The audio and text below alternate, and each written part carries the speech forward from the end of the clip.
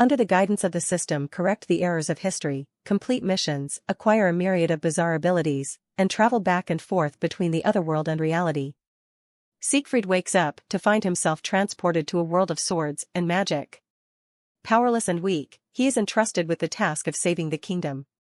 Since ancient times, the strong relied on their fists, while MCs relied on their systems. But what should someone with nothing do? He can only rely on his silver tongue, right? Well, I might as well try to deceive a female knight for fun. I wander through the prosperous and magnificent medieval royal city, climbing the towering magical towers that reach into the clouds.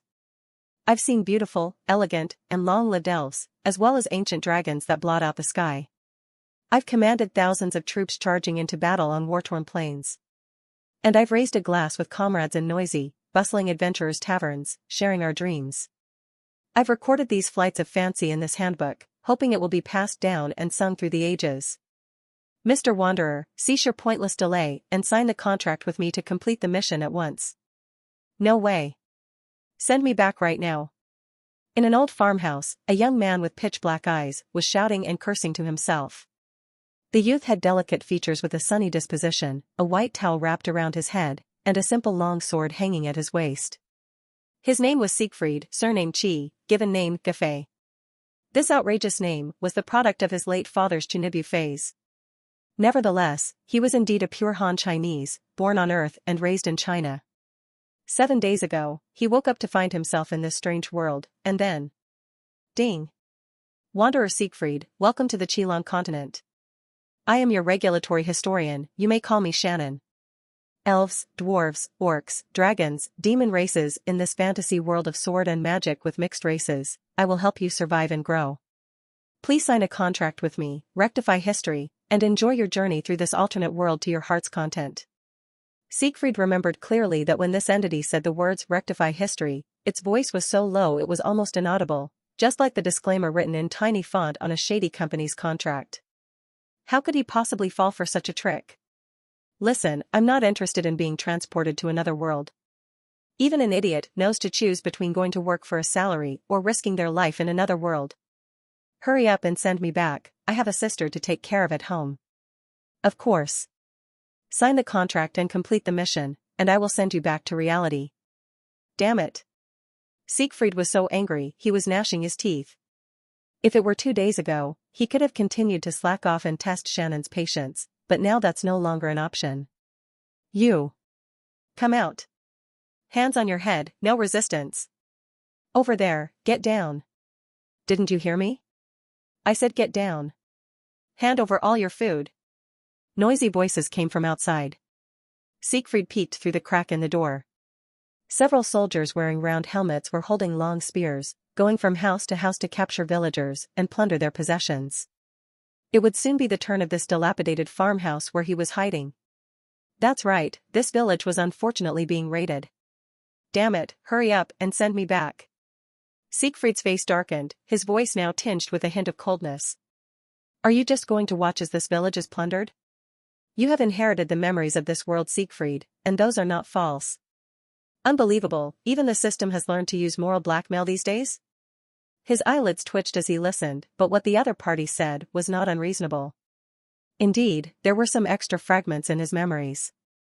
These additional memories showed that he was an abandoned baby, with black hair and eyes being his most distinctive features. On the Qilong continent, this genetic marker belonged only to the Milan family.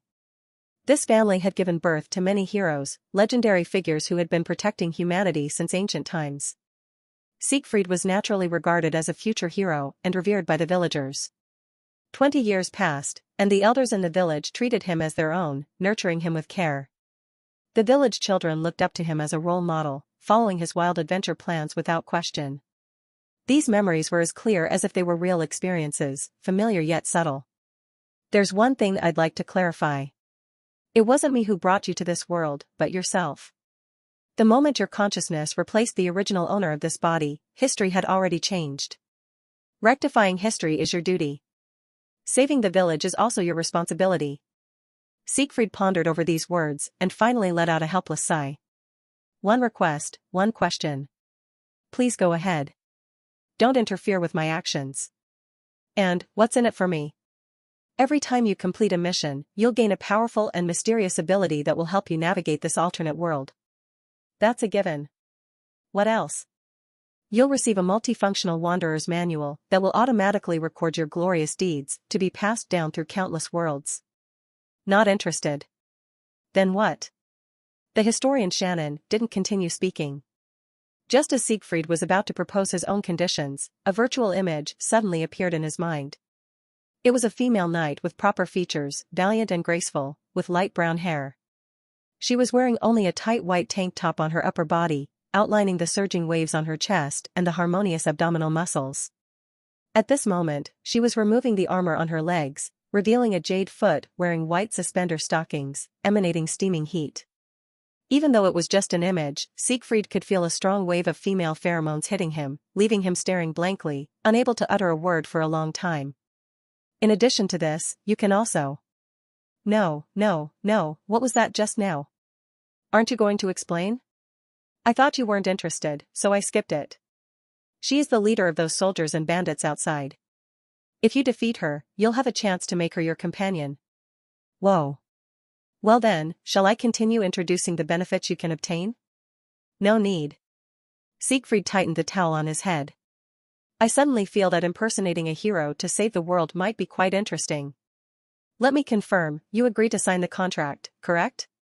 Let me confirm as well, you won't interfere with my actions, right? After 3 seconds of silence, they both said in unison. Of course. Of course. The next moment, a bright white light burst forth from Siegfried's body. Ding. Wanderer Siegfried, you have been incorporated into historian Shannon's roster. Retrieving Wanderer's personal information. Retrieval complete. Name, Siegfried. Male, 20 years old. Race, Wanderer. Alignment, neutral. Class, villager. A young man with somewhat unique features living in a remote village. You woke up in his body, and you have the obligation to fulfill his mission. Specialties, Deception 81%, Master, Cold Reading 73%, Expert, Acting 65%, Expert, Thick Black Theory 60%, Expert, Art of War 55%, Proficient, Criminology 55%, Proficient, Swordsmanship 19%, Beginner. Total of 47 items. Strength, C. Agility, C. Magic, E. Intelligence, A. Luck, B. Leadership, B. Overall rating, C. Binding Wanderer's Manual. Binding complete. Your mission has been issued to the Wanderer's Manual. Siegfried sensed something and snapped his fingers. A black-covered manual appeared in his hand and automatically opened. Time, year 526 of the Glorious Era, February. Location, Wind Peach Village, border of Count Constance's domain, Kingdom of Mon, Geelon Continent. Background, half a year ago, King Charles I of the Kingdom of Mon died suddenly without cause. Crown Prince Frederick, in collusion with Duke Byron, launched a coup attempt to control Princess Kriemhild, the first heir to the throne, in order to usurp royal power. Princess Kriemhild's brother, second Prince Roderick, deployed the palace guards to resist, and civil war was imminent. In the chaos, Princess Kriemhild fled the royal city under the escort of her retainers and disappeared. Afterwards, both princes sent search parties to look for the missing princess, claiming it was for her protection. Warning, due to various force majeure, the internal strife that was originally expected to end within half a year has been indefinitely prolonged. You must rectify this period of history. Historical rectification. Reclaim the divided duchies of the East, South, West, and North, occupy the royal city of Andasores, end the civil war, and unify the kingdom. Time limit, 3 years, 1094 days/1095 days. Mission objectives. End the civil war, 0-1. Reclaim the northern duchy of Alvis, 0-1. Reclaim the southern duchy of Byron, 0-1. Reclaim the western duchy of Simon, 0-1. Reclaim the eastern duchy of Galloway, 0-1. Occupy the royal city of Andasores, 0-1. The current phase tasks are as follows. 1. Defeat the army invading Wind Peach Village, 0/1. 2. Locate the whereabouts of any royal heir, 0/1. Complete the phase tasks to choose to end this wandering session and settle the rewards, temporarily returning. Siegfried closed the manual, and Shannon's voice sounded again. Before you set out, I suggest you use the manual to appraise the sword at your waist. Siegfried looked slightly puzzled but still took off the long sword and appraised it. A flash of white light and a line of text information appeared on the blank page. Siegfried's eyes widened slightly. So it's this kind of plot, a bit cliché, but I like it. He paused, then asked, how renowned is the Milan family in this world? Household name, enough to stop children from crying. Oh boy. Siegfried wasn't surprised at all. Isn't a hero just the kind of scum who barges into people's homes, ransacks everything to the last gold coin, and then talks to the homeowner demanding to be given quests? Woo, bad guy. Let me go. You little brat, get out here. The noisy sounds from outside were now within earshot, less than 10 steps away from this dilapidated farmhouse. Siegfried quickly browsed through the various functions of the Wanderer's manual, then brought the long sword close to the manual. The sword turned into a white light and flew into the manual. Shannon, do you have anything else to say to me? Mr. Wanderer, welcome to the world of sword and magic, the Chilon continent. Please feel free to cause a big commotion. Siegfried tugged at the corner of his mouth and slowly pushed open the door. Without a doubt. Outside the farmhouse, a yellow-haired soldier was gripping the arm of a 7- or 8-year-old girl, who had probably been discovered hiding in the cellar. The girl's eyes were rimmed with red, her thin frame trembling uncontrollably, yet she stubbornly refused to let a single tear fall. You bad guys. When Brother Siegfried comes back, none of you will escape. Perhaps it was this Brother Siegfried who gave her courage. The girl suddenly bit down hard on the soldier's arm. The yellow-haired soldier yelped in pain and was about to slap the girl's face. You low-born brat dare to bite me. Hey, Sir Knight, children don't know any better. Please don't take it personally. Siegfried had just walked out of the dilapidated farmhouse when he witnessed the scene. He quickly stepped forward to block the yellow-haired soldier's palm, his face full of fawning flattery as he tried to appease him. Sir, why bother with a child? You're here for grain, right? I'll tell you where the granary is. We commoners farm just to feed noble knights like yourself. As he spoke, he inconspicuously pulled the girl behind him. He acted just like a true country bumpkin, unable to distinguish between ordinary soldiers and knights. The yellow-haired soldier, seeing this village idiot dare to stand in his way, grew even angrier.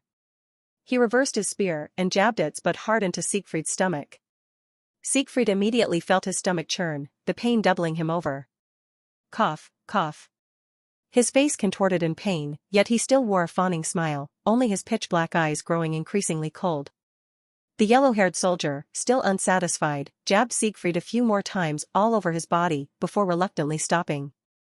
Come with me. Tell the captain what you know. Yes, yes. Siegfried, enduring the pain throughout his body, turned and leaned close to the little girl's ear, his voice gentle. Little Tawa, be good. Don't cry or make a fuss. Listen carefully, go to the square to find your parents, and then, remember? Little Tawa's eyes were already red. The clever girl knew that Brother Siegfried was suffering in her place. But you?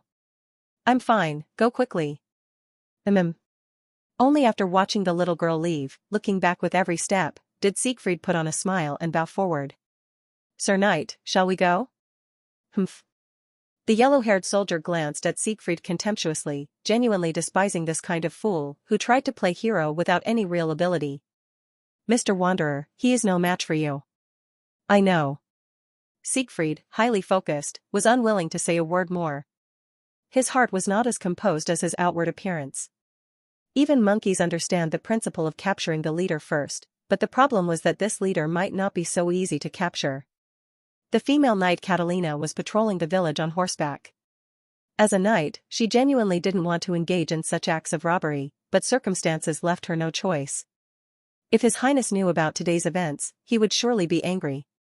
Catalina shook her head bitterly. Just as she was feeling guilty for her inner sense of wrongdoing, she saw her soldier bringing a young man with a headscarf and delicate features. What's going on? The female knight's voice was crisp and cold, completely devoid of her earlier hesitation and uncertainty. Ma'am, this commoner says he can lead us to the village granary. Catalina frowned. You want to take us to the village granary? Yes, Lady Knight. Our village stored quite a bit of grain last year. As long as you spare the villagers, oh no, even if you just spare me, all this grain is yours. I absolutely won't breathe a word about today's events, I know the rules. The man before her was half bowing, his face full of ingratiating smiles. This reminded the female knight of those fat, useless ministers in the royal court. She utterly despised this kind of person who would abandon all conscience and dignity just to survive, even though she herself was about to become one of them. Catalina's voice grew even colder. We will only take part of the grain. As long as you cooperate, we won't harm the villagers. Oh, thank you for your mercy and generosity, your character is so admirable. For some reason, Catalina felt there was something odd about the statement. Lead the way. Siegfried extended his hand, pointing towards the center of the village. It's not hard to find, it's the large storehouse in the center of the village. Just follow the small path straight ahead. However, there's quite a lot of stuff, it might be too much for just 1 or 2 people to carry. Why don't I get some villagers too? No need. Catalina coldly interrupted, turning to the yellow-haired soldier to arrange the grain transport. Siegfried certainly wouldn't miss this opportunity. Shannon, give me this woman's information. Searching for you now. Search complete. Name, Catalina. Female, 20 years old. Race, human. Alignment, order. Class, Great Knight. Guardian Knight of the Mon royal family. During the palace coup 6 months ago, she escorted the crown prince she served out of the royal city. After the outbreak of civil war, they fled to this place. Specialties, spearmanship 63%, proficient, horsemanship 61%, proficient. Combat skills, knight's charge, shield bearer, unbreakable, provocative shout. Ability data. Strength, B+. Agility, B+. Magic, C. Intelligence, D. Luck, D. Leadership, C. Overall rating, B+. HM? The Crown Prince's Knight? Siegfried raised an eyebrow, surprised yet not surprised. Shannon probably already knew this female knight's identity, which is why such a mission was assigned. This female knight's master is most likely that Princess Kriemhild who was driven out of the royal city. If he could capture her and make her talk, he could complete 2 stage missions at once and return to reality. But it's not that simple. Siegfried recalled the female knight Catalina's data. Overall rating B+, a full level higher than his. After observing the villagers for these few days, he discovered that the physical abilities of humans in this world were generally much higher than those on Earth. The overall rating of ordinary children and the elderly was basically E, but this was already equivalent to the physical abilities of normal adults on Earth. Villagers who had received some sword training or were physically robust could reach a D rating, almost equivalent to first-class special forces. There was only one person in the village with a rating of C or above, and that was Siegfried himself. His physical abilities had already surpassed those top athletes on Earth. Using this body, he could sprint 100 meters in under 7 seconds. And this female knight's rating was B+. This was probably far beyond Siegfried's understanding of human capabilities. Hey, are you sure this is the kind of enemy that should appear in the beginner's tutorial? We will not assign tasks that you cannot complete. Please use all resources at your disposal to defeat the enemy. Also, please treat this as a real world. You can do anything you want with captives.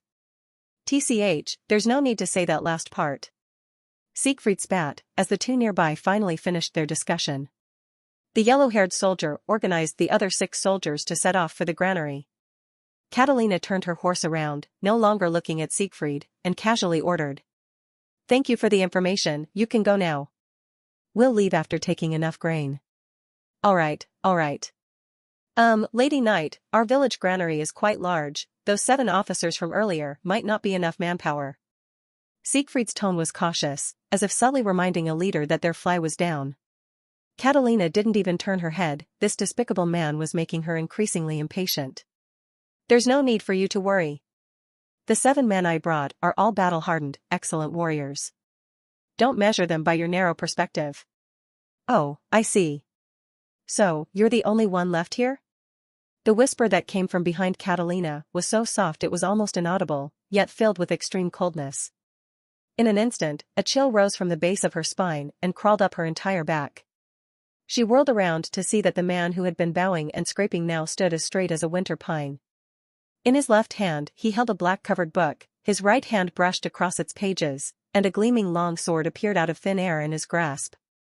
The moment he gripped the sword, Siegfried's aura suddenly surged, the grass beneath his feet curling outward from an invisible force.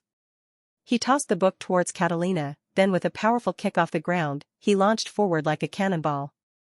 The Wanderer's manual flipped open on its own, coincidentally displaying its owner's current status data in midair. Name, Siegfried.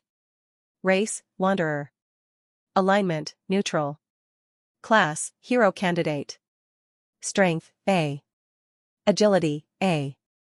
Magic, C. Intelligence, A. Luck, B. Leadership, B. Overall rating, A. Great night. Catalina's keen senses made her hair stand on end. Danger. Almost simultaneously, she swept away the flying black manual with her knight's lance. Behind the manual, a grim face lunged straight for her. The earlier fawning and flattery had vanished like bubbles, replaced by a chilling killing intent. In that instant, Catalina suddenly recalled her first lesson when she had just begun her knight training as a child. Catalina, you must remember, the top hunters in this world often appear in the guise of prey. The man before her swung his long sword, aiming straight for her neck. The female knight felt her scalp tingle, hurriedly raising her knight's lance sideways to block. What happened next was beyond Catalina's belief. The plain-looking long sword cut through her fine steel knight's lance as if it were butter, splitting it in two without any resistance. It had been half a year since they fled the royal city. For the first time, this powerful knight, who had overcome dozens of assassination attempts on her journey, smelled the scent of death. It was like a nightmare. Catalina couldn't understand how the man who had been as timid as a mouse just moments ago could transform into a ferocious beast in an instant. Clang! The sound of metal clashing echoed through the sky. Catalina, in full knight's armor, weighed over 80 kilograms, yet she flew off her warhorse like a punctured balloon. Droplets of bright red blood scattered in the air as the female knight's body rolled on the ground like a ball, finally stopping after hitting a wind peach tree. The thick shoulder plate had been torn open, blood gushing from the gaping wound. The crimson liquid meandered on the ground, forming a stream. A broken sword was stuck obliquely in this red stream, dividing it in two like a silver reef. Siegfried glanced at the half-sword remaining in his hand, recalling its identification information. Holy Sword, Balamuk. Category, Weapon. Quality, Unique. The hero Balamuk was a human raised by an ancient dragon. When he set out on his journey, his dragon mother gave him this sword, snatched from an adventurer, as a parting gift. This unremarkable long sword accompanied Balamuk through 10 years of trials, cutting down evil, shattering injustice, and slaying the demon king. At the end of his journey, the hero and his companions returned home in glory to build Wind Peach Village, and this simple sword has been passed down through generations in the village. Effects. Greatly enhances the wielder's physical attributes. The sword reveals its true power when confronting demons. This sword has a strong affinity with dragons. This sword has a natural intimidating effect on magical beasts. Warning. If the holy sword attacks beings of the order alignment, the blade will break. Note, it is not the holy sword that chooses the hero, but the hero who chooses the holy sword. 7 days ago, when Siegfried crossed over, this sword was hanging at his waist. His memories showed that the sword was given to him by the old village chief as a coming-of-age gift on his 18th birthday. It was in preparation for the day Siegfried would become a hero and save the world. The so-called best sword in the village. Due to its plain appearance, Siegfried had never paid much attention to this sword until he just identified its origin using the Wanderer's manual. Now, Siegfried felt a sharp pain in his heart. As the identification result warned, the hero's holy sword was a tool for protecting order and defending humanity. If used to harm people, it would break. But Siegfried had no other choice. Without this sword, he was as weak as a kitten, and to proceed with subsequent tasks, he had to demonstrate his strength at this moment. Even if only once. Lady Catalina. A sudden cry came from Siegfried's side. The yellow-haired soldier Lem was standing there, mouth agape. He had forgotten to confirm some things earlier and turned back alone, only to stumble upon this scene. You bastard. The yellow-haired soldier was about to step forward, but then his eyes met Siegfried's. Those eyes, calm and indifferent, were as black as bottomless pits. The surging hot blood instantly cooled, and the insult stuck in his throat, unable to come out. He could only raise his spear, trembling. Siegfried let out a cold snort. Without that female knight, these remaining rotten fish and shrimp could be beaten to death by villagers with hoes. He shook the blood off the broken sword and advanced towards the spearhead. With each step forward, the yellow-haired soldier immediately took 2 steps back. This soldier named Lem summoned the courage to fight to the death several times, but it all disappeared without a trace in those bottomless pupils. Finally, Soldier Lem could retreat no further. He leaned against a wooden house, his body trembling so much he could barely hold on to his spear. "I'm a soldier. I'm a soldier of the kingdom, do you know that? Do you understand what you're doing? This is tree." A fist smashed hard into Lem's abdomen, interrupting his impotent rage. The yellow-haired soldier clutched his stomach, kneeling on the ground, and vomited out what little watery soup remained in his belly. It was evident that he hadn't eaten in a long time. Siegfried picked up the soldier's spear and started beating Lem's curled-up body. "Stop." A weak voice came from behind. Siegfried acted as if he hadn't heard, not stopping at all. Right arm, left rib, back, right leg, kidney. These were all the places where he had been beaten earlier. "Stop." The voice became much more urgent. Only then did Siegfried put down the spear, wiping non-existent sweat. Not far away, under the tree, Catalina was gasping for breath. The helmet covering her face had fallen off during the earlier tumble. Her light brown curly hair was in disarray, her dignified face pale. The shimmering silver ornate armor was now covered in mud and blood, making the usually valiant knight look disheveled. Her left arm, which had taken the hit, hung limply, blood continuously dripping from her fingers into the soil. "Captain! Lady Catalina! What on earth happened here?" The soldiers who had heard the commotion at the granary finally arrived. Before their eyes were Catalina with her severely injured left arm bleeding profusely, Lem lying on the ground seemingly dead or alive, and Siegfried, the only one standing straight, looking every bit the culprit. These defeated soldiers who had tasted blood at the tip of their swords immediately saw red, raising their weapons and about to swarm over. Siegfried's face turned cold as he raised his foot to step on the yellow-haired soldier's neck. The hostage's life restored some rationality to these soldiers. They surrounded the severely injured Catalina in the middle, their spears still pointing at Siegfried. Siegfried was not afraid of these soldiers. Although the holy sword was broken, its residual power was still continuously pouring into his body. Moreover, without that female knight, these soldiers were just a disorganized mob. Even in groups, he was confident he could dispatch all of them within 2 minutes. However, if they were truly pushed to the brink, these fools might have a spark of intelligence and grab a villager as a hostage, which would complicate matters. "All of you, stand down." Cough, cough. Catalina felt extremely frustrated. Despite her considerable strength, today she had done nothing but get beaten and try to mediate. She looked at Siegfried, her tone sincere. "Sir, could you please release the soldier under your foot? He's no longer a threat." Siegfried completely ignored the female knight's attempt at negotiation. Not only did he not release his foot, but he also applied more pressure, making the yellow-haired soldier's neck crackle. Catalina's expression changed, and she immediately called out loudly, "Everyone, put down your weapons." "But..." "Put them down." "Yes, ma'am." The 6 soldiers reluctantly dropped their weapons, kicking them towards Siegfried. Only then did Siegfried step forward, throwing all those spears into a nearby well in one go, keeping only one for himself. Watching this scene, Catalina felt bitter in her heart. This man was intelligent, cautious, powerful, and extremely ruthless. As an enemy, he was almost the most terrifying type. How could such a freak appear in this remote backwater? She looked at the sword in Siegfried's hand, unable to understand how such an ordinary iron sword could cut through her beloved lance. And those eyes, black, just like... Wait. Black? In an instant, an incredibly absurd guess surged into Catalina's mind, shattering all her thoughts. Her throat constricted, and almost instinctively, this question burst from her lips. "Sir, may I ask who you really are?" Siegfried sneered as he tore off the towel wrapped around his head, throwing it aside. The early spring breeze blew away the fluttering towel, ruffling Catalina's curly hair, but it brought not even a hint of warmth to her heart. Black. They really were black.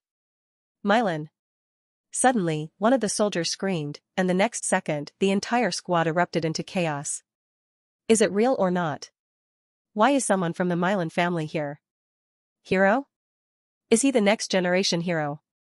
So that sword is the holy sword? Quiet, all of you, be quiet. At this moment, Catalina even found it difficult to breathe. Almost the entire continent knew what the black hair and black eyes meant. It symbolized that ancient legend. A Milan? What was he doing here? Had the next Milan hero already begun the Holy Sword pilgrimage? Impossible, the last demon king was defeated just 20 years ago, how could the next hero appear so soon? Yes. He must be a fake. He had to be a fake. Otherwise, not only would everyone here be unable to escape, but His Highness in hiding would inevitably be implicated. Catalina bit her lower lip hard, constantly seeking reasons to deny her own speculation, but her increasingly pale face betrayed her panic. Siegfried, of course, didn't miss this detail.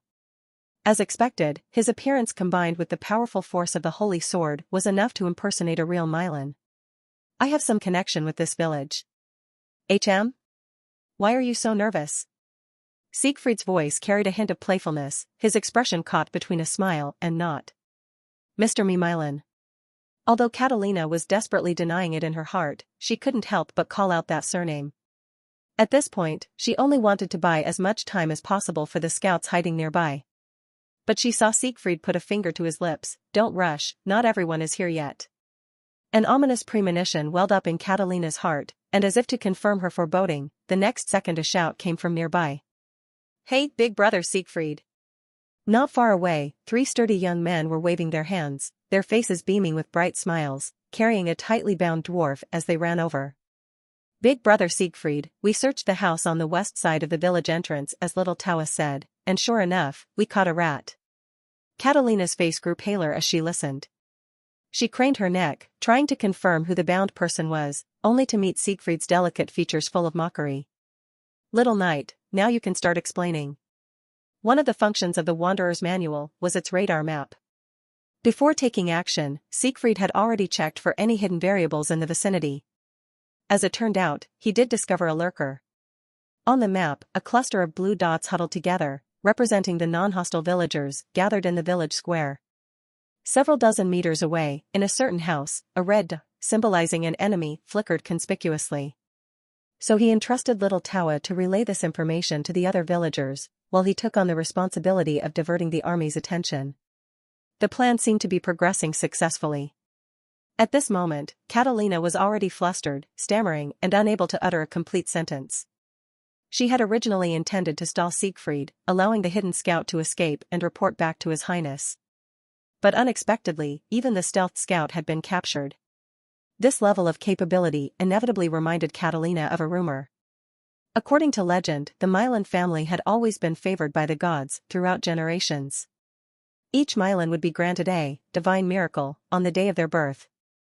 Among these miracles, Eagle Eye was the most representative, almost a standard configuration for every Milan. Eagle Eye was said to possess the world's most powerful intelligence and reconnaissance capabilities. It could see through everything clearly, detect the slightest details, and encompassed almost everything that all reconnaissance magic on the continent could achieve. This included, but was not limited to, night vision, far sight, surveillance, item identification, psychological observation, blind spot detection, movement prediction, formation decryption, magic replication, and so on. It was truly a multi-purpose tool. The most terrifying aspect was that when this miracle was activated, it spread outward in a large spherical domain centered on the user, rather than targeting a single individual object. It could be said that if those Milans stood in the center of the royal capital, within a day, they would know everything from how many dogs neighbor John kept in his house, to illegal transactions in the underground black market. Even details like which concubine the king favored at night, and how many moles that concubine had on her bottom would be clearly discerned. If the person before her was indeed this generation's Milan, then capturing a lurker was hardly surprising. What should I do now? Should I beg for mercy? The Milan family is known for their eccentric personalities, will he spare us? There's still a chance. He doesn't know the origin of our troops yet, so he shouldn't suspect His Highness. I just need to insist that we're deserters, and it won't implicate His Highness. Siegfried, of course, was unaware of Catalina's intense mental activity. He flipped through the Wanderer's manual, beginning to search for information about the dwarf on the ground. Name, Bobo. Male, 36 years old. Race, garden people. Alignment, order. Occupation, scout. A secret agent of the Mon royal family, sold to the royal city by slave traders when he was still a child. Raised and trained as a royal spy. Ostensibly serves Princess Kriemhild, but has actually been bought off by the second Prince Roderick, lurking as a spy by the princess's side. The proposer of this robbery plan. Specialized skills, reconnaissance 69%, expert, acting 51%, proficient. Combat skill, presence elimination. Ability data. Strength, E. Agility, A. Magic power, D. Intelligence, C. Luck, C.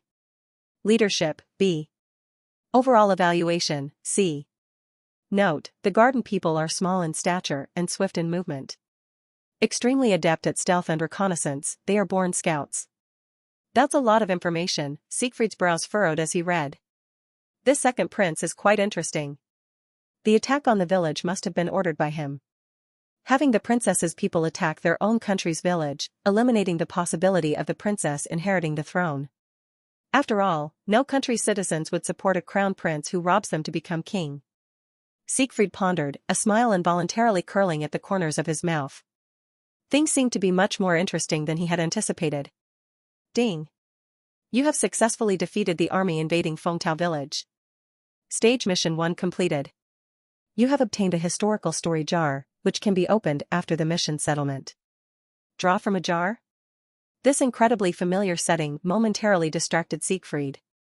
He composed himself and refocused his attention on Catalina beside him. The erotic scene flashed through his mind again, and a bright smile unconsciously appeared on his face, making the female knight's skin crawl. Siegfried instructed the three sturdy young men. Tie up all these soldiers. As for this woman, send her to my room. That night, the village opened several barrels of beer and held a grand celebration. The theme, of course, was to celebrate Siegfried's first great victory as a hero. These simple villagers seemed to have forgotten that they had just been robbed a few hours ago. At this moment, the village square was brightly lit with bonfires, the aroma of alcohol permeating the air. Young men and women were holding hands, dancing freely in the center of the square. The old village chief specially brought out the lute he had carried while traveling the continent as a bard in his youth, to accompany the young people. Of course, it was easy to imagine that neither his playing nor his singing was particularly good, otherwise he wouldn't have come back to be the village chief. Siegfried returned to his room reeking of alcohol, his cheeks flushed red, obviously having been plied with quite a bit to drink. But this did not hinder his upcoming work. In the room, a lonely candle struggled to cast its light into every corner. The female knight Catalina was tied to a chair. With her left hand severely injured, even the grass rope that would have snapped with a single struggle before, could now firmly restrain her. As soon as Catalina saw Siegfried enter the room, she hurriedly began to explain. Mr. Milan, we really had no ill intentions. It's just that the soldiers hadn't eaten for too long, and we had no choice but to resort to this. We never had any intention of harming the villagers, and we only took a portion of the food, certainly not enough to leave the village's people starving. I swear on my honor as a knight, everything I've said is absolutely true.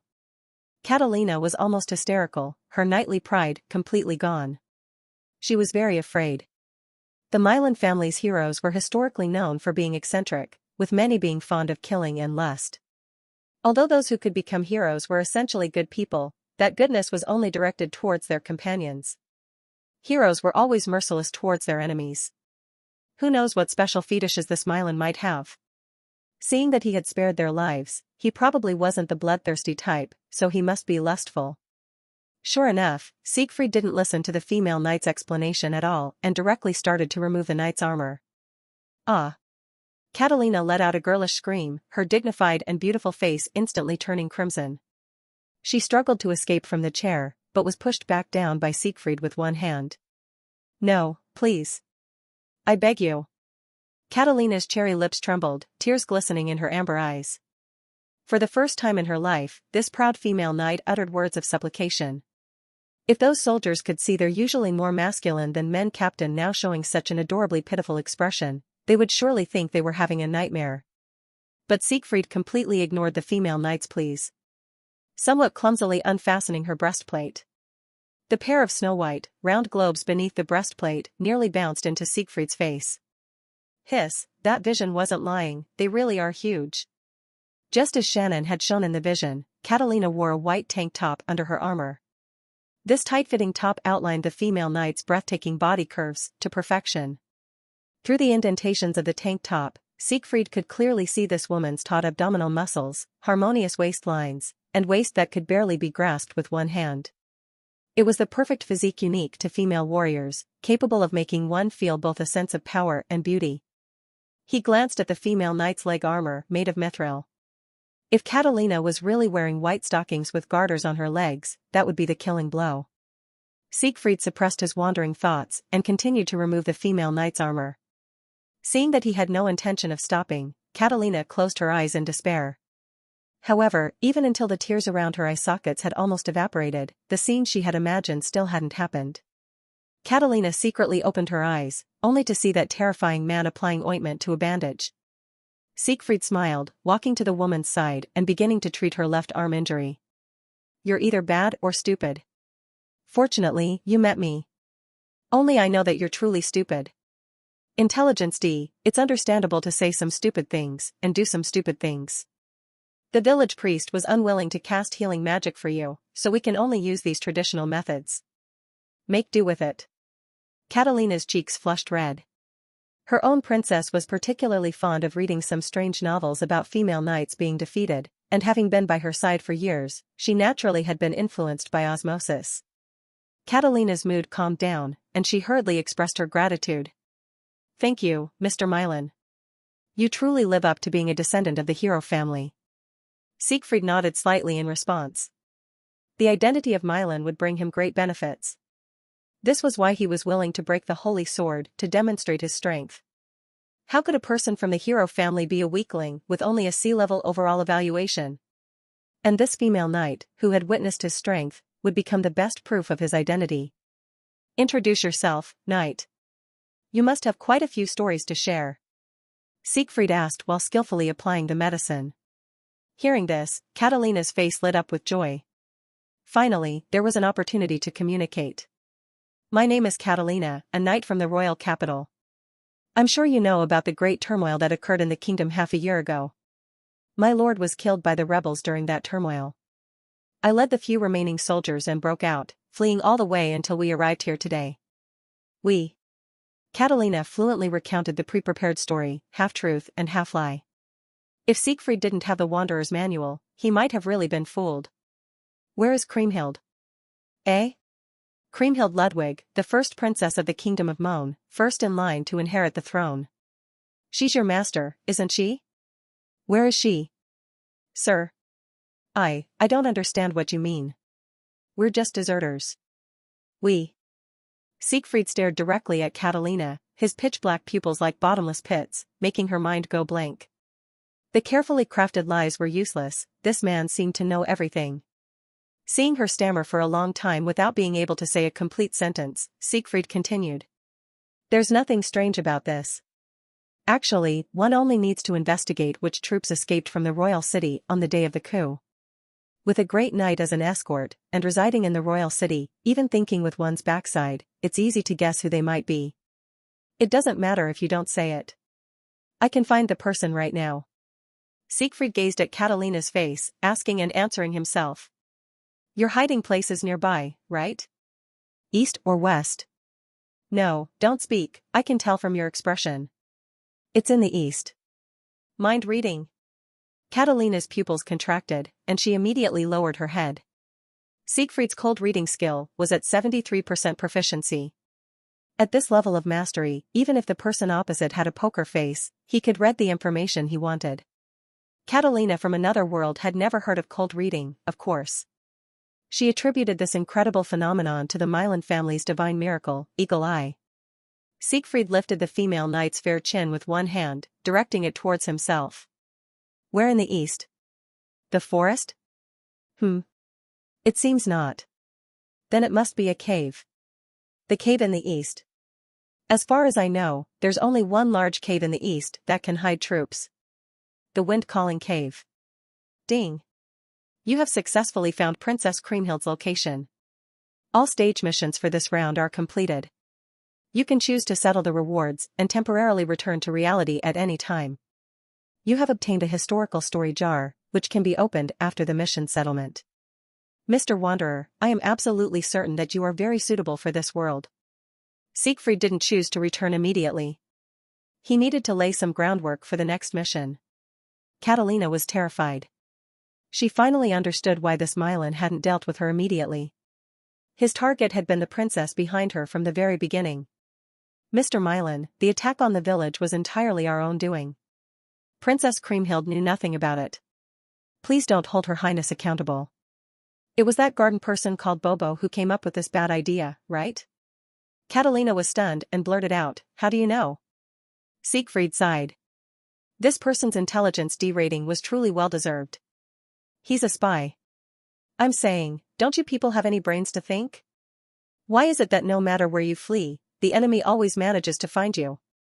Why did the enemies who had been relentlessly pursuing you for half a year suddenly stop here? If you had really robbed your own citizens today, do you think your princess would still have a chance to inherit the throne? Do you believe that by tomorrow, the armies of the nearby lords wouldn't come out in full force under the banner of justice to eliminate the bandits? Cold sweat poured down Catalina's forehead. She was just a guard knight, never having dealt with nor cared to deal with those dirty schemes. All her actions were simply to make life better for the princess. Catalina could never have imagined that her actions would push Her Highness into an abyss. How could this be? This has nothing to do with Her Highness. She knew nothing about it. The female knight was completely flustered. If she hadn't been tied to the chair, she might have attempted to take her own life in atonement by now. What are you panicking for? I'm here, aren't I? Not a whisper of today's events will leak out. However, the premise is. Siegfried picked up a strand of Catalina's light brown hair, chuckling softly. You need to take me to see that princess of yours. Catalina's face, which had just shown a glimmer of joy, fell again upon hearing Siegfried's condition. May I ask the reason? Catalina really didn't want this dangerous man to meet Her Highness. Siegfried's smile grew more unrestrained. His hand slid from Catalina's brown hair to her delicate, snow-white neck. Finally, it brushed lightly over her soft, towering peaks. Of course, it's to ask her if she's willing to give you to me. Catalina's body trembled, her face turning crimson. He really was lustful after all. But this time, the female knight didn't show the same resistance as before. With a blushing face but an unusually resolute voice, she said. If this body can exchange for Her Highness's future, what's wrong with giving it to you? There's no need to see Her Highness. From this moment on, Catalina is yours, sir. You may do with me as you please. Submitting to a man who was both stronger and smarter than herself, and who might be a future hero. Huh? It doesn't seem like such a bad deal. Siegfried was amused when he heard this. This night sister was so straightforward. Should he perhaps try to take advantage of her? No, I'm a Mylan, a future hero. How could I do such a beastly thing? Unfortunately, Siegfried didn't yet know what kind of people the real Mylans were. Otherwise, he would have acted without hesitation. Shaking off his wild desires, he composed himself and said. No, I was just joking. Don't take it seriously. How should I put this? I still have some attachment to this place. Since they've laid hands on my village, they should be prepared to pay the price. You take me to see the princess, and I'll help her out of her current predicament. In exchange, if one day she inherits the throne, she must punish the mastermind behind this attack for me. At this moment, Catalina felt the temperature in the room drop. Siegfried's face was as cold as frost, his words righteous, but his true thoughts were utterly pragmatic.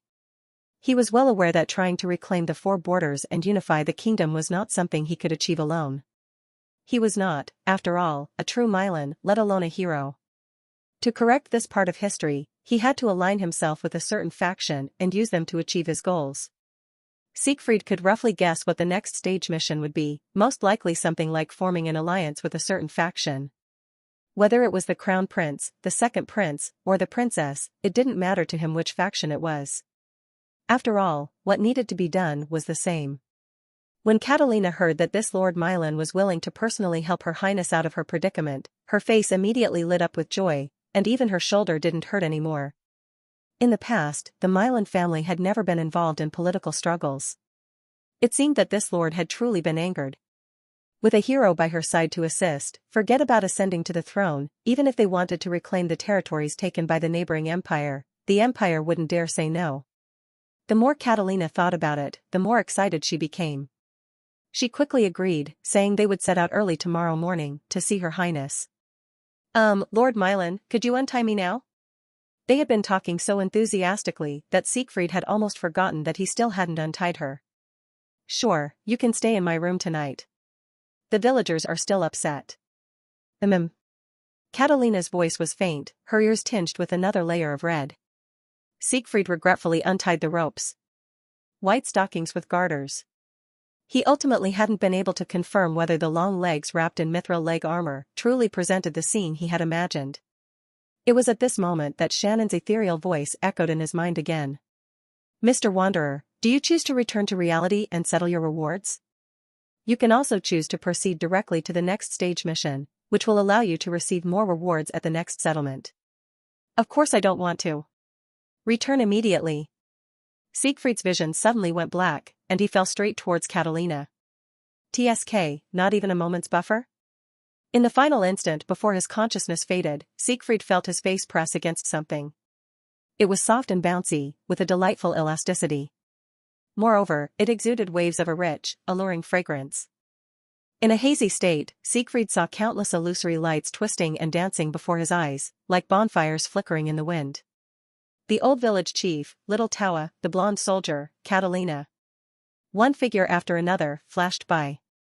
The tranquil village, emerald wheat waves swaying in the spring breeze, villagers' simple smiles, fierce curses, thrusting spears, and under the vast clear sky, a female knight's gleaming silver helmet as she rode her white horse.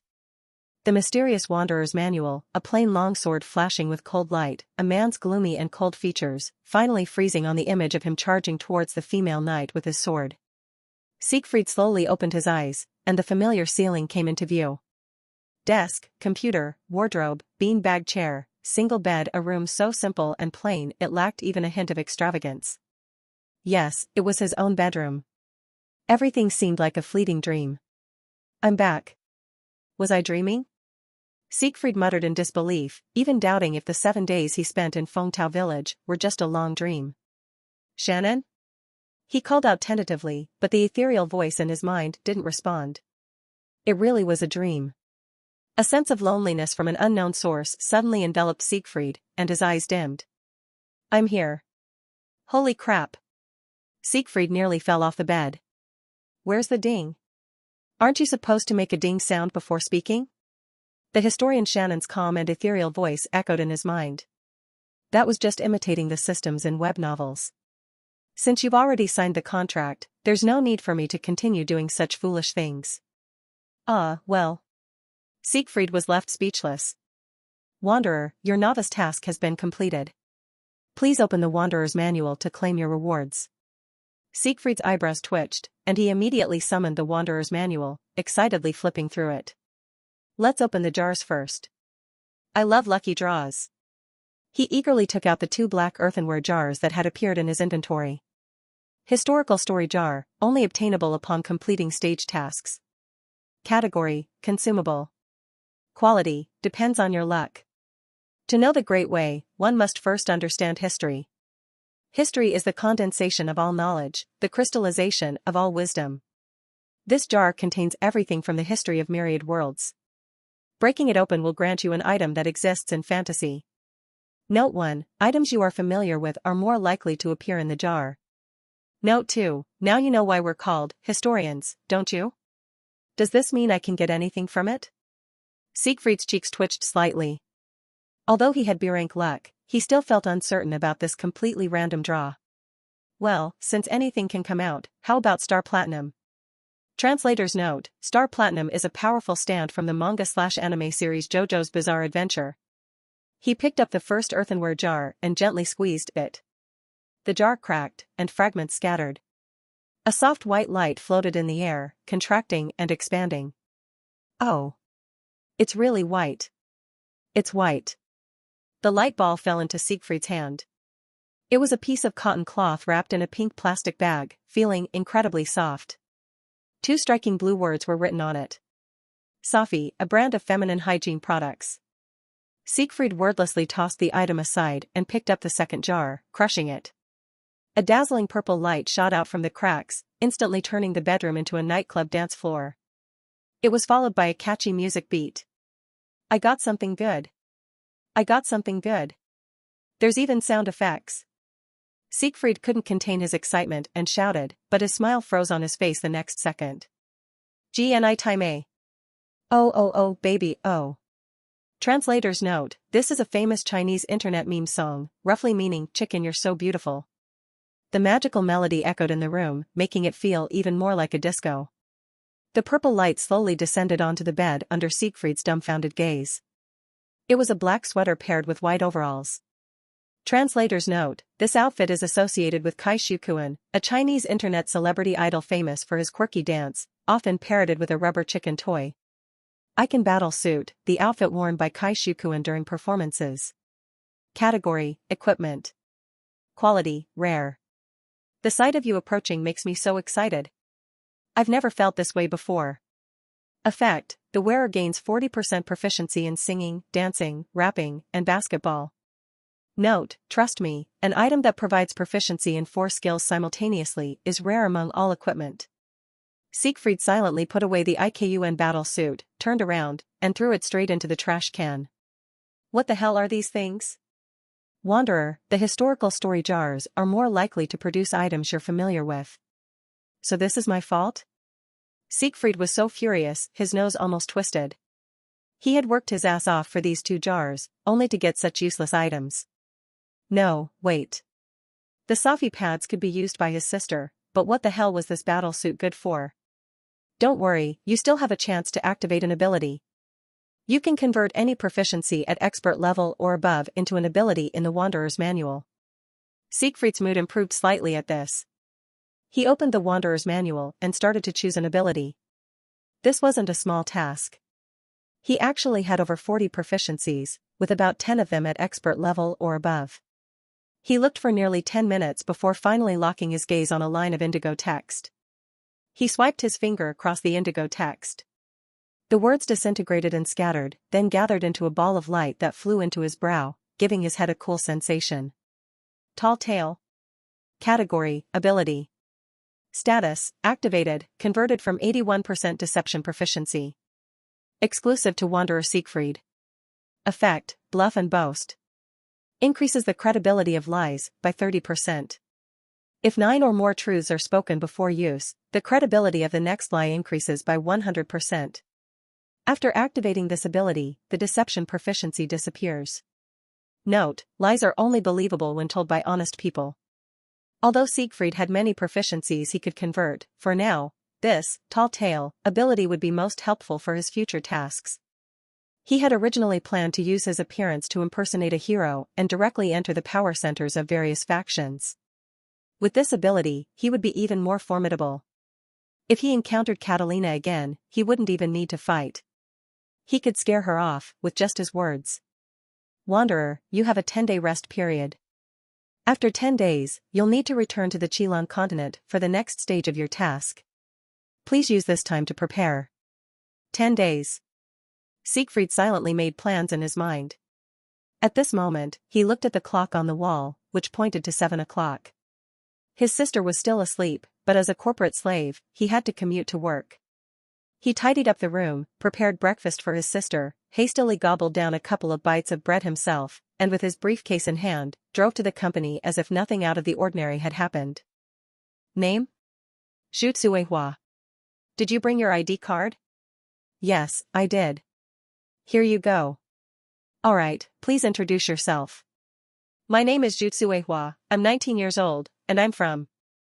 In a small, minimalist conference room, a young man was leaning back in a leather office chair. The man had delicate features, fair skin, and thick black hair neatly parted to reveal a smooth forehead. He wore a navy blue suit and a pair of vintage, literary gold-rimmed glasses perched on his nose. His dark eyes were intently focused on the resume in his hands. What a well-dressed scoundrel. This seemingly respectable fellow was Siegfried, who in reality worked as an HRBP, human resources business partner, at an electrical company. His main job was to interview frontline workers, such as assembly line workers and welders, for various workshops. He was responsible for luring migrant workers from all over the country, introduced by labor agencies, into the factory for overtime work. The girl named Zhu Tsuehua in front of him was stumbling through her self-introduction while sneaking glances at Siegfried. Admittedly, Siegfried's appearance was quite eye-catching in this setting. "Why did you choose our company?" "My family needs money, and my younger brother still needs to go to school. I want to find a stable job with insurance," the girl answered while nervously fiddling with the pen in her hand. It wasn't an unexpected answer. After all, there were only so many prosperous metropolises in this country, and the development in most areas still lagged behind.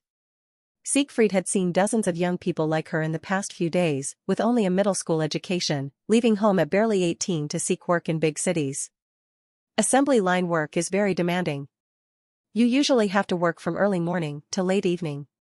When there are a lot of orders, you might have to work overtime until 11 or 12 at night.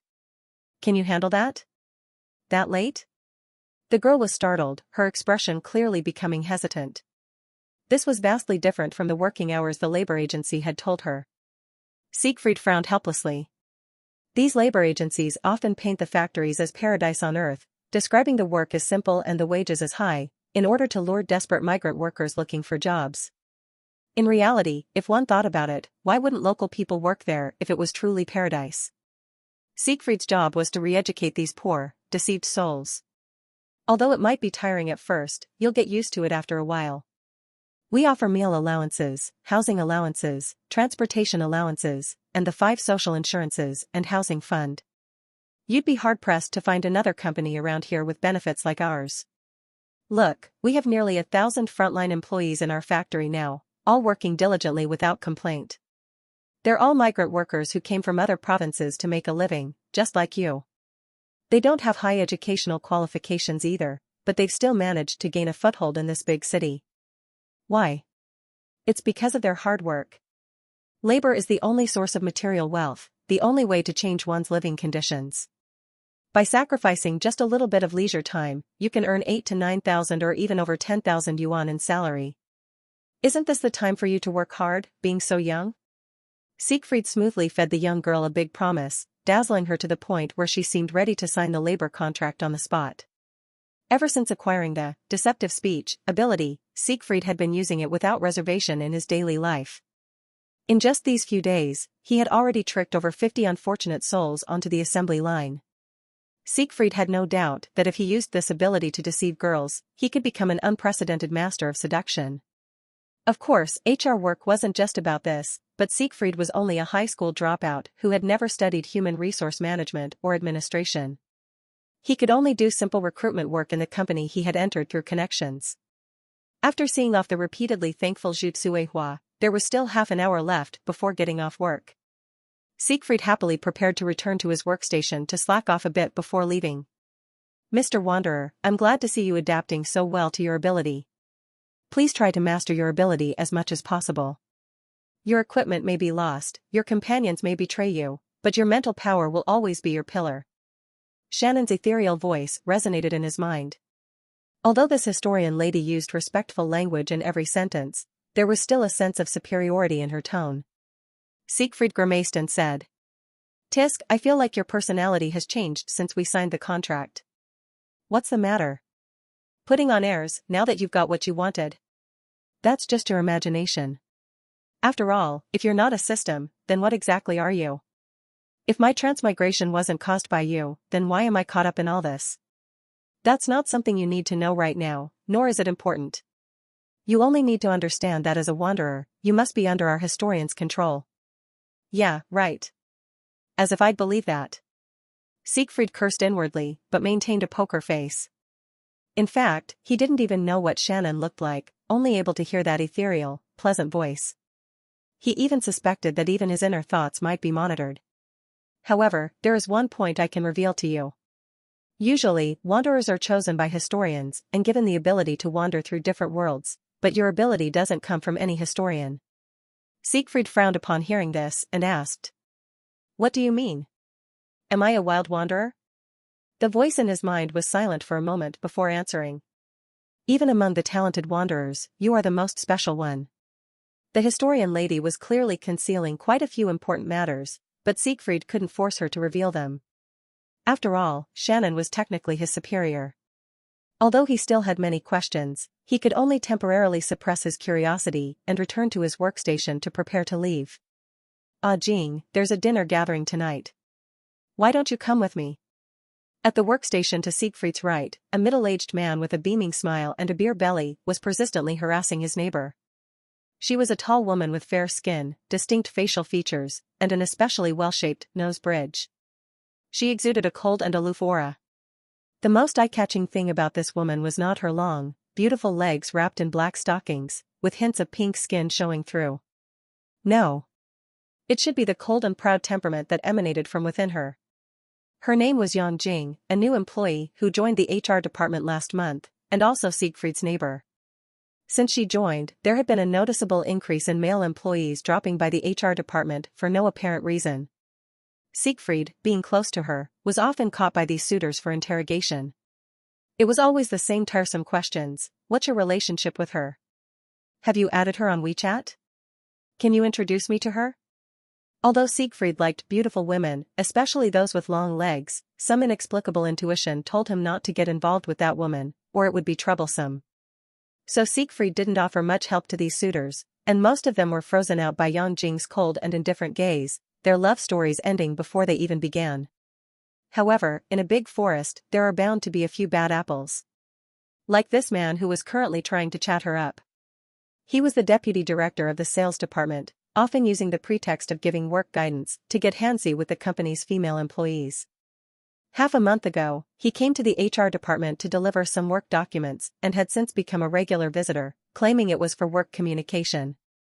The actual situation was as you can see. After all, how much work could there possibly be to discuss between the sales department and the HR department? "I'm sorry, Mr. Zhang, but I have plans tonight."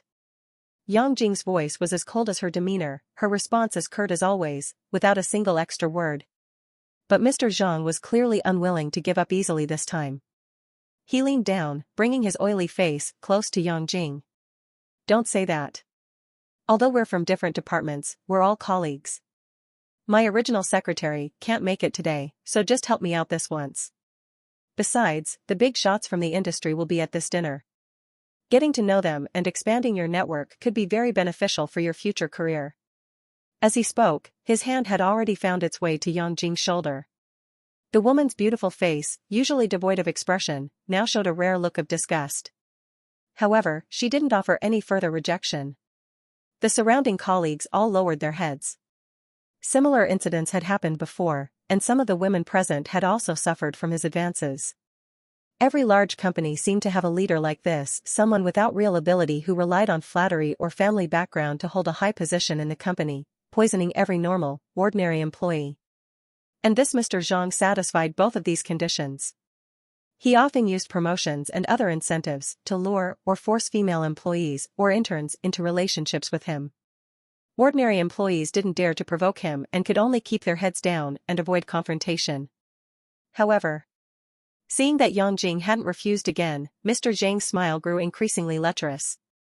The hand on her shoulder became more brazen, and his eyes shamelessly roamed up and down Yang Jing's long, shapely legs. Yang Jing's face darkened, her knuckles turning white as she gripped her pen, clearly on the verge of exploding.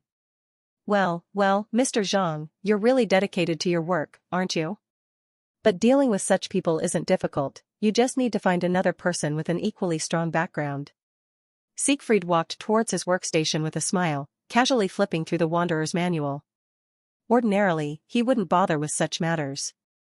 It not only lacked benefits, but could also bring trouble upon himself. The risks and rewards were simply not proportional. But now, he was more than willing to use the Wanderer's manual and divine power to eliminate this disgusting fat man. Siegfried's voice wasn't particularly loud, nor did it show any emotional fluctuation. It sounded like a casual greeting. Yet, the sarcasm in his words cut deep, like a resounding slap across the face. Yang Jing's bright eyes widened slightly, her expression somewhat bewildered.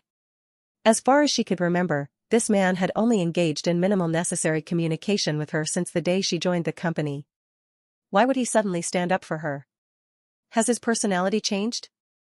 Manager Zhang was momentarily at a loss for words, his face alternating between shades of green and red. He could only sheepishly withdraw his lecherous hand. He glanced at Siegfried's handsome face, unconsciously furrowing his brow. If there was anyone among the ordinary employees who dared to challenge him, it would be this man standing before him. The reason was simple: Siegfried had also entered the company through a high-level introduction. The difference was that Siegfried chose to start from the bottom, while Manager Zhang directly assumed a leadership position. In terms of position, he was still above Siegfried. So, even for the sake of saving face, he couldn't show weakness. Well, if it isn't little Qi, Manager Zhang looked Siegfried up and down, making a tisk-tisk sound. As expected of old Xia's nephew, truly talented. How has old Xia been lately? This old Xia was a close friend of Siegfried's father, serving as the legal advisor for this electrical company while also being one of the shareholders. 6 years ago, when Siegfried's parents died in a sudden accident, it was this Uncle Xia who had been taking care of the Qi siblings. Although Manager Zhang had 1,000 grievances in his heart, he had to put on a smile. After all, this old Xia's influence in the board of directors even surpassed that of his brother-in-law. He could only remind Siegfried through this seemingly complimentary yet subtly sarcastic manner, "You're also here because of connections, don't push your luck. Thank you for your concern. My uncle is in good health. However, Manager Zhang, you seem to have dark circles and a puffy face." "Work must be exhausting," Siegfried replied. Siegfried seemed to have completely missed the point of Manager Zhang's words, retorting without hesitation. He particularly emphasized the word work. Manager Zhang's gaze darkened. As fellow beneficiaries of connections, he hadn't expected Siegfried to be so disrespectful. But as a seasoned workplace veteran, he quickly controlled his emotions and said with a seemingly helpless tone, "Those big bosses are too difficult to deal with, I'm really out of my depth. Hey, Xiaoqi, you're so capable, why don't I let you handle the order? You can negotiate with the clients, and I'll follow along to learn from you, how about that?" Manager Zhang dragged out his words, his fat face once again displaying an oily smile. As these words echoed, the tension in the entire office suddenly intensified. The other people in the office buried their heads deeply, only raising one eye to secretly peek in this direction. In their hearts, they all hoped that the elegant and amiable Siegfried could gain the upper hand in this confrontation. However, Manager Zhang not only outranked him but also had 20 more years of workplace experience. He was clearly not someone this young man could easily handle. Manager Zhang, Xiaoqi hasn't been with the company for long. How could he handle such a big order?" The senior colleague sitting opposite Siegfried, who was on good terms with him, couldn't bear to watch anymore. He hurriedly stepped in as a peacemaker, frantically signaling to his impulsive junior with his eyes. But Siegfried continued to stare at the Wanderer's manual in his hand as if nothing had happened. From beginning to end, he hadn't even glanced at Manager Zhang once. Name, Zhang Yu. Male, 40 years old. Education, junior high school. Race, human. Deputy Director of the Sales Department at Yali Electric Company, secured a leadership position through his brother-in-law's internal recommendation. Regularly uses his authority to embezzle company property and harass company employees. Has a son and a daughter with his wife. Frequently visits casinos and nightclubs, and keeps 2 mistresses. Ability data. Strength, E. Agility, E. Magic, / Intelligence, D. Luck, B. Leadership, D. Overall evaluation, E. Luck, B. No wonder this idiot has been sitting in the deputy director position for so long. Siegfried silently criticized in his heart. He found that searching for information directly with the Wanderer's manual was much more detailed than having Shannon report it. For example, on the next page, there were photos of Zhang Yu indulging with those big bosses in private clubs, ambiguous pictures of him entering hotels with his 2 mistresses, and many unsightly things like syringes and white powder. All the photos were taken from peculiar angles, captured so perfectly that it made Siegfried wonder if they were the product of some professional paparazzi following him around the clock. These ready-made pieces of evidence saved him a lot of trouble. He no longer needed to think about how to use deceptive speech to drive Zhang Yu out of the company. These photos alone were enough to put Mr. Zhang behind bars for a long time. He directly tore out the entire page with the photos and said in a flat tone. Experience? Yes, I certainly don't have that kind of experience. I'll have to learn from Manager Zhang. Zhang Yu's smile suddenly froze, his ears turning red in an instant.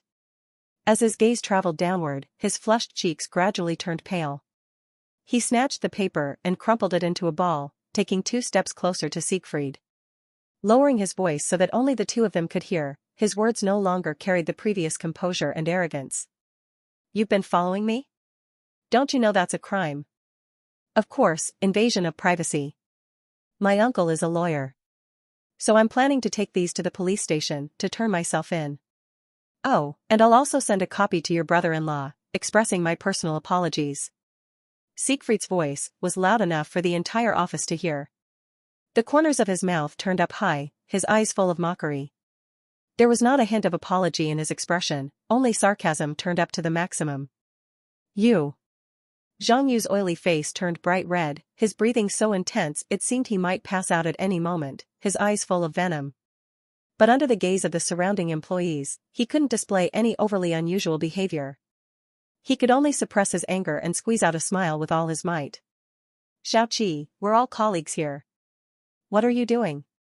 Can't we talk things out?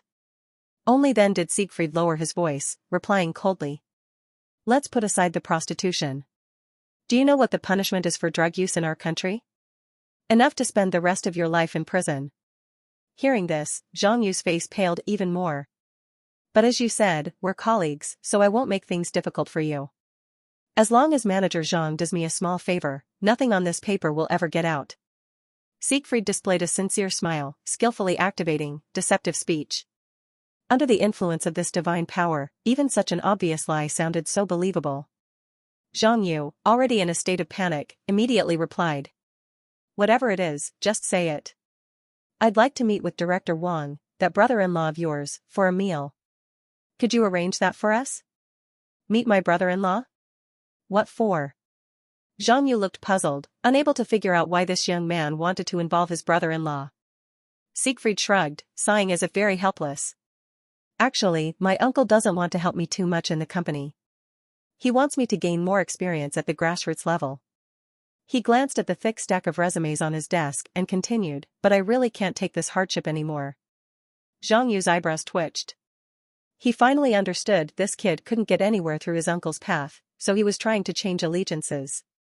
A smile immediately appeared on his oily face as he said. No problem, leave it to me. But. Zhang Yu pinched the strange textured paper in his hand, winking at Siegfried. Siegfried chuckled lightly, responding mysteriously. Only heaven knows, earth knows, you know, and I know. Zhang Yu left, his expression carefree and his steps light. He believed Siegfried's words without a doubt, even considering this excellent young man as a member of his brother-in-law's faction now. Siegfried flipped through the Wanderer's manual. The page that had just been torn out had already grown back, still bearing those unsightly photos of Zhang Yu. The corners of his mouth slowly curved into a smile. This divine power, deceptive speech, was incredibly compatible with him. Although it didn't provide direct combat ability, it could be used in any situation. Depending on how it was used and on whom, the power this divine power could exert would be beyond imagination. Mr. Wanderer, what are you doing? Shannon's ethereal voice once again sounded unexpectedly in his mind. By now, Siegfried was more or less accustomed to this strange occurrence. What? Are you going to impose moral standards on wanderers now? No, just pure curiosity. Siegfried was somewhat surprised. He had always thought that so-called historians might be some kind of higher dimensional beings, without emotions or humanity, simply maintaining the progression of history according to a set of rules. But this Miss Shannon gave him a very humanized impression, with quite rich emotions. This wasn't a quality a historian should possess. The most important thing in recording history is objectivity and rationality. This should be the same for both ordinary historians on Earth and these self-proclaimed higher dimensional beings called historians. Could this one be a problem child among the historians? Is that why she was assigned to manage a troublesome wild wanderer like me? While inwardly grumbling, Siegfried calmly replied. Nothing much. Just having a meal to see if there's any leverage on that Director Wang. If not, I'll use my divine power to get his shares directly. The voice in his mind fell silent for a moment before saying, "Is this the influence of your past experiences? You've looked into my background?" Siegfried was a bit surprised, but then realized, of course, you're the historian. In fact, even without checking, just looking at Siegfried's specialized skills would reveal that this guy's experiences were far from ordinary. At this moment, the surrounding colleagues, seeing that Zhang Yu had left, curiously gathered around. Before they could speak, Siegfried put on his usual gentle and amiable smile, maintaining his customary persona at the company. "Don't worry, he won't be coming back anymore." "Really? What happened? What did you two talk about in private?" Hearing Siegfried's words, the young women in the office visibly brightened up. They crowded around, eager to inquire about the details and seize the opportunity to build a rapport with this handsome, easygoing young man with a promising future. However, Yang Jing was quicker than all of them. She had somehow silently appeared at Siegfried's side, her expression cold and indifferent as if nothing had happened. "Thank you for your help." "You're welcome." Then came a long silence, and the atmosphere became extremely awkward. Their conversations were always this simple and brief. One didn't initiate conversations, while the other was practically mute.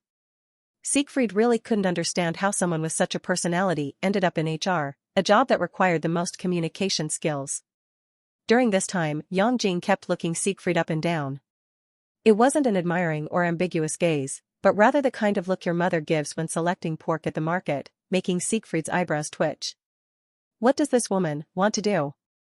He had always felt there was something strange about Yang Jing, but he couldn't quite put his finger on it. His instincts told him that even if he hadn't stepped in to help, this woman would definitely have had a way to deal with someone like Zhang Yu. Siegfried glanced at his watch and realized it was already 10 minutes past quitting time. He immediately said goodbye to his colleagues and headed home. There was still a mouth waiting for him to cook dinner at home. Huao Road. This was where the apartment complex Siegfried lived in was located. Snack shops, hardware stores, real estate agencies, painting studios, music schools, farmers markets, supermarkets. This was a street that encompassed businesses from all walks of life, almost single-handedly supplying all the daily needs of the surrounding residents. In the early years, when the government's crackdown on prostitution wasn't as strict as it is now, there were even 2-foot massage parlors openly providing special services on this street. Due to the incident with Zhang Yu, Siegfried arrived home an hour later than usual today. His sister, Lingling, was lying on the living room sofa watching TV, her clean white feet swaying in the air, looking quite carefree. As soon as the young girl saw her big brother open the door and come in, she immediately raised her sweet voice and called out dramatically. "Wow! The sun must be rising in the west, big bro, you actually worked overtime today." No, something's fishy here." She knew her brother too well. This man was always impossible to keep at work once it was quitting time. No matter rain or shine, he always got home before her, and by this time he would usually already be in the kitchen cooking. Big bro would never work overtime. Since that's the case, there's only one truth. "Big bro, you've got a girlfriend." Oh my god, after 22 years of being single, Big bro finally has a girlfriend. The girl excitedly jumped off the sofa and pounced on her brother, hanging from his neck like a koala. "Mom and Dad must be happy in heaven, our Chi family is finally going to have descendants." Siegfried almost lost his balance and fell to the ground from this sudden attack. He looked at Lingling hanging on him with a helpless expression. The girl was wearing a white shirt school uniform with a red tie. The snow-white skin revealed at her collar was like mutton fat jade, her budding little chest rising and falling, and her delicately carved face full of curiosity. She's gotten heavier again. This child only grows in size, not in wisdom. He grabbed the back of his sister's collar and pulled this koala off himself, glaring at her. "Nonsense.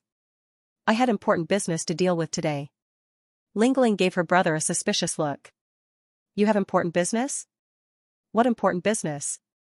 What business could be more important than carrying on the Chi family line?"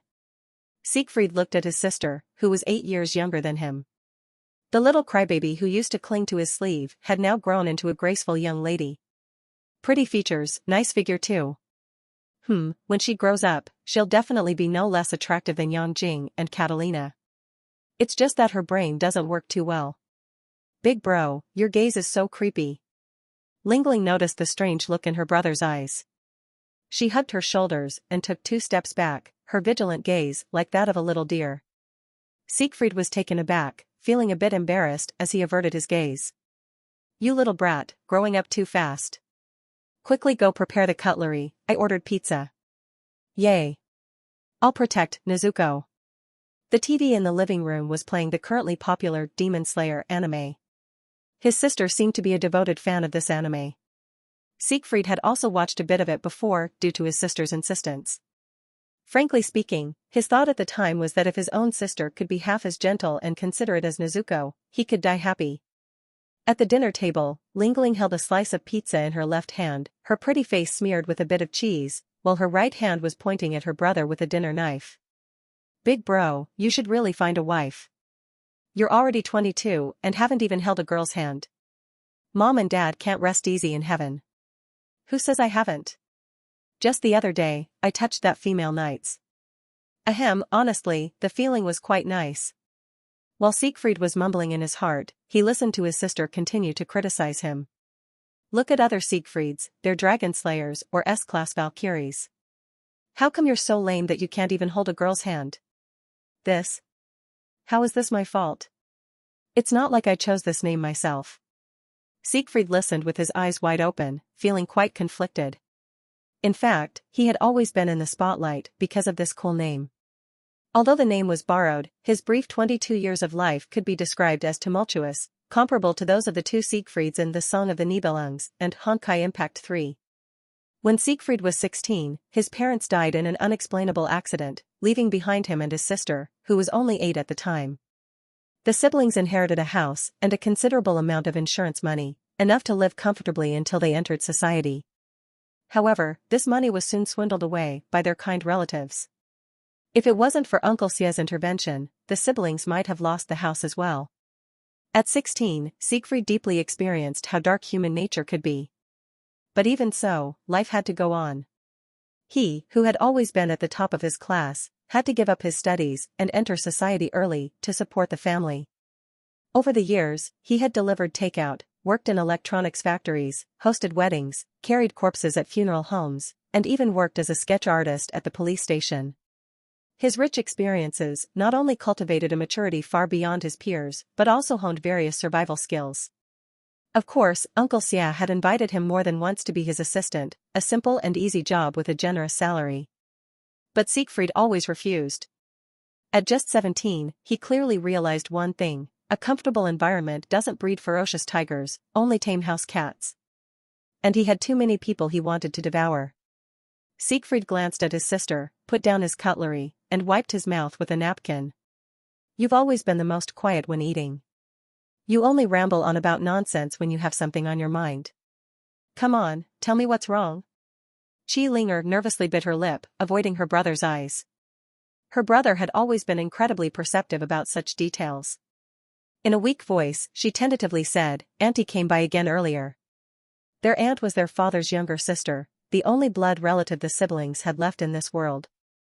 This aunt, who grew up with their father and received substantial financial help from him for her wedding and house purchase, had always been kind to the siblings. However, after their father's death, she and her husband unhesitatingly swindled the orphan siblings out of their rightful insurance money, using their position as legal guardians. To this day, Siegfried still remembered kneeling at their doorstep with his little sister in his arms, begging their dear aunt to show some mercy for their father's sake and at least take care of young Linger. The result?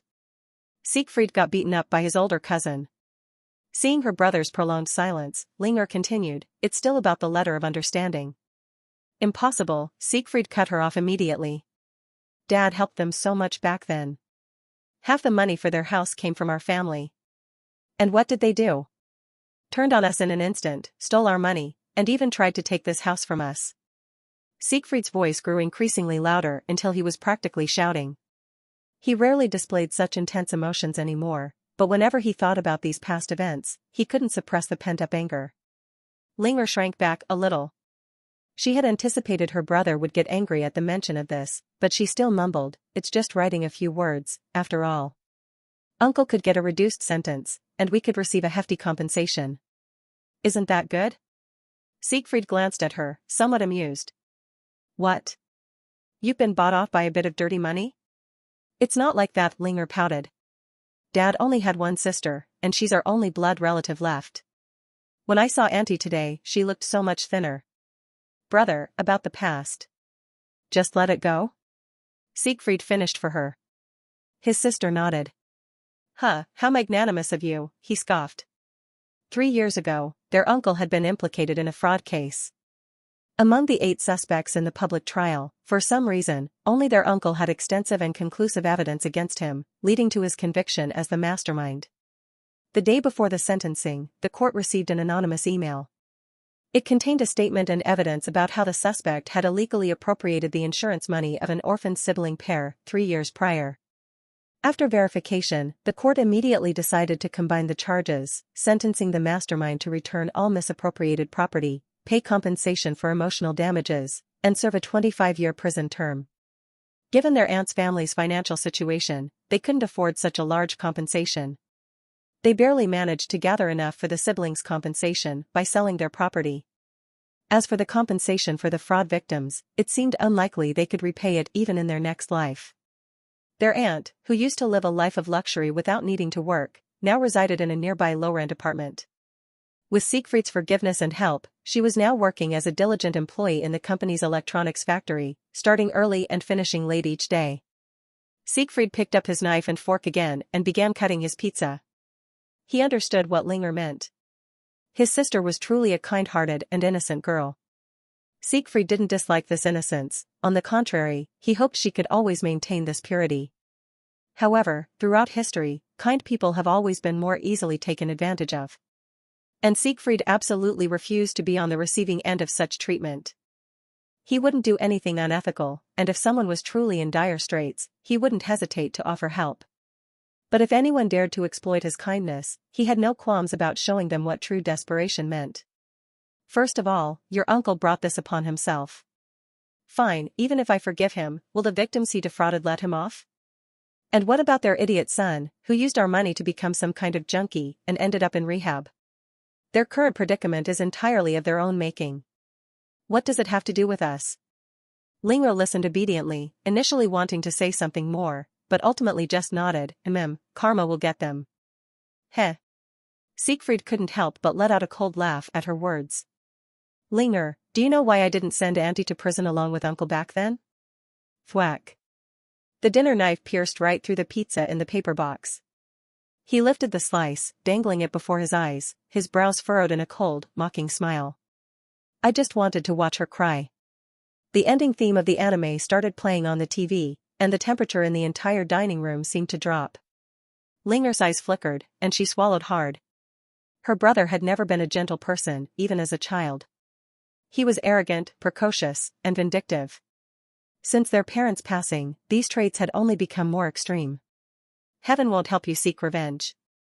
In this world, good people don't always get rewarded, and bad people don't always get punished. Karma will get them is just wishful thinking of the weak. The truth that has stood the test of time is that it takes a villain to deal with another villain. Siegfried put the pizza slice in his mouth and tugged hard, stretching the white cheese into long strings. Eat your food. His sister, chastised, hung her head silently, tears welling up in her big eyes. Only then did Siegfried realize he might have gone too far. He coughed and changed the subject. Ahem, let's not talk about this anymore. Your brother is getting a raise soon. How about we go to Disneyland this Sunday and have some fun? Linger's cute little ears perked up, and she immediately raised her head. Really? Really? Can I bring Ahu and Abao along? Chen-Hu and Chen-Bao, commonly known as the Tiger Leopard brothers, were tall guys nearly 1.8 meters, despite their young age. They were minions that his sister had recruited at school, responsible for escorting her to and from school. Sure, bring them along. You can invite your little girlfriends too. Yay, Big Brother is the best. Late at night, Siegfried sat at his desk, poring over the Wanderer's manual. He was set to return to the Qilong continent tonight to complete the first phase of his mission, and he was conducting a final review. Over this period, he had amassed a considerable stockpile of medicines, food, and various survival tools, cramming them all into his inventory to ensure he could handle any situation with ease. Initially, he had considered bringing some modern technology, but Shannon informed him that items incompatible with that era's technology couldn't be retrieved from the inventory even if brought over.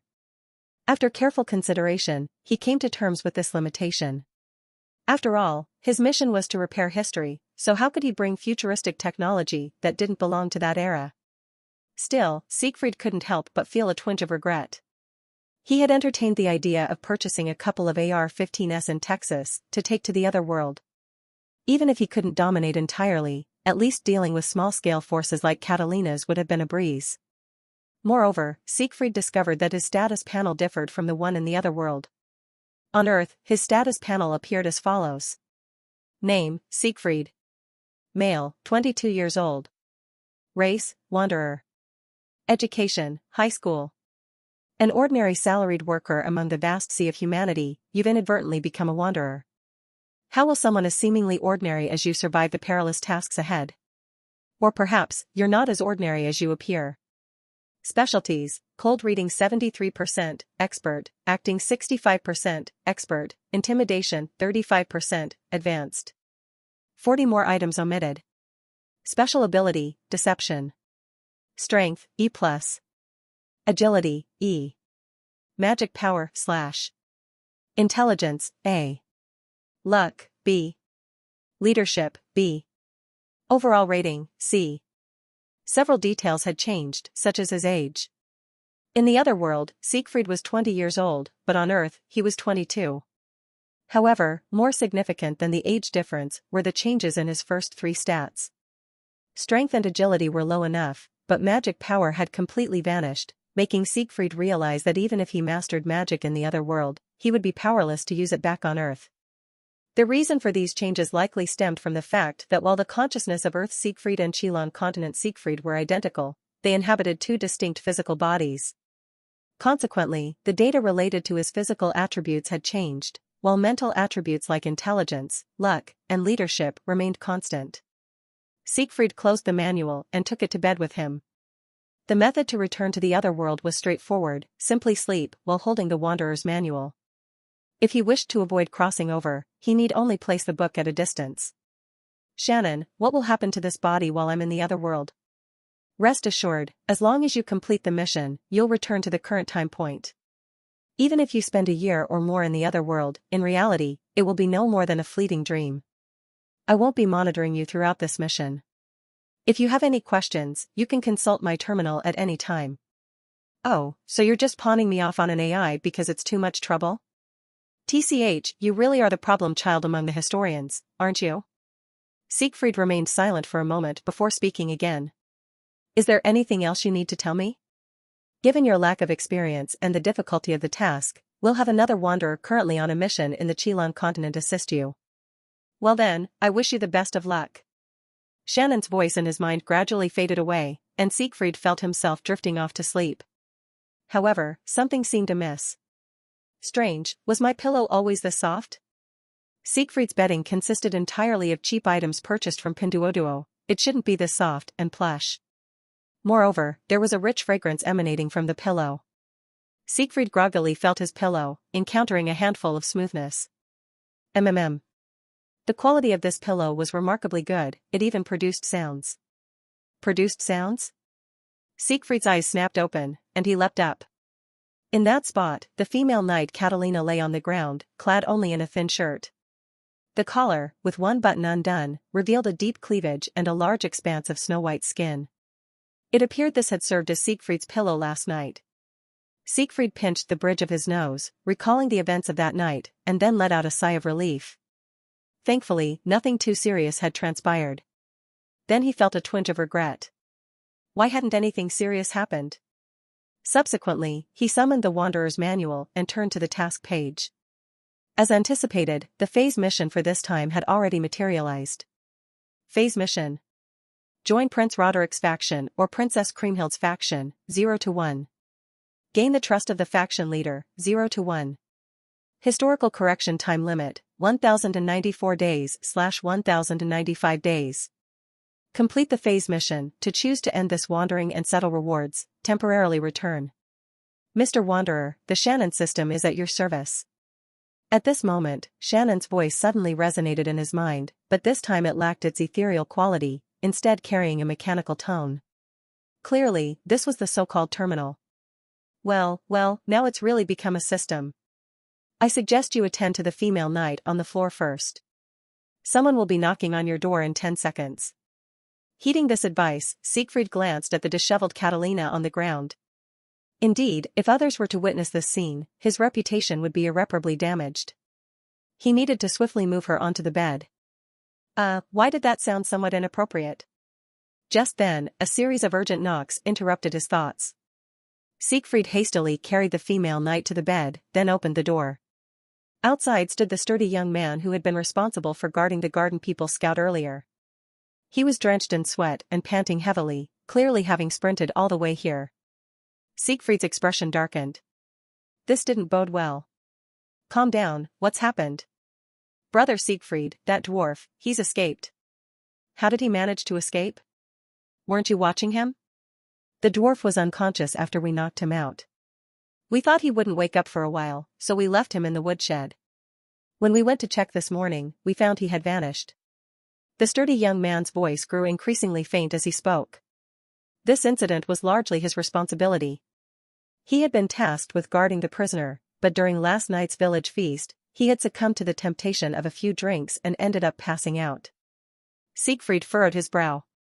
This garden person was undoubtedly a spy, not aligned with Catalina and her group. Catalina had genuinely come to the village merely for provisions, but this garden person likely harbored ill intentions towards the entire village. If I were in his position, what would my next move be? Asher, go instruct the villagers to secure their doors and windows tightly. Advise them not to wander about until I return. Understood. Please be careful, brother. Siegfried turned back into the room.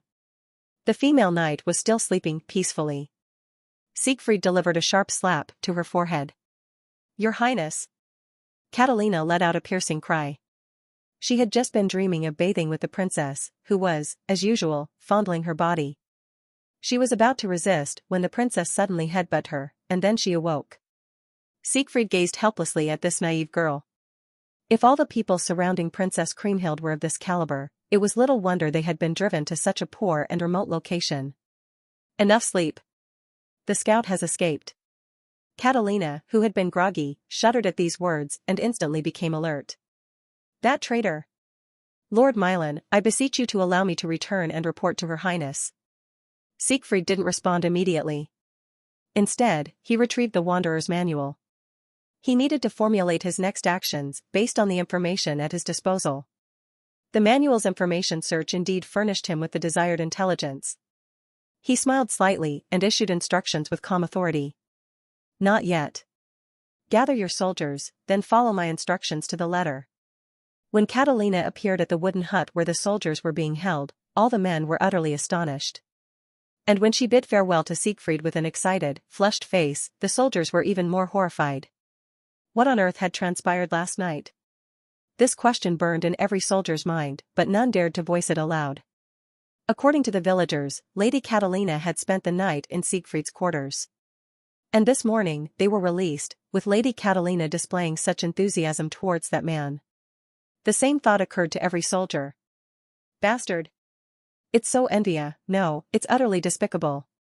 The noble Milan family, resorting to such methods to take advantage of someone, it's not just beastly. It's worse than beasts. Every soldier's gaze towards Siegfried grew increasingly venomous, wishing they could rend him limb from limb. But they could only nurture these thoughts in silence. They were acutely aware that their meager numbers were no match for him. Catalina led the soldiers off to execute the task Siegfried had assigned her, her spirits high, completely oblivious to her men's low morale. Siegfried had noticed their hostility but couldn't fathom the reason behind it. Hadn't he already granted them their freedom? Such ingratitude. Siegfried's strategy was elegantly simple. Since the scout was a spy, he must have a means of transmitting information or a contact. If so, they would turn the tables on him. He used the manual to pinpoint the meeting location and instructed Catalina to take her men to plant false information. As for himself, Siegfried extracted a black robe from his inventory and donned it. This was an item he had brought from Earth.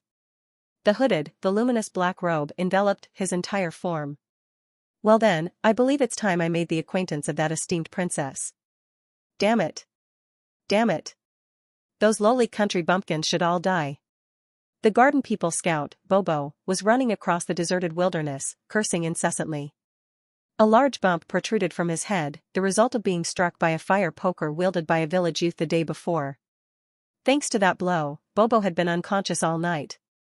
By the time he woke up, the sun was already high in the sky. If those villagers hadn't been dead drunk, he wouldn't have been able to escape. Just wait until I bring back reinforcements. I'll kill you all. And that Catalina, some knight she is. Can't even handle a bunch of country bumpkins. She might as well change careers and work in a brothel.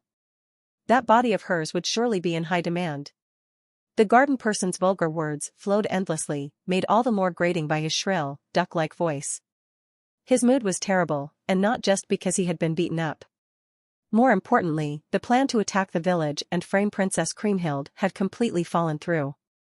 Originally, after completing this plan, he would have been able to collect his reward from the second prince and then flee to live a life of leisure. But now, forget about the reward, he'd be lucky if he didn't get a severe scolding. The thought of having to extend this nerve-wracking undercover life made Bobo's teeth itch with hatred, and his curses became even more frequent, spewing all manner of foul language. Just then, he spotted a group of riders in the distance, heading in his direction. The most eye-catching among them was a man in the center of the formation, wearing steel armor and sporting a full beard. The man had brown hair and eyes, a serious expression, and his imposing figure, standing over 6 feet tall, exuded a powerful presence. But even more striking than the man was the warhorse he rode. The horse had 6 legs, its coat as dark and deep as the night sky. Its eyes burned with a dark fire, and its nostrils occasionally exhaled grayish-black fumes. The magical beast, Nightmare Steed. This was a tameable magical beast, rare in number and formidable in battle, capable of matching an ordinary Grand Knight. Those with the ability to tame such a beast as a mount were even rarer. As far as Bobo knew, there was only one such person. Roland Ferdinand, a golden knight at the mere age of 28. He was Catalina's teacher and the strongest individual in the princess's faction. Reinforcements. Bobo's face lit up with joy. Waving his short arms in a friendly gesture, he eagerly rushed towards the main force. Lord Roland has come in person. Ha, just wait and see how I'll report you lot of country bumpkins. You're going to die. All of you.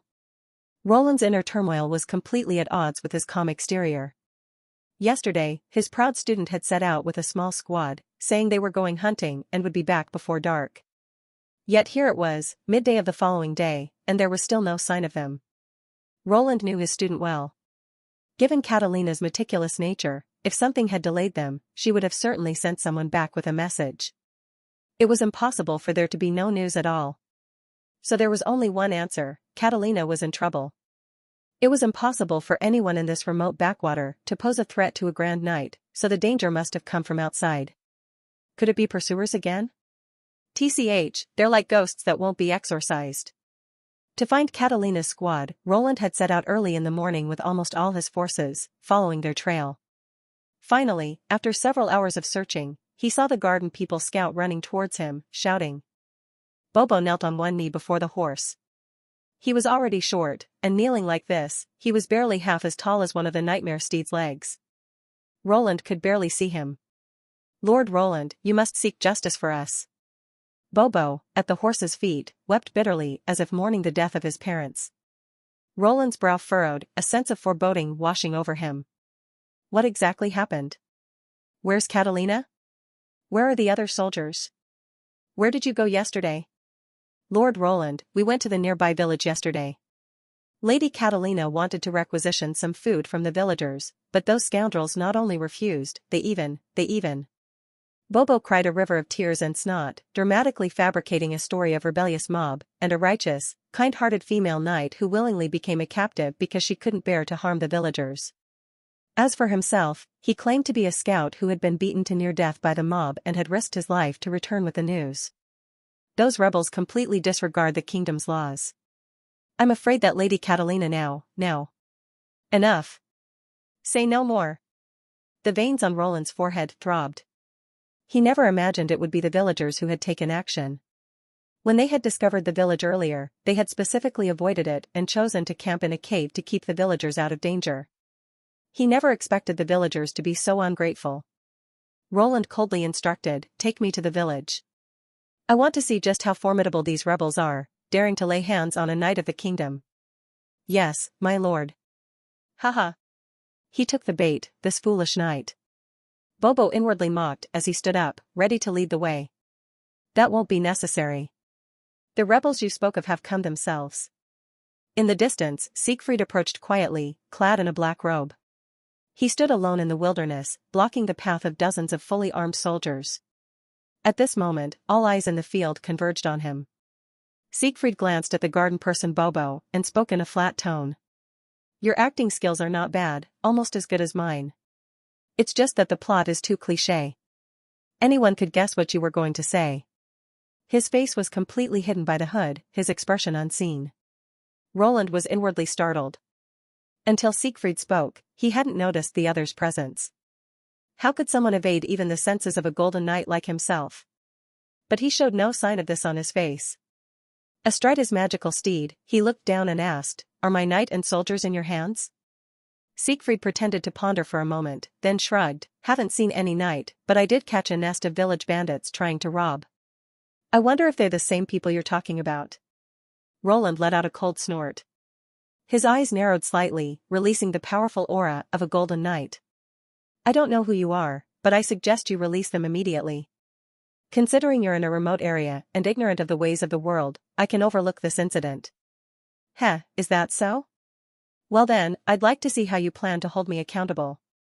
Siegfried removed the hood from his head, revealing his face and black hair. His pitch-black eyes stared at Roland, his face full of mockery. His appearance did not disappoint. At that moment, he heard the collective gasp of dozens of people. Whether it was his imagination or not, the surrounding temperature seemed to drop. Mylan? How is this possible?" Bobo's short fingers trembled as he pointed at Siegfried, his words a mumbling, dreamlike repetition. Even Roland's impassive, bearded face now showed signs of wavering.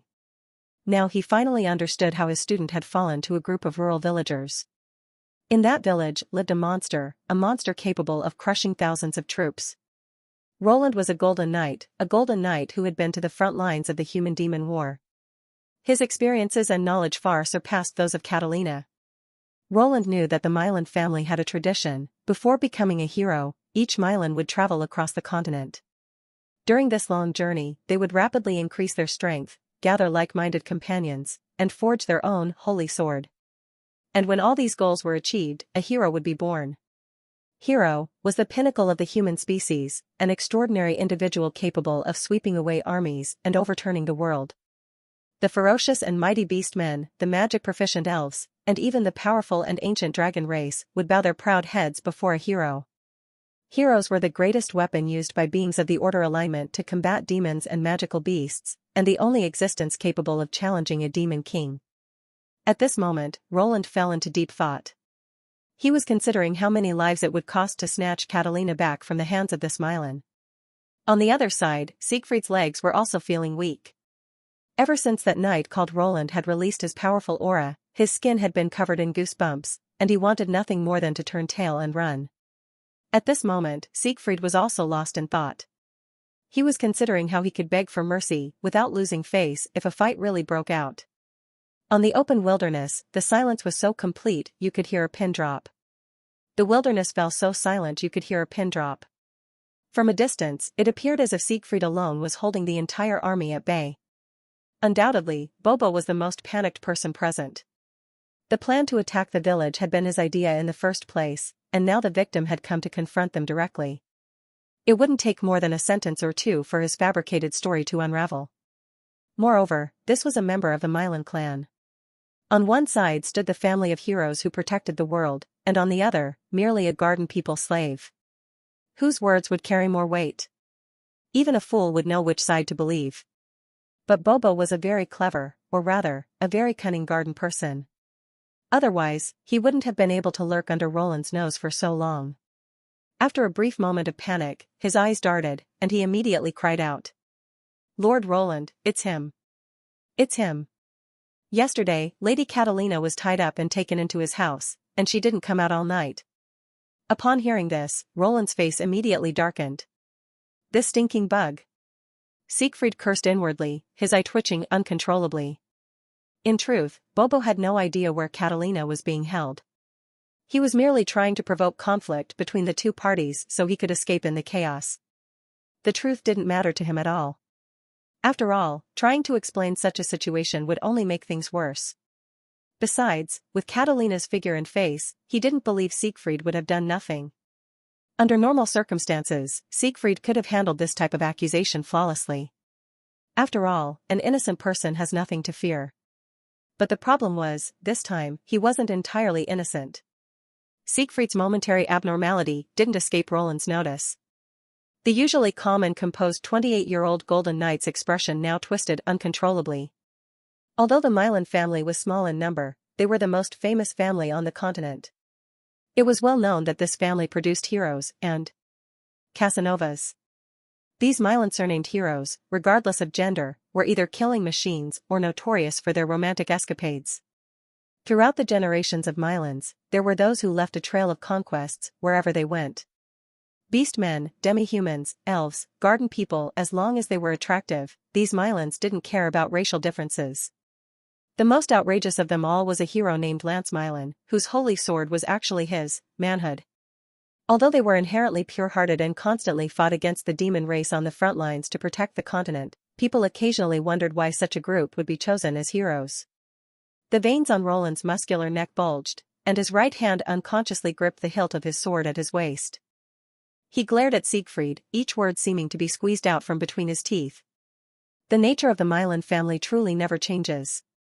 Is it that as long as it's female, you won't even spare a curly-haired monkey? What? The entire Milan family is full of such degenerates? Siegfried realized that his reputation had been unknowingly tarnished by the Milan family. However, this didn't stop him from retorting, you fool who can't distinguish between loyalty and treachery. Such a big cockroach crawled under your noses for half a year without you noticing. Even a curly-haired monkey is smarter than you lot. While trading insults, Siegfried snapped his fingers, and the Wanderer's handbook appeared in his hand out of thin air. Whether or not a battle would break out next, he needed to first investigate the personal information of this bearded knight, then decide whether to charge in or flee. Name, Roland. Male, 8 years old. Race, human. Alignment, order. Class, villager. A commoner boy from Count Ferdinand's domain, with outstanding talent. Noticed by Count Ferdinand and brought into the Lord's city, currently training as a knight apprentice in the Count's castle. Specialties, spearmanship 15%, beginner, swordsmanship 21%, intermediate. Ability data. Strength, E+. Agility, E. And so on. Siegfried looked at the burly man with a full beard, standing over 6 feet tall, straddling a magical horse, then looked back at the data displayed in the handbook.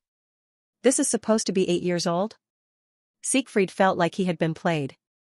If there was a table here right now, he would have flipped it for sure. Shannon! Shannon! What the hell is going on?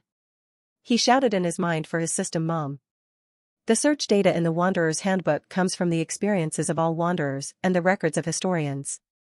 The information has timeliness and limitations. The information for Knight Roland was last updated 20 years ago. Shannon's voice was mechanical and flat, obviously not the person herself answering, but a client interface. Why didn't you tell me something so important earlier? You didn't ask. Damn it. Well, no need to hesitate now. Time to think about how to beg for mercy. It's said that in Japan, there's an ultimate apology technique called dajiza. The general method is to kneel on both knees, place both hands together on the thighs, then move the hands forward in an inward V shape, lean the body forward until the forehead touches the ground. Finally, just shout Gomen Nasai Onegaishimasu, and you can be forgiven. Of course, Siegfried wouldn't do something so embarrassing. He pulled out the broken sword of Ba Meng from his inventory. Although the hero's sword was broken and its effects reduced by at least 80%, there was still 20% left, right? At a time like this, even the smallest boost was crucial. Siegfried prepared for a hit-and-run strategy, planning to come back with Catalina later to clarify the facts to Roland.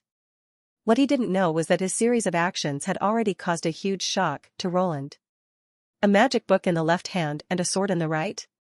This generation's Mylan is actually a magic warrior. It wasn't easy to become a magician on the Qilong continent. One needed to possess powerful magic, high-level elemental affinity, and sufficient intelligence simultaneously. Lacking any of these was unacceptable. Having magic power without elemental affinity meant you could only conjure small fireballs for life. Having elemental affinity without magic power meant you were a one-hit wonder. Ordinary magicians used staffs inlaid with magic crystals, converting magic power into spells through incantations. Those magicians with clever minds could build spell formations on magical beast parchment, needing only a thought to activate the pre-recorded spells. Spells cast this way consumed very little magic power and required no incantation at all. Mid to high-level spells that would normally require minutes or even tens of minutes of incantation would sweep across the battlefield like a machine gun without any hesitation. Therefore, those magicians holding a stack of papers or a book were almost synonymous with destruction. Because no incantation was needed, they could move freely.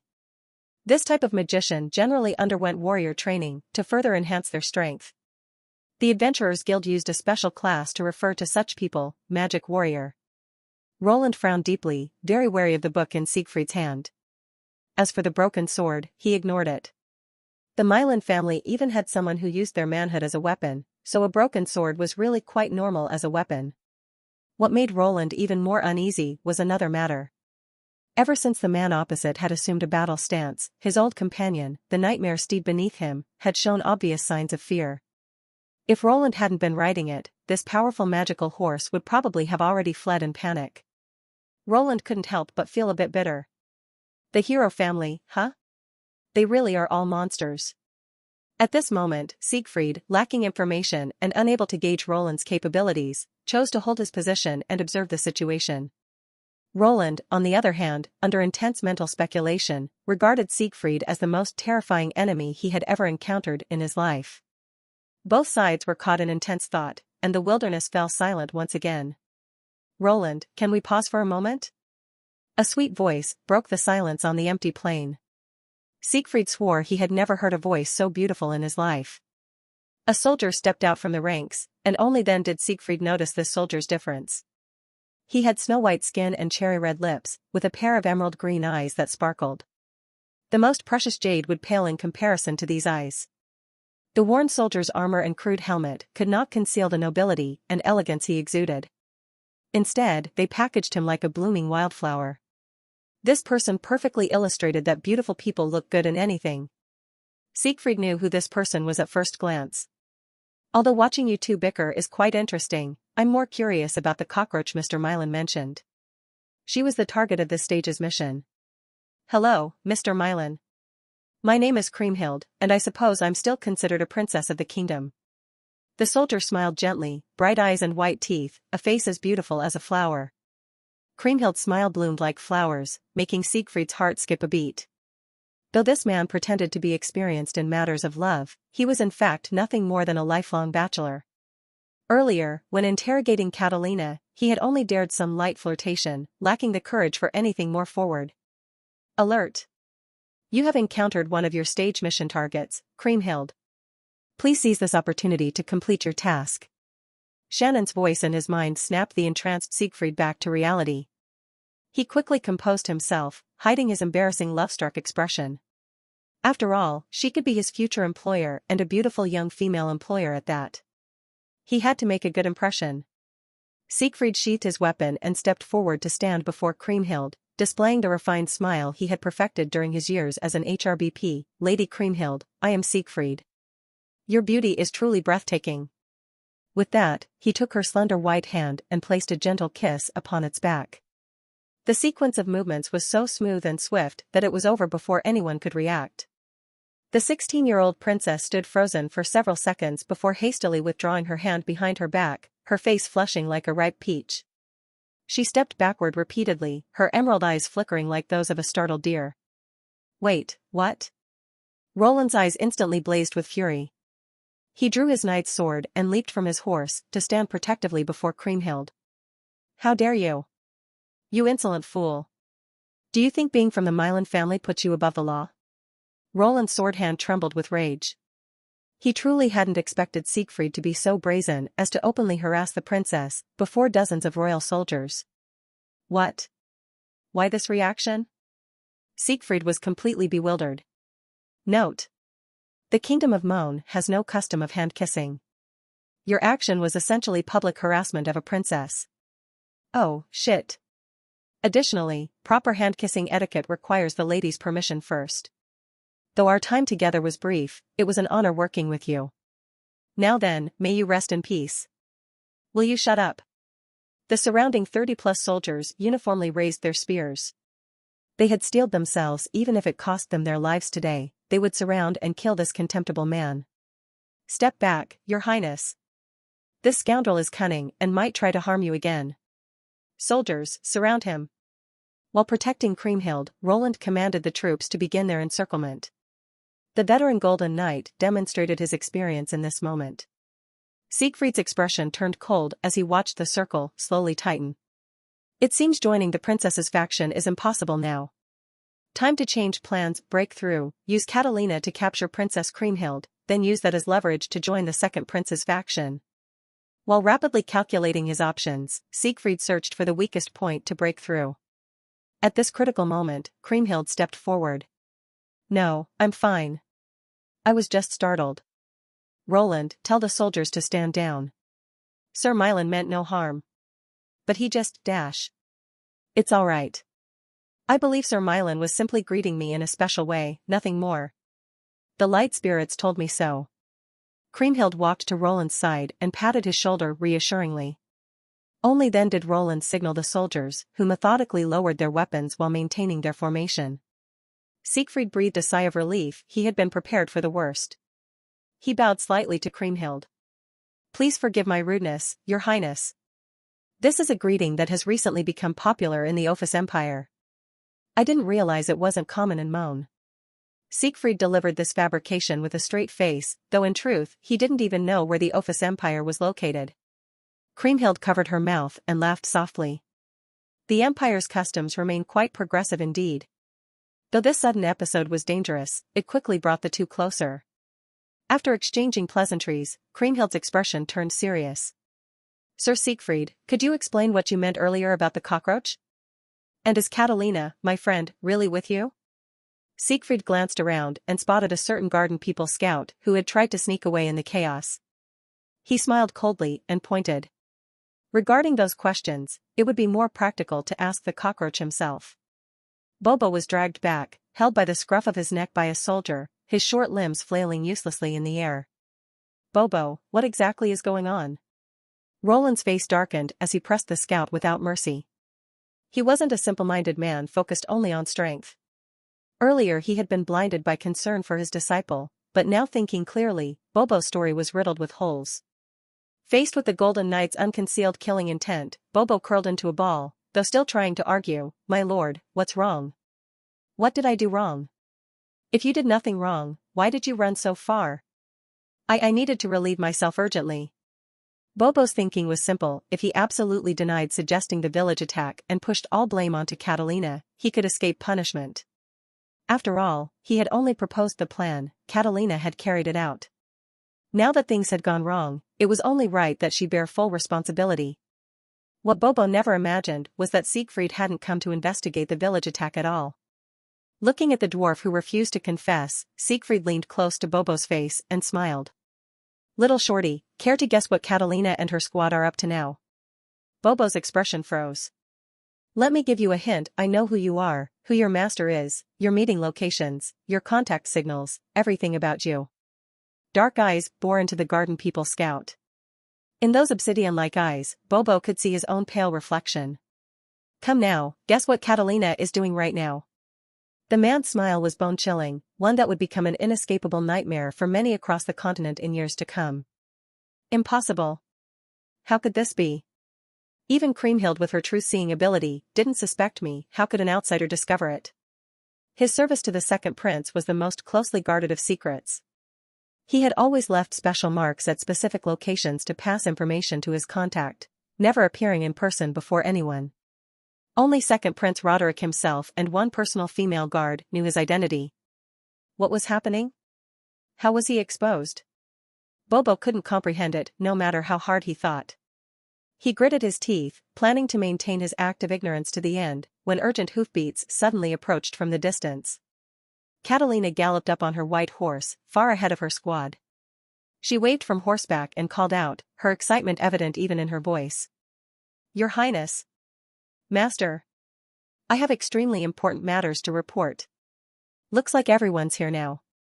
Siegfried stood up, no longer looking at the ashen-faced garden people scout. The current mission objective was to join one of the royal heirs' factions and gain their trust.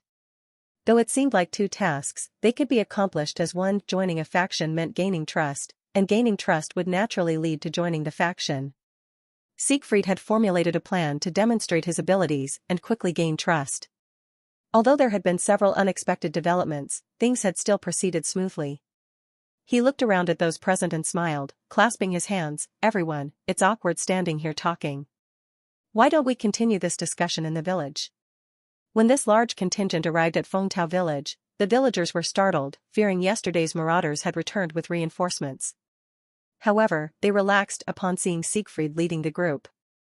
A few bolder villagers even trailed behind, hoping to witness some excitement. During their return journey, Catalina provided a detailed report of her mission. Following Siegfried's instructions, Catalina had led her unit to the spies' rendezvous point that morning and left special coded messages. The message read, "In 2 days, we will ambush the princess's forces here."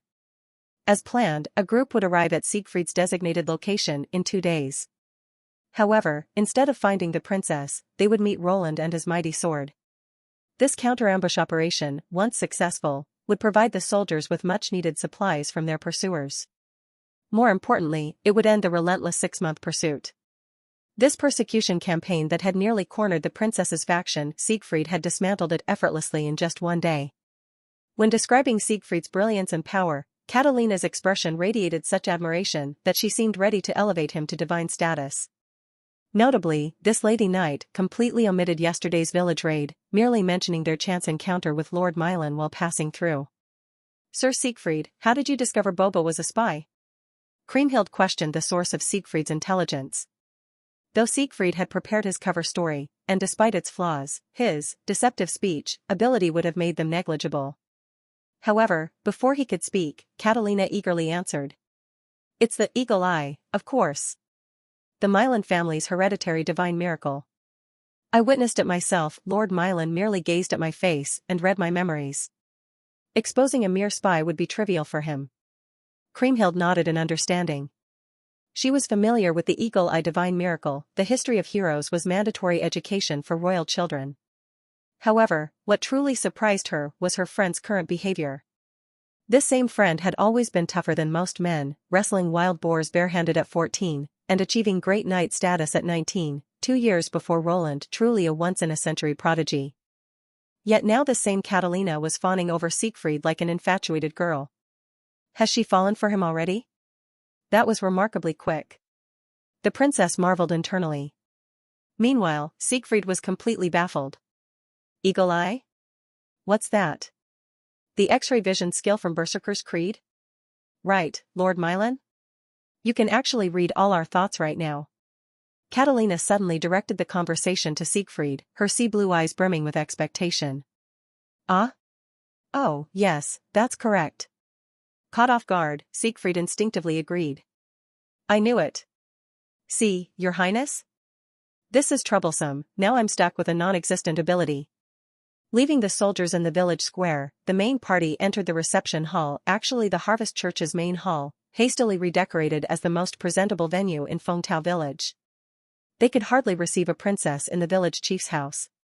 The church now featured a long table laden with roast duck, chicken, fish, suckling pig, and ale.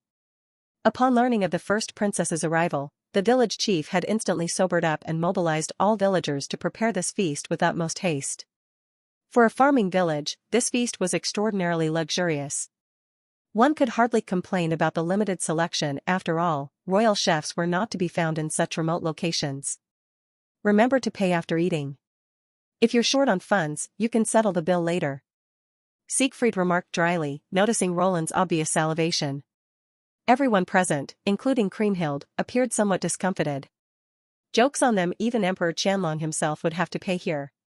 At the doorway, little Tawa struggled with a roast lamb nearly her size, stumbling as she entered. Just as Siegfried moved to assist, a pair of delicate hands reached out faster to steady the falling girl. Kriemhild took the roast lamb and offered a perfect smile. "Thank you for your service, little sister. Please inform the kitchen to distribute the remaining dishes to the soldiers in the square, we have plenty here." Tawa, never having seen anyone as beautiful as Kriemhild, blushed shyly. Siegfried stepped forward and gently ruffled her hair. "Thanks. Run along now. And be sure to tell everyone the princess will pay." He emphasized the last two words. Yes sir. Hero." Tawa stood at attention, as if entrusted with a grand mission. Now only 5 remained in the vast hall, with Siegfried, Kriemhild, Roland, and Catalina seated around the long table. Bobo, bearing bruises from the soldiers' beating, stood aside watching their feast with evident longing. "Sir Siegfried, on behalf of the Mohn royal family, I extend our gratitude for your assistance." Though Kriemhild hadn't enjoyed such a feast in ages, years of etiquette training prevented her from devouring the food like her 2 famished knights. She first offered a graceful curtsy to Siegfried, then skillfully wielded her fork to consume the food before her, matching the knight's pace while maintaining perfect composure. Watching these 3 ravenous souls, Siegfried seriously questioned his choice to align with Kriemhild's faction. His current mission stage aimed to facilitate historical correction, reclaiming the 4 borders, ending civil strife, and unifying the kingdom. But with just this handful of people and weapons in the princess's faction, they might as well disband entirely. Siegfried felt rather absurd, like joining the nationalist army in 1949. "How many people remain in your forces?" Siegfried inquired once they appeared satisfied. "Besides these soldiers, about 10 more guard Wind Cave. In total, only 48 remain." Catalina's expression fell. Half a year ago, when they fled the royal capital, they had commanded nearly 1,000 troops. She had witnessed countless comrades fall and depart as their forces dwindled into desperate straits. Siegfried's face darkened. He wasn't concerned about having too few people. On the contrary, the remaining number was far too many. "You still have 48 people? What do you mean by that?" Roland put down the chicken leg he was about to eat, his expression turning serious. He detected an underlying message in Siegfried's words. "No reinforcements, no supplies, yet you've managed to evade capture by 2 major factions for half a year." In this world, still in a medieval era, military campaigns required a massive logistical support.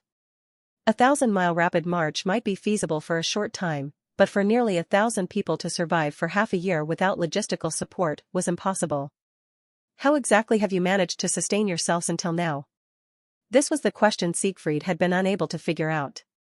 Catalina, influenced by Siegfried's serious tone, also became earnest. "After escaping from the royal city, we sent small teams disguised to purchase supplies in cities along our route. Since all transactions were conducted in black markets, we weren't detected. Later, as our numbers dwindled, the logistical pressure decreased." "Lord Milan, is there something wrong?" Catalina caught herself mid-question, suddenly realizing something amiss. She whipped her head around to look at Bobo, the garden person beside her. Siegfried furrowed his brows while biting on his fork. "Indeed, there are spies in your ranks. This means your enemies knew every city where you took shelter. Why would they allow you to enter cities and purchase supplies?" The current situation in the Kingdom of Mohn wasn't complicated. Of the 4 cardinal territories, the northern Duke Alvis stood with second Prince Roderick, while the southern Duke Balin allied with Crown Prince Frederick. The eastern Duke Galloway, both a duke and owner of the kingdom's largest merchant guild, the Galloway Association, was typically playing both sides, exploiting the civil war for his territory's benefit. As for the western territory, the Duchy of Simon, or rather the Principality of Simon, they had seceded from the Kingdom of Mohn several years ago, for various reasons. During the Civil War, the Simon family had maintained complete silence about their stance, not even sending representatives to understand the situation, as if the kingdom's affairs were entirely irrelevant to them. 6 months ago, the second prince had gained the upper hand in the palace coup and now fully controlled the royal city of Andesors and its surrounding areas. The crown prince had retreated to the old capital of Saint Mon, establishing his base north of the Rhine River. The Golden Imperial capital and the Chalk-Gold capital, the kingdom's two largest cities, faced each other across the Rhine River, the mother river of Mon. Strangely, both sides had tacitly avoided launching large-scale warfare over the past 6 months. What are they doing? Siegfried bit down on the wooden fork, deep in thought. Cutting without killing, clearly able to capture yet allowing the prey to run for half a year. Why? Often, if you can't figure out someone's intentions, it's not because you're foolish, but because you and the other person are fundamentally different. Only those of the same kind truly understand each other, and only another schemer can comprehend a schemer. A flash of insight struck Siegfried, and he almost instinctively murmured. Oh, they're dividing and consuming the princess's faction. To remove the weeds, one must pull out the roots. They were removing the roots. His voice was soft, yet it reached everyone's ears. Roland instinctively moved closer to Kriemhild, ensuring he could protect the princess at any moment. Catalina shivered, recalling how Siegfried had manipulated her so effortlessly the previous day. What's wrong with you all? Siegfried was somewhat surprised. Lord Milan, your expression right now is quite terrifying. Catalina, being straightforward, said it outright. My expression? Siegfried touched his face, realizing he was, in fact, smiling. Ahem, it's an old habit of mine, don't mind it. What did you mean by what you just said? Roland's face didn't look good, both the current situation and the feeling this Lord Milan gave him left him deeply unsettled. The enemy is using this method to drive you out of the center of power while keeping a tight grip on your whereabouts. Kriemhild, after all, is the first in line for the throne, and the nobles supporting the princess's faction are undoubtedly a significant force. If they were to capture her directly, it would certainly cause the supporters of the princess faction to rebel. So they use this continuous yet non-lethal pursuit to keep you running for half a year, using this time to gradually convert the nobles of the princess's faction into their forces. Once my forces are completely disbanded, they will launch a real siege, and by then, I will be completely isolated, forced to voluntarily relinquish the throne. Kriemhild continued Siegfried's explanation, her tone unwavering. She actually figured it out? Well, a country's princess and heir to the throne couldn't possibly be naive. Exactly, this way they won't have to bear the stigma of usurpation. I now suspect there are more traitors in your ranks. Since Bobo is a spy for the second prince, there must also be spies for the crown prince.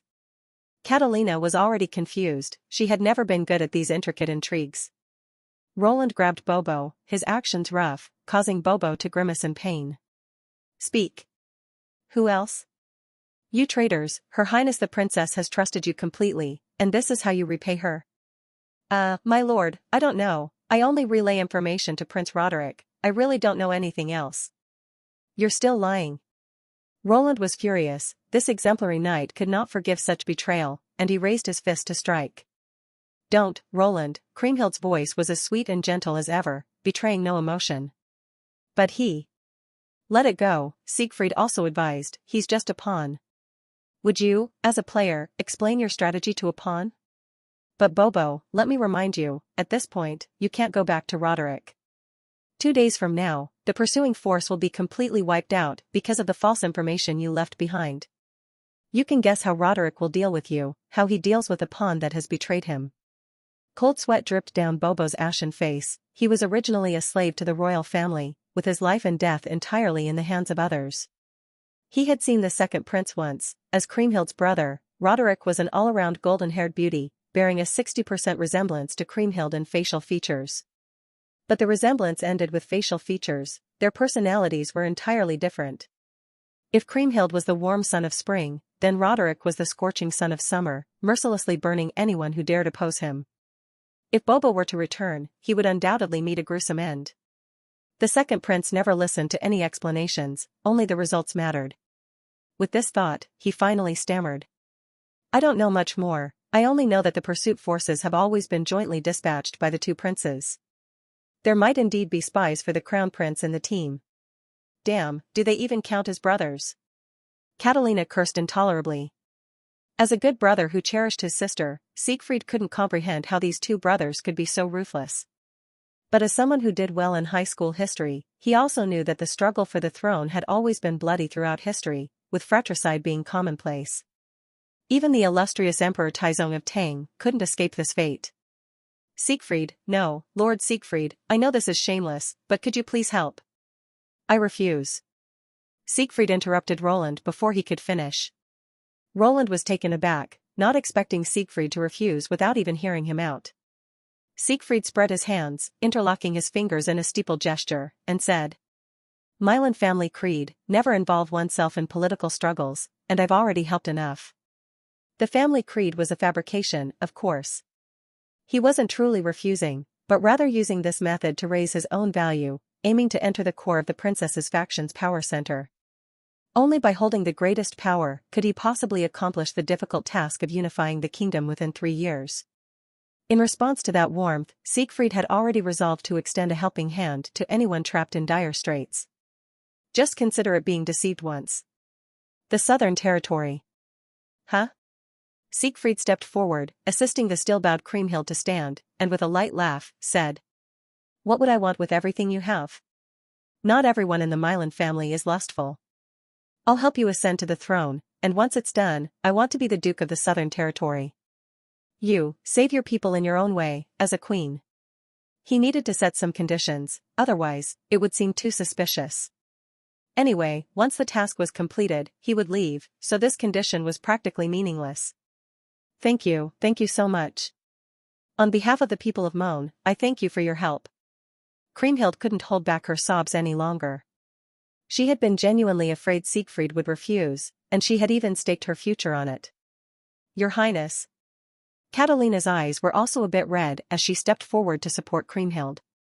It was at this moment that Shannon's voice echoed in Siegfried's mind. You have successfully joined Princess Kriemhild's faction. Stage 1 of the mission is complete. You have successfully joined Princess Kriemhild's faction. Stage 1 mission completed. Trust system activated. Princess Kriemhild's current trust level, 20%. Complete all stage missions when trust level reaches 100%. Gaining trust?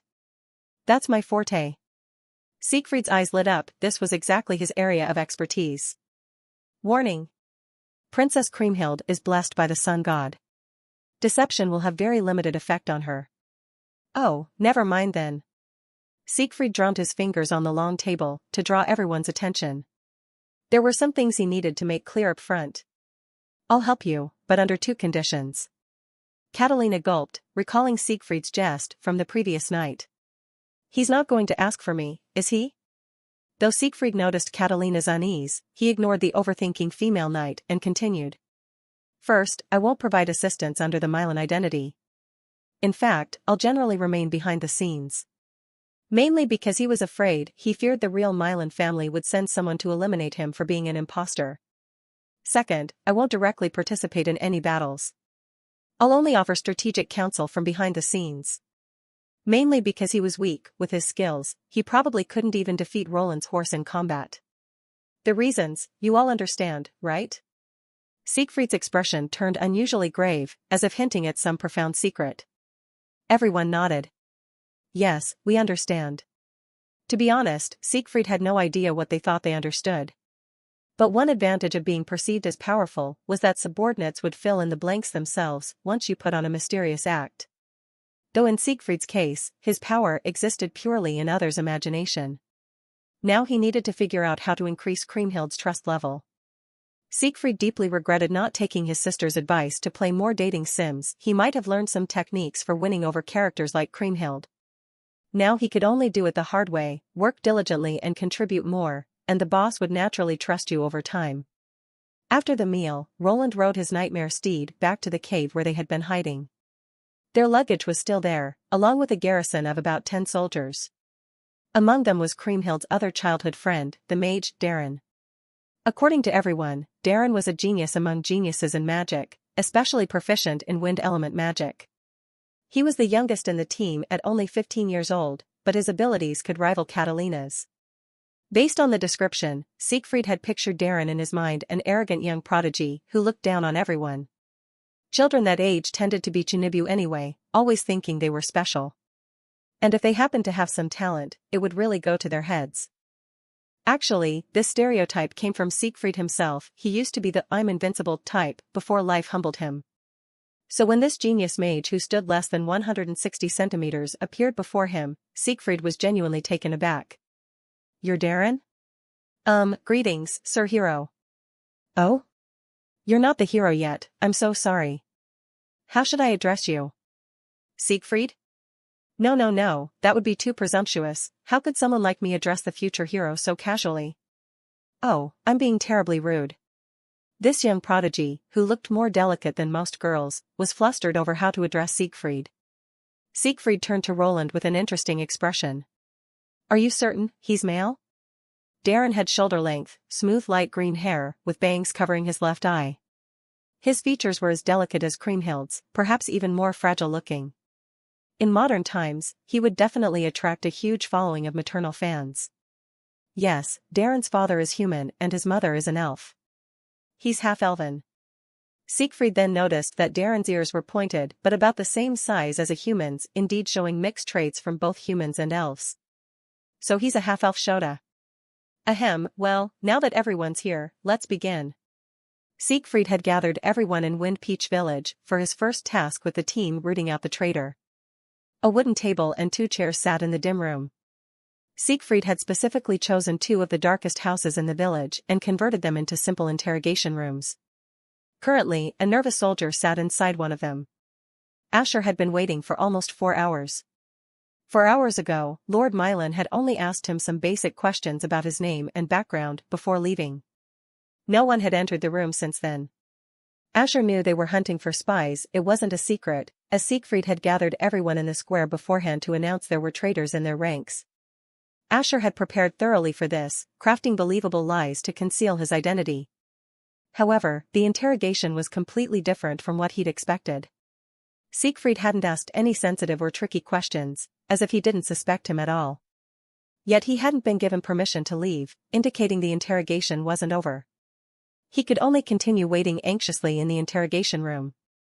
In stark contrast to the silence here, the other interrogation room next door was quite lively. Asher frequently heard intense fighting sounds and screams coming from next door. The nearly 4-hour wait in the dark, oppressive atmosphere, combined with the constant screams, had pushed Asher to the brink of mental collapse. Damn it, what's going on? Asher paced nervously in the narrow room, desperately wanting to rush out and see what was happening. Just then, a heart-rending scream came from outside. "Your Highness!" "I was wrong, Your Highness, I'll never dare again, please spare me." "Your Highness!" "Ah." Then came the distinctive crisp sound of a blade cutting into flesh, unnaturally clear, despite the walls between them. Asher's face turned deathly pale. He ran to the door, desperately trying to peek through the gap. At that moment, the door opened. Siegfried stood in the doorway in black robes, wearing a kind and gentle smile. "Soldier Asher, come out. The interrogation is over." "Congratulations." Asher stared blankly for a while before coming to his senses. He let out a relieved sigh. "Finally over, haha. Thank you for your hard work, my lords. I'll return to my unit now." "Return to your unit?" Asher saw confusion flash across the black-robed man's face. After pondering for a moment, he showed a look of realization. "No, you misunderstood me. What I meant was, Soldier Asher, congratulations. You can choose how you die." The room's temperature plummeted to freezing as those words echoed. Ash finally noticed Siegfried's expression.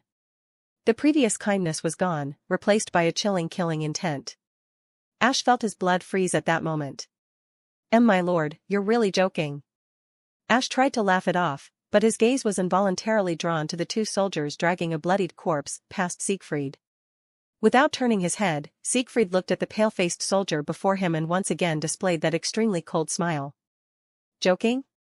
The last person who said I was joking is already dead." "I don't understand what you mean." Ash forced himself to remain calm, but even he could hear the tremor in his voice. "You don't need to understand. You just need to choose whether to end your life yourself or wait for someone else to do it for you." Siegfried looked at him coldly, still offering no explanation. Ash's breathing grew heavier, and finally, with eyes red, he shouted in anger. "Stop joking. I'm a soldier of the kingdom, a soldier of His Highness. Why should you decide my life or death without reason? Who do you think you are?" A barely noticeable smile appeared on Siegfried's lips. 4 hours, and he finally broke. It's not me deciding your fate, but your dear colleagues. Ash's face froze, and at that moment, he thought of many people. Could it be them? Impossible, even if they betrayed me, they wouldn't survive. Is it so hard to understand? I simply told each of them, Ash has confessed everything. If you confess now, you might be pardoned. Then, they all confessed, and as for the few who were stubborn. Siegfried gestured with his thumb behind him, as you can see. Ash stared at Siegfried, dumbfounded, with a look of disbelief, and after a long silence, he asked. You knew from the beginning? Just as Ash spoke, all the coldness and sarcasm vanished from Siegfried's face, and the speed of the change was astonishing. No, I didn't know, but now I do. Yes, it was all a ruse. A version of the prisoner's dilemma, designed by Siegfried based on the intelligence he had. Originally, Siegfried planned to use the information from the Wanderer's Handbook to catch all the traitors. However, the Wanderer's Handbook wasn't omniscient, it could only search for content recorded by other wanderers. Siegfried searched every soldier, but the results were disappointing. Unlike the search for Bobo, this time there was no direct information showing who the traitor was. But fortune favored him, as Siegfried discovered an anomaly in one soldier. The soldier's record showed he had once been a bodyguard for the Crown Prince Frederick, and his name was Ash. Siegfried immediately decided to make Ash the first target. He orchestrated this play, isolating Ash in a dark, enclosed room for a long time, gradually breaking down his psychological defenses. When the time was right, he led Ash out to witness the bloodied fake corpse, delivering a fatal blow to him on the brink of collapse. With the added effect of deceit, every word from Siegfried made Ash believe it was true, and as long as Ash showed any flaw, Siegfried, skilled in cold reading, would not miss it. Once one traitor was uncovered, the rest would be easy to handle. Siegfried had prepared for the worst. If Ash was innocent, he would have to detain all the soldiers and interrogate each one day and night.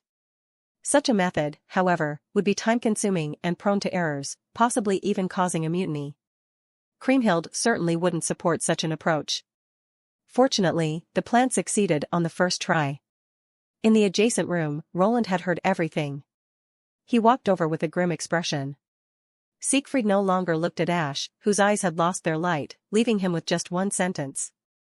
If you have anything to add, tell Roland. Providing more information might save your life. With Ash's full confession, a total of 10 traitors were uncovered within the 48-man team, all of whom were spies planted by the Crown Prince. This left not only Roland but even Siegfried astounded. This number can't just be called informants, can it? They could have captured Kriemhild directly. Siegfried looked at the room full of people, his expression quite complex. A soldier replied in a low voice. We never intended to harm Her Highness the Princess. The Crown Prince's orders were only twofold: report Her Highness's condition and ensure her safety. Ash added. We originally had over 50 people, but many have fallen in battle over the past 6 months, leaving only us. Roland furrowed his brow, pondering for a long time before throwing the question to Siegfried.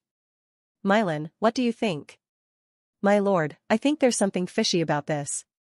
What do you mean? How should I know your royal family's affairs? I've only known you for less than a day, haven't I? Siegfried grumbled inwardly, but answered seriously. There's something wrong with this matter, and it's hard to see the truth with the limited information we have. Perhaps the Crown Prince had some humanity left, sending people to protect his sister while also hunting her. It made no sense. Separate them from the main force, and don't take them on the encirclement operation the day after tomorrow.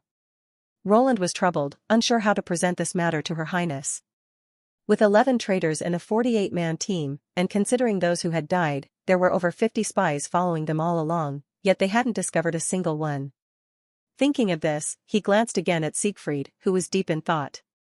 From their first meeting in the morning until now, in just a few hours, this man had accurately removed all the moles in the team, pulling them out of a dire situation. Roland was both impressed and somewhat fearful of his skills.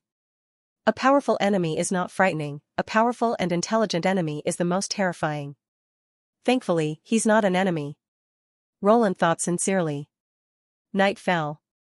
There were many empty houses in Fengtao village, usually used by villagers to store goods, and now they were available for the soldiers to stay. These soldiers, who had been camping in caves or sleeping in trees for the past 6 months, returned to the embrace of civilization.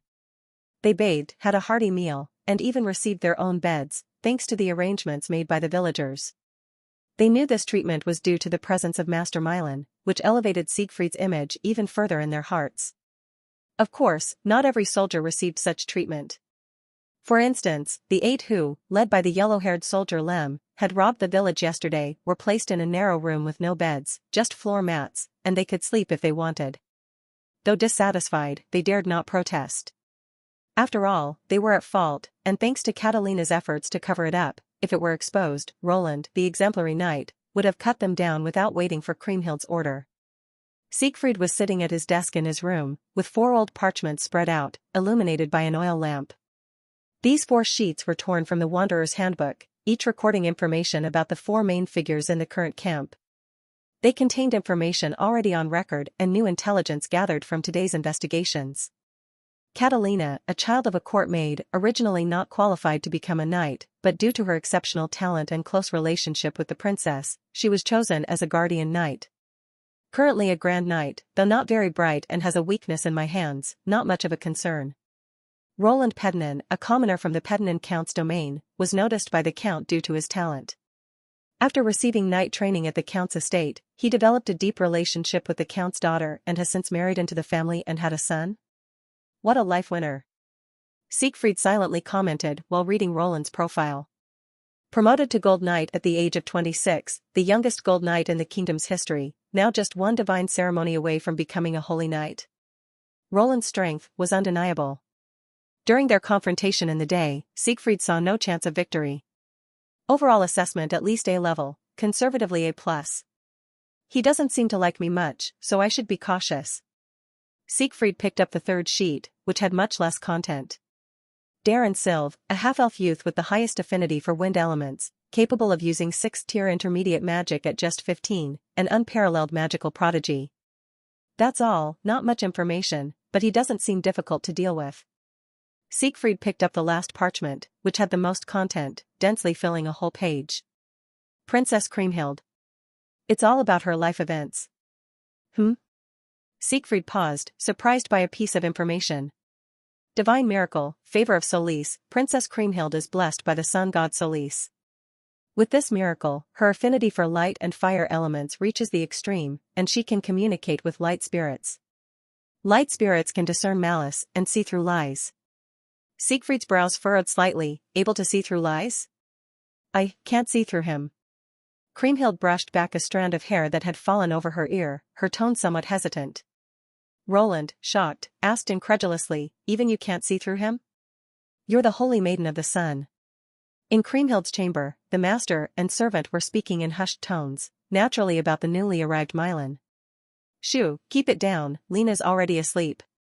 Kriemhild gestured with her finger to her lips, then pointed to Catalina, who was sprawled out asleep nearby. Ahem, apologies. Roland immediately lowered his voice, but this is impossible. I've never heard of anyone who could deceive the light spirits, not even a hero. Light spirits are the attendants of the sun god, invisible to ordinary people. As the sun god's favored saint, Kriemhild can command the light spirits, to some extent. These light spirits are most useful because they are highly sensitive to lies, malice, and intent to kill, automatically alerting Kriemhild if they detect any. In fact, they were able to organize an escape from the royal city half a year ago because Kriemhild sensed the danger in advance. However, when facing Siegfried, these infallible lie detectors behaved unusually. Some flitted around Kriemhild like headless flies, sending meaningless signals, while others remained completely unresponsive. It was as if the person standing before them wasn't human. Because he wasn't human, they showed no reaction. This had never happened before, and even Kriemhild was puzzled by it. She shook her head and said, "At least for now, Mr. Siegfried hasn't shown any hostility, and..." Kriemhild recalled the warm hands that helped her up in the church during the day. Perhaps wishfully, she believed that someone with such hands couldn't be a bad person. Roland, you spent the most time with him today. What do you think of him? Roland fell silent at the question, and after a long pause, he hesitantly spoke. Your Highness, I'm not sure if I should say this? Kriemhild smiled gently at his words. Roland, you're like a brother to me in private. What is there that you can't say? The princess didn't seem to realize what being like a brother meant. Then forgive my rudeness. Master Mylan gives me a very uncomfortable feeling. Whether facing Bobo in the morning or interrogating the soldiers in the afternoon, he understands human weaknesses too well and can precisely manipulate them. This shouldn't be a method used by the hero family. Most importantly, all of this reminds me of another person. Roland took a deep breath, his tone unusually serious. Your brother, the second Prince Roderick. The Golden Capital Andosores. Despite being deep into the night, the city remained as bright as day. The city was bisected by the Rhine River, flowing eastward to the Rift Sea. 3 massive circular walls, built with enormous resources and manpower, divided the city into 3 sections: the Outer District, Middle District, and Inner District. At its peak, the capital boasted a population of over 8 million, making it the most prosperous city on the entire Chilan continent. However, all this glory had long since faded with the kingdom's decline. The Inner District, known as the Papal District, housed the kingdom's nobles, ministers, and church bishops. Magnificent mansions lined the streets, with the Mohn Palace standing at their center. Interestingly, this splendid royal castle was not the most striking building in the Inner District. When people thought of Andosores, they thought not of the capital of the Kingdom of Mohn, but of the holy city that housed the Sun God Church's headquarters, the Grand Cathedral of Light. Behind the palace loomed a white tower-like structure reaching 70 meters high. This magnificent grand cathedral completely overshadowed the Mohn Palace in both height and grandeur. Through this, the church proclaimed to the world the supremacy of divine authority and the divine right of kings. A massive golden orb of light blazed atop the cathedral, resembling the sun itself. This orb illuminated the entire royal city day and night, through all seasons. The golden light reached every corner of Andosores, earning it the nickname the Golden Capital. Roderick, with his golden hair and emerald eyes, stood in his office, gazing at the golden sun. The light bathed his inhumanly handsome face, lending him an almost divine aura. We often compare handsome men to fairy tale princes, but if that Prince Charming had a face, it would undoubtedly be Roderick's. The second prince had been standing there motionless for an hour. Since the coup 6 months ago, he would stand like this every night, staring toward the cathedral. If not for the occasional flash of hatred in his emerald eyes, anyone would have thought him a devout believer paying homage to the sun god. No one dared disturb him at such times. With frontline battle reports and kingdom affairs requiring his attention, these late-night moments were Roderick's only taste of freedom. Suddenly, Roderick felt something fuzzy rubbing against his right foot. Looking down, his stern expression immediately softened into a gentle smile. A small white dog was nuzzling his leg. This was a rare magical beast called a snow dog. These creatures were highly prized by noble ladies for their intelligence, trainability, and adorable appearance. Their ice magic abilities also made them perfect for controlling room temperature in summer. The heavily dressed noble ladies would do anything to acquire one to avoid heat exhaustion. Roderick had found it 5 years ago, during a magical beast hunt. At the time, the poor puppy was trembling in a troll's lair, clearly about to become the troll's dessert. Roderick picked up the white puppy, scratching its snowy chest fur with his fingertip, making it emit content whimpers. "Little Snow, what brings you here?" As if understanding Roderick's words, Little Snow licked his fingertips twice, then turned its head toward the door, seeming to indicate someone's presence outside. Right on cue, there came a knock at the door. Knock knock knock. "Your Highness, I have urgent matters to report." "Enter." The door opened and in walked an elderly man wearing elegant formal attire, thick glasses, and gray hair. Upon seeing the visitor, Little Snow excitedly wriggled free from Roderick's arms and bounced over to leap at the old man's chest. Seeing this, Roderick gave a wry smile. "Though I'm the master, it seems to prefer you, Alvis." This 70-year-old elder was the current Grand Duke of the North, Victor Alvis. Holding Little Snow, the old Duke Alvis walked toward Roderick, shaking his head as he replied. "Your Highness has been studying in the Empire all these years, while I've been caring for Little Snow. Some distance is only natural." As he spoke, he handed Little Snow back to Roderick. His demeanor was humble, more befitting an old servant than a duke. "Enough consoling. What urgent matter brings you at this late hour?" "Yes, the pursuit team has sent new information." "Oh? What did they say?" The old man hesitated before carefully saying. "They report that they've confirmed Lady Kriemhild's whereabouts and will launch the capture operation in 2 days. Despite the importance of this news, Roderick showed no surprise.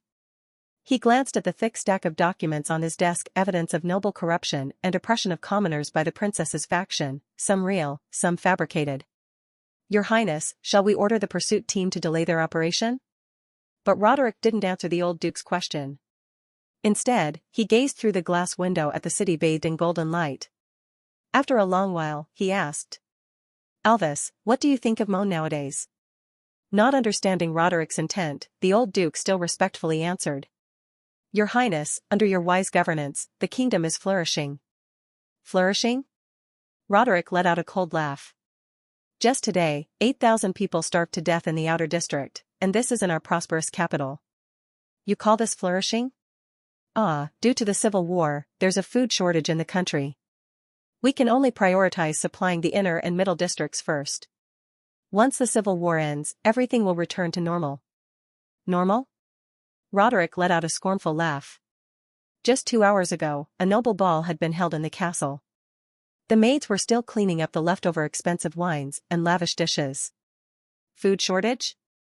Yes, there was indeed a shortage, but only for the commoners. How could the noble lords ever go hungry? Nearly 2 million commoners lived in Andasor's outer district. It was their endless toil that enabled the less than 10,000 nobles in the inner district to revel day and night. Do you know the real purpose of that giant sun that keeps the royal city lit like day? A divine miracle? A blessing? Pure nonsense. It was to make the commoners sleep less and wake up earlier to work. The Sun God Church's priests colluded with the nobles to develop this advanced 18-hour work system.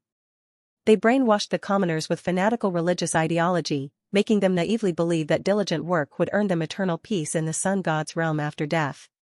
Yes, this 500-year-old kingdom had rotted to its core. Roderick had never expected a real answer from the old duke. What truly concerned him was something else. Speaking of the Civil War, there's something rather strange. 6 months ago, how did my sister manage to escape? I had ordered all city gates closed. Alvis, do you know anything about that? The old duke's white beard trembled as he instinctively lowered his head. I find it quite perplexing as well. Perplexing? Indeed. The east gate she escaped through was under your jurisdiction. If even you don't know, I suppose there's no way to investigate. Your humble servant feels ashamed. The old duke carefully raised his head, trying to read Roderick's expression. But when he looked up, he found himself staring into a pair of emerald eyes. Their faces were less than 2 centimeters apart. The old duke could feel Roderick's breath on his face and the murderous intent brewing in those eyes. The old duke stumbled backward, nearly falling. Ha ha ha, don't be so nervous. I was just joking. Ha ha ha. Your Highness, this is, perhaps another custom from the Empire? Cold sweat poured down the old duke's forehead, but he forced himself to laugh along with Roderick. However. Alvis, do you know what I love most? Your High Dash. I love dogs. They're clever and obedient, but most importantly, they're always loyal. Roderick stroked Little Snow in his arms, his expression as tender as if holding his own child. However. In that instant, all tenderness vanished from Roderick's face, replaced by ruthlessness. Without warning, he grabbed Little Snow's throat and squeezed hard. Little Snow's pink tongue lolled out, its bright eyes bulging as it whimpered in agony. The adorable snow dog now looked grotesque. It desperately kicked its legs trying to escape Roderick's embrace, but how could it possibly break free with its tiny strength? With a crack, the white puppy's body went rigid. Its bulging eyes filled with confusion, fear, and disbelief. Alvis collapsed to the ground trembling, his lips quivering too much to form complete words. He watched as Roderick tossed Little Snow's corpse aside like garbage, then turned his gaze on him, those eyes now swimming with almost tangible murderous intent. However, I despise dogs that wag their tails for others. He stepped forward and pulled the fallen old duke to his feet. Victor Alvis, do you understand? Your Highness. I. Roderick brushed the dust off the old duke's clothes, his expression instantly returning to gentle and peaceful. You're getting old and unsteady. Young Fran comes of age next month. He's been training well under me, let him inherit the family business then. The old duke swallowed hard. Fran was his only son, born late in life. Yes, as you command. Good. Don't worry about the pursuit team. Take this creature's corpse and leave. Yes, Your Highness. Bang. The door closed, leaving Roderick alone once again in the vast office. He returned to his desk, his expression gloomy. The kingdom had too many problems that needed addressing. Xingmei. He suddenly called out a name into the empty room. If Siegfried were here, he would have been surprised to hear this name pronounced in Chinese. From a shadowy corner, a figure emerged. The newcomer's attire was quite peculiar. They wore a black bodysuit covered with stocking-like chainmail, brass armor on their limbs, and carried a fan with only its ribs at their waist. From the curved chest and light frame, this was clearly a woman. Though her entire outfit was eye-catching, the most striking feature was the bright red plum blossom embroidered on her right shoulder. I'm here. The woman's face remained hidden in shadow, only her cool voice carrying forth. Roderick glanced at the flower on her shoulder. He had never seen such a plant on the Qilong continent. It was as mysterious as the woman's origins. 6 months ago, this woman calling herself Xingmei had suddenly appeared before him, claiming she could help him achieve his goals while reciting every detail of his life history. Though her identity and motives remained unclear, Roderick didn't mind his subordinates having secrets as long as they proved useful. Go to the Constantin domain. It's time to close the net. Capture or kill? The woman's words were concise, without a single wasted syllable. Kill. Including the princess? Roderick fell silent. He closed his eyes, pain and struggle evident on his face. After a long while, he opened his eyes, now showing only determination. Including her. Understood. With those words, the woman vanished into the shadows. Use the church's teleportation array in my name. You can arrive in a day. A distant acknowledgement echoed from somewhere unknown. This time, Roderick was truly alone in his office. He leaned back in his chair, wearily gazing at a painting on the wall. It depicted Mon's founding emperor and his 4 companions, bravely facing an endless army of demons. As if inspired by his ancestors in the painting, flames ignited in Roderick's emerald eyes. He spoke in a low voice, seemingly addressing both his ancestral painting and himself. This kingdom must be reborn. Anyone who stands in my way must die. Kriemhild's second day in Wind Peach Village dawned. As a princess, unlike Roland and Catalina, she wasn't compelled by Siegfried to assist the villagers with their daily tasks.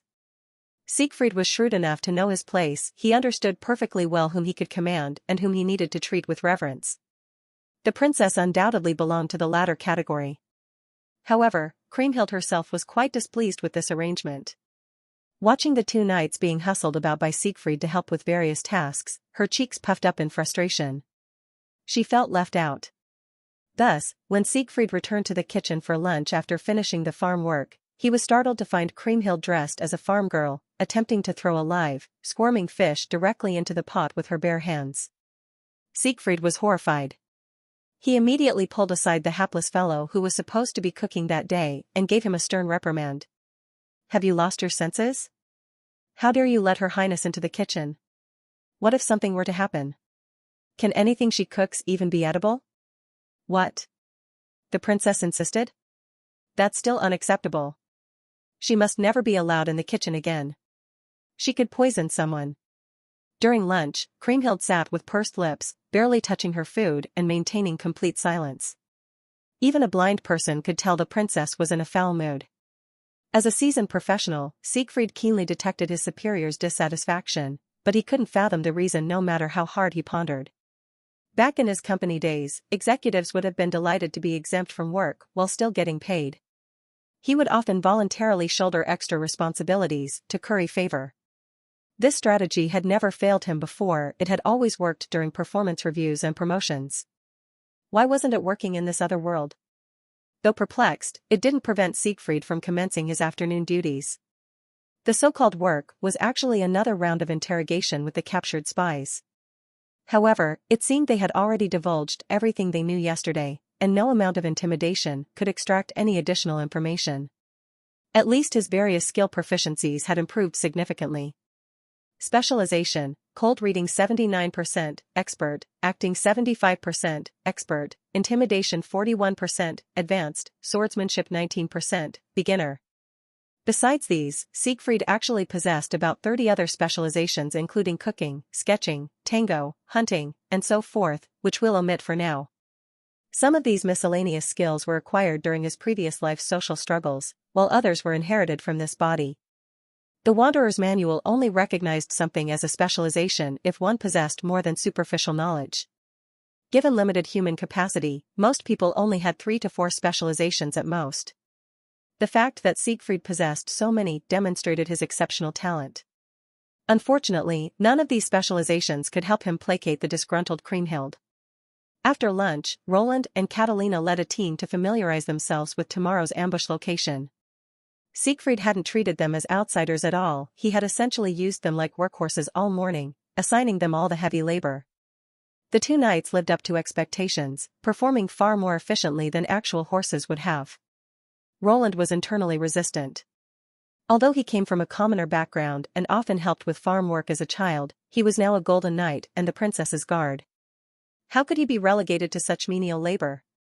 But considering that their group of 40-plus people were receiving free food and lodging, if they didn't contribute their labor, that village-loving Milan would probably draw his sword and eliminate all these worthless parasites. Catalina, conversely, was quite enthusiastic. That tomboy had transported dozens of large logs to the processing plant in the morning, sometimes with village children perched on either end. Having grown up in the palace, she had never experienced such work before and found it quite novel. The peaceful day drew to a close in this manner. In the evening, when Siegfried went to summon Kriemhild for dinner, he couldn't locate her in her room. Following the villagers' directions, he arrived at the woodshed. The princess was still wearing those old farm clothes, splitting firewood with an axe. Her face was smudged with dirt, and sweat trickled down her snow-white neck. At her feet lay numerous pieces of wood, all cut to similar lengths and shapes, indicating she had been at it for quite some time. Even someone as obtuse as Siegfried now understood why Kriemhild had been unhappy. He knocked on the door frame to alert Kriemhild, who had been too absorbed in her work to notice his arrival. "Your Highness, it's dinner time." Only then did Kriemhild realize it was already evening. She set down the axe and said somewhat sheepishly, "Oh, I lost track of time while chopping." The young woman's cheeks were slightly flushed, clearly conscious of her disheveled state. Siegfried leaned against the doorframe and made a welcoming gesture. "Shall we? Everyone's waiting for you." The two walked along the village path, where the setting sun painted brilliant clouds of red and cast 2 long shadows on the ground. Tomorrow Roland and the others will be participating in the operation, so the village might be somewhat short-handed. "May I request your Highness's assistance?" Siegfried carefully chose his words. Kriemhild was startled momentarily, then burst into laughter. She placed her hands on her hips and feigned sternness. Well, you dare ask a princess to do farm work? I'm a princess, mind you, first in line for the throne." Siegfried shrugged. "The firewood you chopped today will last us until summer." The young woman covered her mouth, shaking with laughter. Siegfried realized then that this usually elegant and dignified princess also had a side to her like any ordinary girl. After a while, she finally contained her mirth. She tilted her head, her emerald eyes gazing directly at Siegfried. "Mr. Siegfried, for the past 6 months, everywhere I've been, I've only witnessed impoverished commoners and abandoned ruins. Everywhere I went, I only encountered negative emotions. But in this village, everything is so peaceful. I can sense every villager's love for life and hope for the future. I'm so grateful there's still such a place in our kingdom." Indeed, in these times of war, Wind Peach Village was truly a paradise, not only self-sufficient but capable of supporting dozens of outsiders. "All this is because of you, isn't it?" Their eyes met. Those emerald eyes contained genuine joy and deep expectation. Siegfried suddenly felt uncomfortable and waved his hand. "No, I'm just a passerby." "Mr. Siegfried," the young woman interrupted, "thank you." The sunset's glow fell on Kriemhild's fair profile, her smile as beautiful as a painting. Kriemhild must be a gentle and righteous person. These qualities had sustained her through the past 6 months of journey. Despite experiencing so much pain and witnessing so much suffering, she remained true to her original nature. Looking at the young woman's smile that outshone even the sunset, Siegfried couldn't find much resonance in his heart. After all, if noble virtues were truly effective, this little princess wouldn't have fallen into such dire straits. After a moment, he twisted his lips into an equally brilliant smile. You're welcome. The next morning, Roland set out spiritedly with his polished greatsword on his back, astride his beloved nightmare steed, leading Catalina and a group of soldiers. Year 526 of the glorious calendar, wind month 18th, February 18th. Today was the day Princess Kriemhild would launch her counterattack against her two brothers. Today was the first day of Queen Kriemhild's path to the throne. With the noisy crowd gone, tranquility returned to the village. Siegfried sat in the command post, immersed in the Wanderer's Manual. The so-called command post was nothing more than a storage room cleared out, with a table placed inside. On it lay an abstract map so convoluted that even Picasso himself might have struggled to decipher it had he been alive. Naturally, Siegfried had no intention of using such a thing for terrain reconnaissance. It merely served to create an ambience of strategic mastery. The real value lay in the information contained within the Wanderer's Manual. Over this period, he had utilized the search function to study the kingdom's maps, history, and various knowledge about the Qilong continent. Just as he had declared in the church days ago, he would not be engaging in frontline combat, but rather orchestrating from behind the scenes. This knowledge accumulation was his foundation for future strategizing.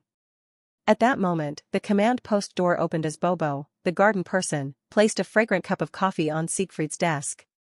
Coffee was, of course, non-existent in Fengmao village. This was Siegfried's personal stock from Earth. Given its scarcity, he always kept it hidden and drank it in secret, avoiding Catalina catching its aroma and rushing over to demand a share. Bobo had now become Siegfried's dedicated servant, attending to his daily needs. Initially, Roland had wanted to execute this despicable traitor with a single stroke, but Bobo's life was spared through Siegfried's vigorous intervention.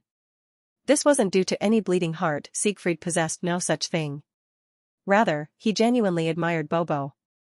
This garden person possessed exceptional acting skills and remarkable capabilities, managing to deceive Roland for so long right under his nose.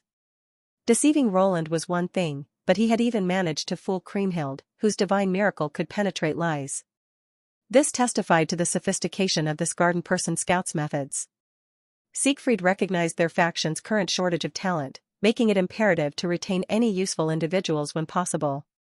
Of course, there was also a personal element. Bobo's short, chubby stature reminded him of a former senior colleague from his company, creating a sense of familiar comfort in this alien world.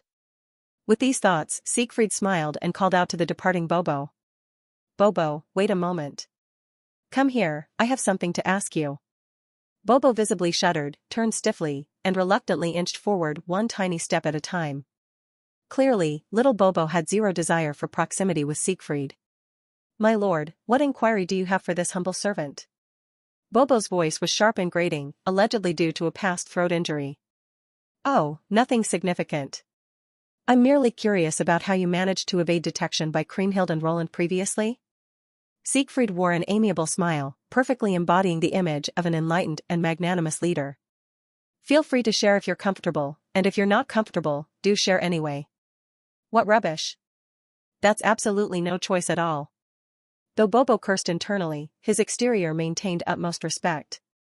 In truth, this humble one has been exclusively in Lady Catalina's service for the past half-year, never encountering Her Highness or Lord Roland. Bobo adopted a contemplative expression. For security purposes, Her Highness remained within the carriage throughout the journey. This humble one only met Her Highness alongside Lady Catalina upon entering Count Constantin's domain. Bobo fell silent after his lengthy explanation, puzzled by Siegfried's lack of response. He cautiously lifted his head to look. What he saw nearly made him jump out of his skin. Siegfried's face had darkened so severely it seemed as if it could drip with menace. "What did you just say?" The words came out ice-cold. Bobo dropped to his knees, with a heavy thud. "My lord, please spare me. Everything I said was absolutely true. You can verify it with Lady Catalina, she can confirm it all." Ignoring Bobo's desperate pleas, Siegfried snatched his black cloak from the chair and bolted from the room. Damn it! Damn it! How could I have been so blind? He sprinted to Kriemhild's quarters, but found them empty, save for a village woman doing her cleaning duties. "Auntie, where's Kriemhild?" Siegfried demanded urgently. "Her Highness went hunting today with old John and the others." "Little Siegfried, has something happened?" The woman grew worried upon seeing his grave expression. Of all times to be away. After Bobo's recent revelation, all the previously overlooked details and dismissed doubts suddenly clicked into place. Why was the information about Catalina, Bobo, and those 40-plus soldiers all fresh and accurate, while Roland and Kriemhild's data showed such significant discrepancies? Siegfried had pondered this question before, but had subconsciously written it off as a system bug. However, when considering the Wanderer's Manual's information source, it became crystal clear this was no bug at all. The Wanderer's Manual's search data comes from the collective experiences of all Wanderers and the historical records. Those were Shannon's exact words. If his suspicion was correct, then... Shannon. Guide me to Darren's location. Acknowledged. Locating. Location complete. Darren Sylph is directly behind you. Siegfried froze, then turned to find the easily overlooked half-elf boy standing behind him. Judging by his labored breathing, he must have been following for quite some time. Hero, were you searching for me? Siegfried had no time for his usual sardonic remarks and cut straight to the chase. Darren, tell me, did your group split into two separate parties during the past half-year? How did you know about that? Darren was genuinely surprised this information was known to very few people. To protect Kriemhild's safety, Roland. Given that this is your first mission, we'll have another Wanderer currently on assignment in the Qilin continent assist you. Shannon's system's words before departure echoed in Siegfried's mind. At this moment, he was traversing the forest at an astonishing speed. To save time, Siegfried disregarded the terrain obstacles and chose to rush towards the ambush site in a straight line. This is bad, really bad. It's like friendly fire. If Siegfried's guess was correct, the Wanderer in the pursuit team was probably his helper for this mission. He just didn't know how this guy ended up in the opposing camp. Regardless, Siegfried had to hurry over. If Roland and that Wanderer came into conflict, it would be a devastating loss for Siegfried no matter which side won. The latter need not be mentioned. If a rookie like Siegfried on his first mission could fare so well with just the Wanderer's Manual and his abilities, this veteran Wanderer must be even more formidable. Plus, being under the same Shannon system, this person was someone Siegfried could trust absolutely. As for Roland, he was currently the strongest force in their camp. If he was inexplicably taken out like this, the princess's faction might as well declare bankruptcy. The more Siegfried thought about it, the more anxious he became. He summoned the Wanderer's Manual and turned to the radar map to check how far he was from the ambush site. The yellowed parchment depicted the terrain and town distribution of the entire Constant domain. It was so detailed that even remote villages like Fengfeng Village were marked, something that maps sold in the kingdom's markets could never achieve. Siegfried was represented on it as an acute triangle, with the acute angle pointing in the direction he was facing, very much like the map in World of Warcraft. However, Siegfried was shocked to discover that at this moment, a flashing red was overlaid on that triangle. On the radar map, any creature within 50 meters of Siegfried would be marked, but there wasn't even a rabbit in sight. In an instant, a needle-like pain shot straight to the top of his head. Damn it, above. Without hesitation, Siegfried drew the hero's broken sword and swung it upwards, without even looking.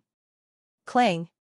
Roland effortlessly blocked the combined slash of three knights with a single-handed swing of his great sword. What's going on? Why is there an ambush here? How should I know? Hasn't it always been your people responsible for the rendezvous? What the hell are you implying? Stop arguing. Let's break through first and talk later. These three were all great knights like Catalina, yet even together they couldn't gain any advantage under Roland's sword. At this moment, the forest was filled with intermingling shouts of killing and screams of agony. One after another, pursuers were impaled by the spears of Roland's soldiers in the chaos. They couldn't even organize the most basic resistance. Most of the pursuers were taken out before they could even draw their weapons. This pursuit team of over 100 people was now showing signs of collapse. The pursuit team had a total of 110 people, led by 10 great knights. Once in battle, the soldiers would quickly form into battle formations under the command of the great knights. This legendary battle formation, designed by the founding emperor of Mon 500 years ago, could allow the army to exert double its fighting power. At that point, even if Roland had brought 300 men, he would have had to circle around them. They shouldn't have been so easily defeated. But they were too confident. The cat-and-mouse game that had lasted for half a year subconsciously made them see themselves as the hunters, not realizing that the roles of prey and hunter could always be reversed. When Roland came to scout the day before, he had set up a large number of deadly traps in this area. These were all things he had used against the demon folk on the front lines years ago. The moment the pursuit team walked into the ambush site, dozens of different traps were triggered simultaneously, instantly claiming nearly half of the enemy forces, including 4 of the leading Great Knights. And Roland, taking advantage of the enemy's confusion, jumped out of the bushes for a sneak attack, cutting down 2 more panic-stricken Great Knights. With half of the 10 formation points gone in an instant, there was no way to form any formation. This was Roland Ferdinand. A model knight, skilled in surprise attacks, sneak attacks, ambushes, and setting traps. At this moment, he raised his sword with both hands, dazzling golden light bursting forth from the great blade. In his ears echoed the words of that black-haired man from this morning, before departure. Roland. Go. Go tell them. From today on, the tables have turned. Roland roared, the golden light from his great sword now too bright to look at directly. The overwhelming aura swept through the entire forest like a tidal wave. How is this possible?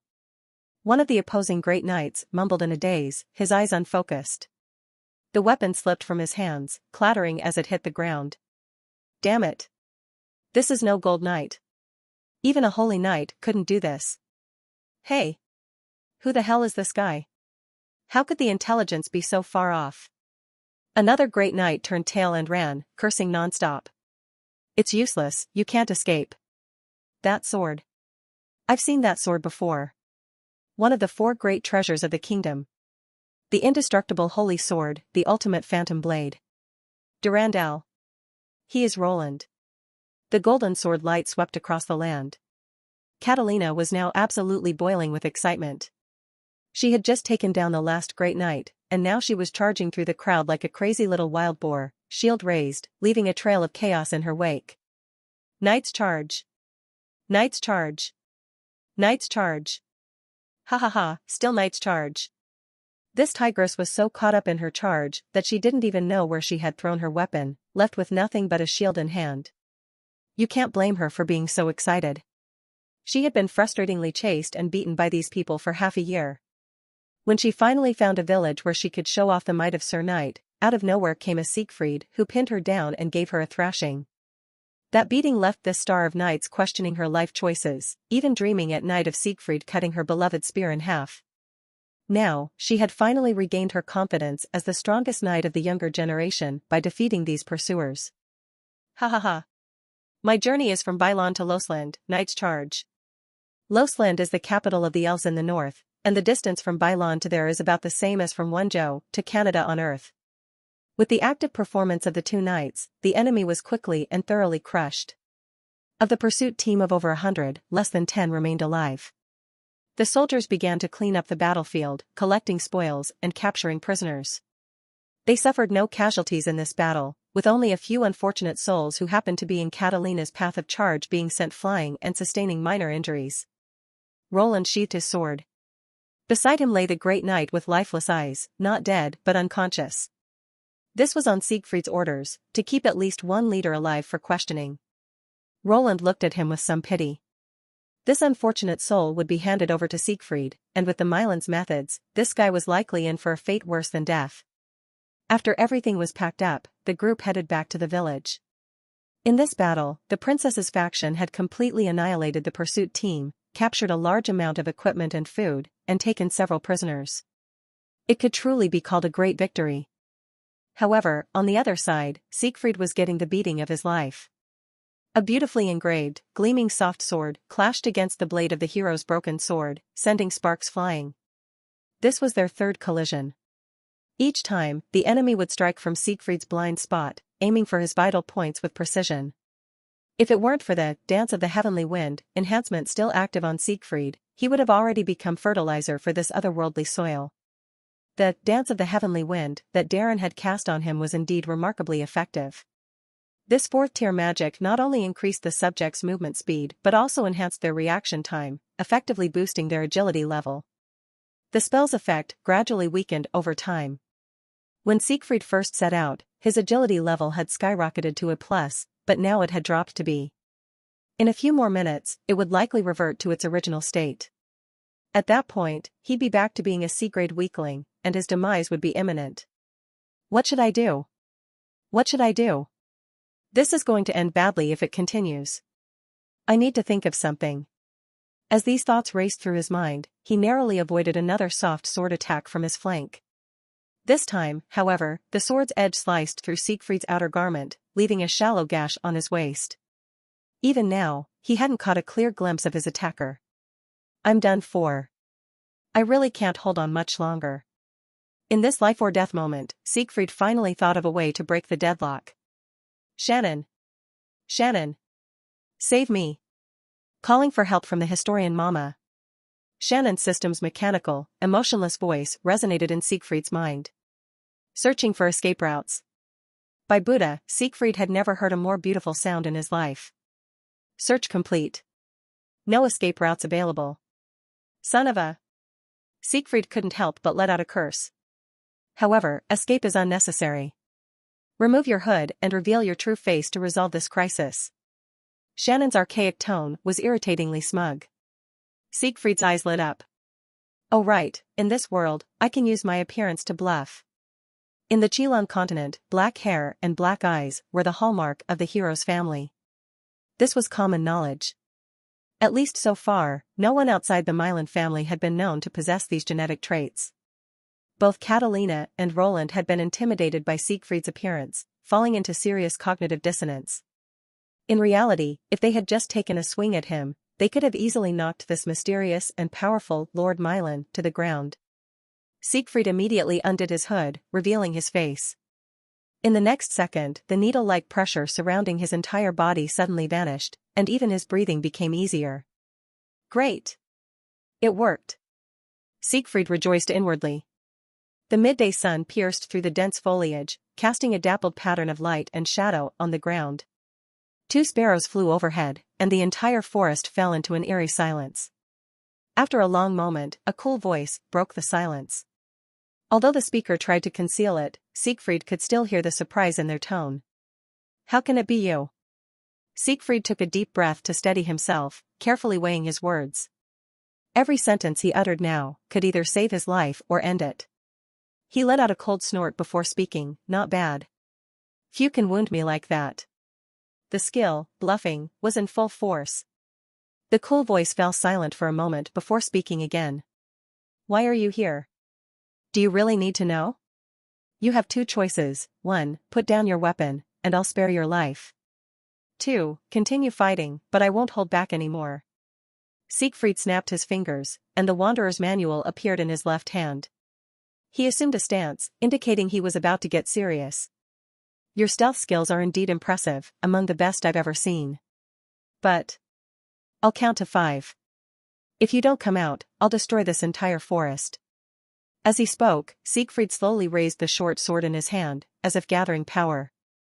1. 2. There was still no movement around him. 3. Please, please come out. I'm begging you. Underscore? Siegfried was almost crying inside, but his face remained stern, his voice deep and unwavering. 4. Still no response. Siegfried's breathing began to become labored. 4, 4.5. Just as this pathetic phrase was about to slip out, a figure jumped down from a tree on his right. The newcomer wore a black mask and scarf, dressed in a black bodysuit, covered with a chainmail-like stocking. Yellow brass armor protected their hands and feet, and a folding fan with only its ribs intact hung at their waist. A bright red plum blossom was embroidered on their right shoulder. Siegfried was momentarily stunned. What kind of outfit is this? A Chinese-style female ninja? But he quickly regained his composure. After all, this was another world, all sorts of strange characters existed here. This woman probably just had unique tastes. Having successfully intimidated his opponent, Siegfried became greedy for more. After getting slashed in the waist, didn't he deserve to squeeze out some information? With a mischievous smile tugging at his lips, he lowered the broken sword he had been holding aloft and said in a low voice. Obedient, aren't you? Introduce yourself, assassin. Judging by your appearance, you must have quite a few stories to share. This was typically his opening line when interviewing candidates in his role as an HR officer at the company. However, the response he received made Siegfried's brain short-circuit. Qigong? Is that you? Qigong? What Qigong? Does this world have Qigong too? Wait, why is she speaking Chinese?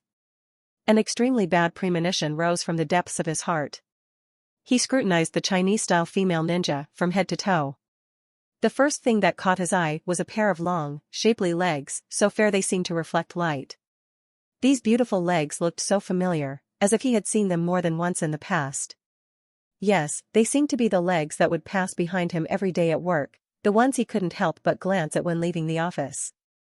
The Chinese-style female ninja removed her black mask, revealing a face with cold, striking features, especially a particularly attractive nose.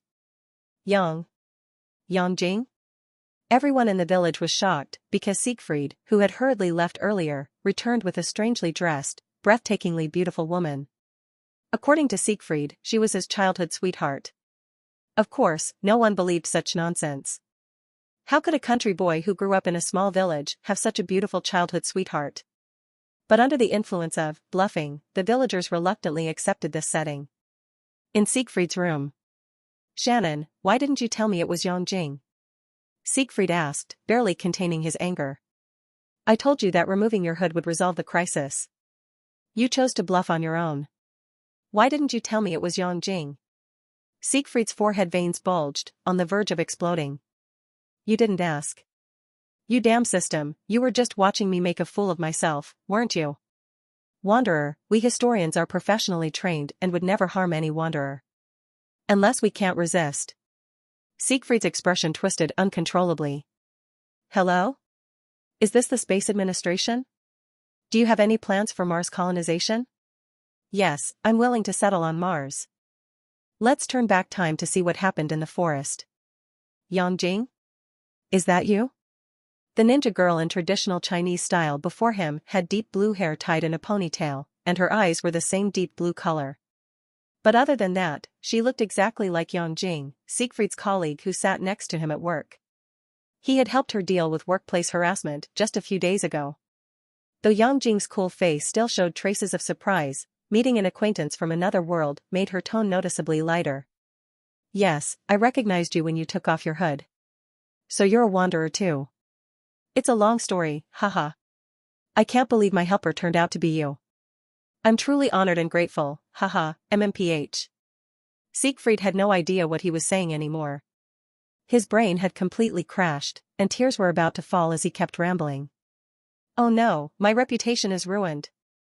Jing keenly noticed Siegfried's unusual behavior.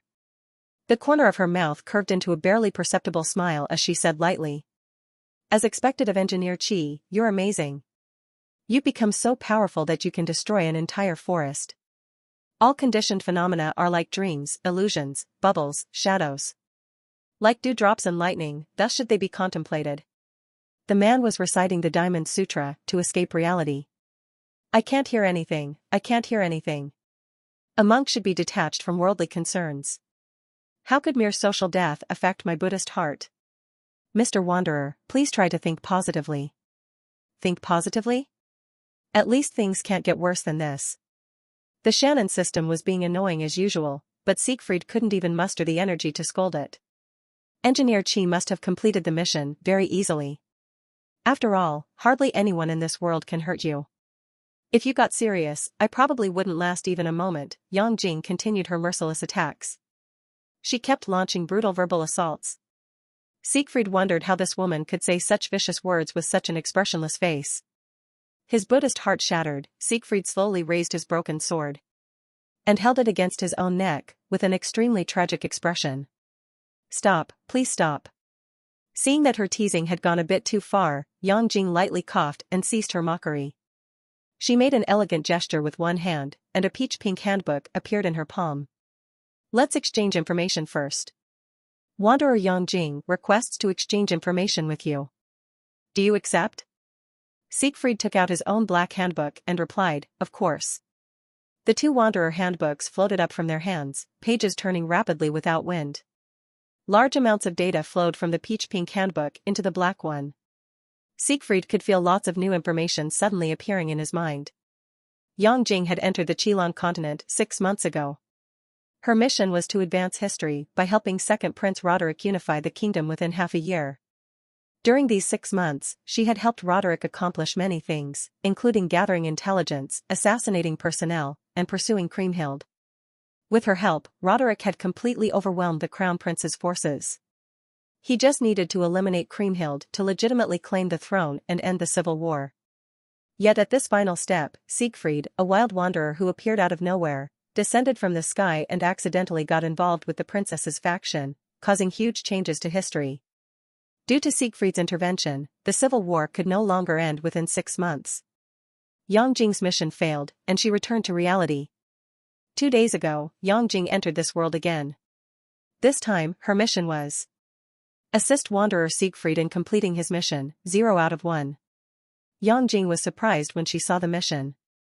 This name was the same as her neighbor's, and not many people would choose such a Chunibu name. She had asked Shannon about Siegfried's identity and location, but Shannon only told her to continue working for Roderick and she would meet her target, saying she would learn the rest later. When Yang Jing followed the pursuit team here, she keenly detected an ambush and decisively abandoned her expendable teammates. While escaping, she encountered Siegfried, who had rushed here for the rescue. Since Siegfried was wearing a hood that concealed his face, Yang Jing thought he was also part of the ambush forces and took the initiative to strike first. That's what had happened. I see. Siegfried mumbled. Yang Jing's experiences over the past 6 months replayed in Siegfried's mind. But the information he received wasn't just Yang Jing's experiences, it also included many of Roderick faction's secrets. Knowing both yourself and your enemy leads to victory in every battle. In wars of any era, intelligence is always the most important. This was a great gift, an invaluable gift. Meanwhile, Siegfried's brief but dramatic otherworld life also appeared in Yang Jing's memories. Yang Jing was very shocked. She hadn't expected that Siegfried's greatest asset for completing missions was actually his silver tongue. Thank you, this intelligence is very important to me, Siegfried said sincerely. Yang Jing nodded slightly to indicate it was expected, but then she frowned her delicate brows like distant mountains and asked puzzledly. Why didn't you choose Roderick? He has overwhelming advantages and considerable talent. Joining his faction would make it very easy to achieve your goal. From the information Yang Jing shared, Siegfried now knew that completing stage missions didn't really matter, it was just a mechanism to help wanderers complete historical corrections or advancements. He could have chosen to join Roderick's faction and simply waited for the talented second prince to unify the kingdom himself. He could have just relaxed by the spring and waited for victory. Of course, he could also choose to defect now and betray Kriemhild and the others to Roderick, which would also complete the historical correction quickly and simply. Indeed, why? He was supposed to be a pragmatist, so why didn't he choose the most straightforward and effective method? The helpless tears of the princess in the church and the brilliant smile of that girl in the sunset appeared before Siegfried's eyes.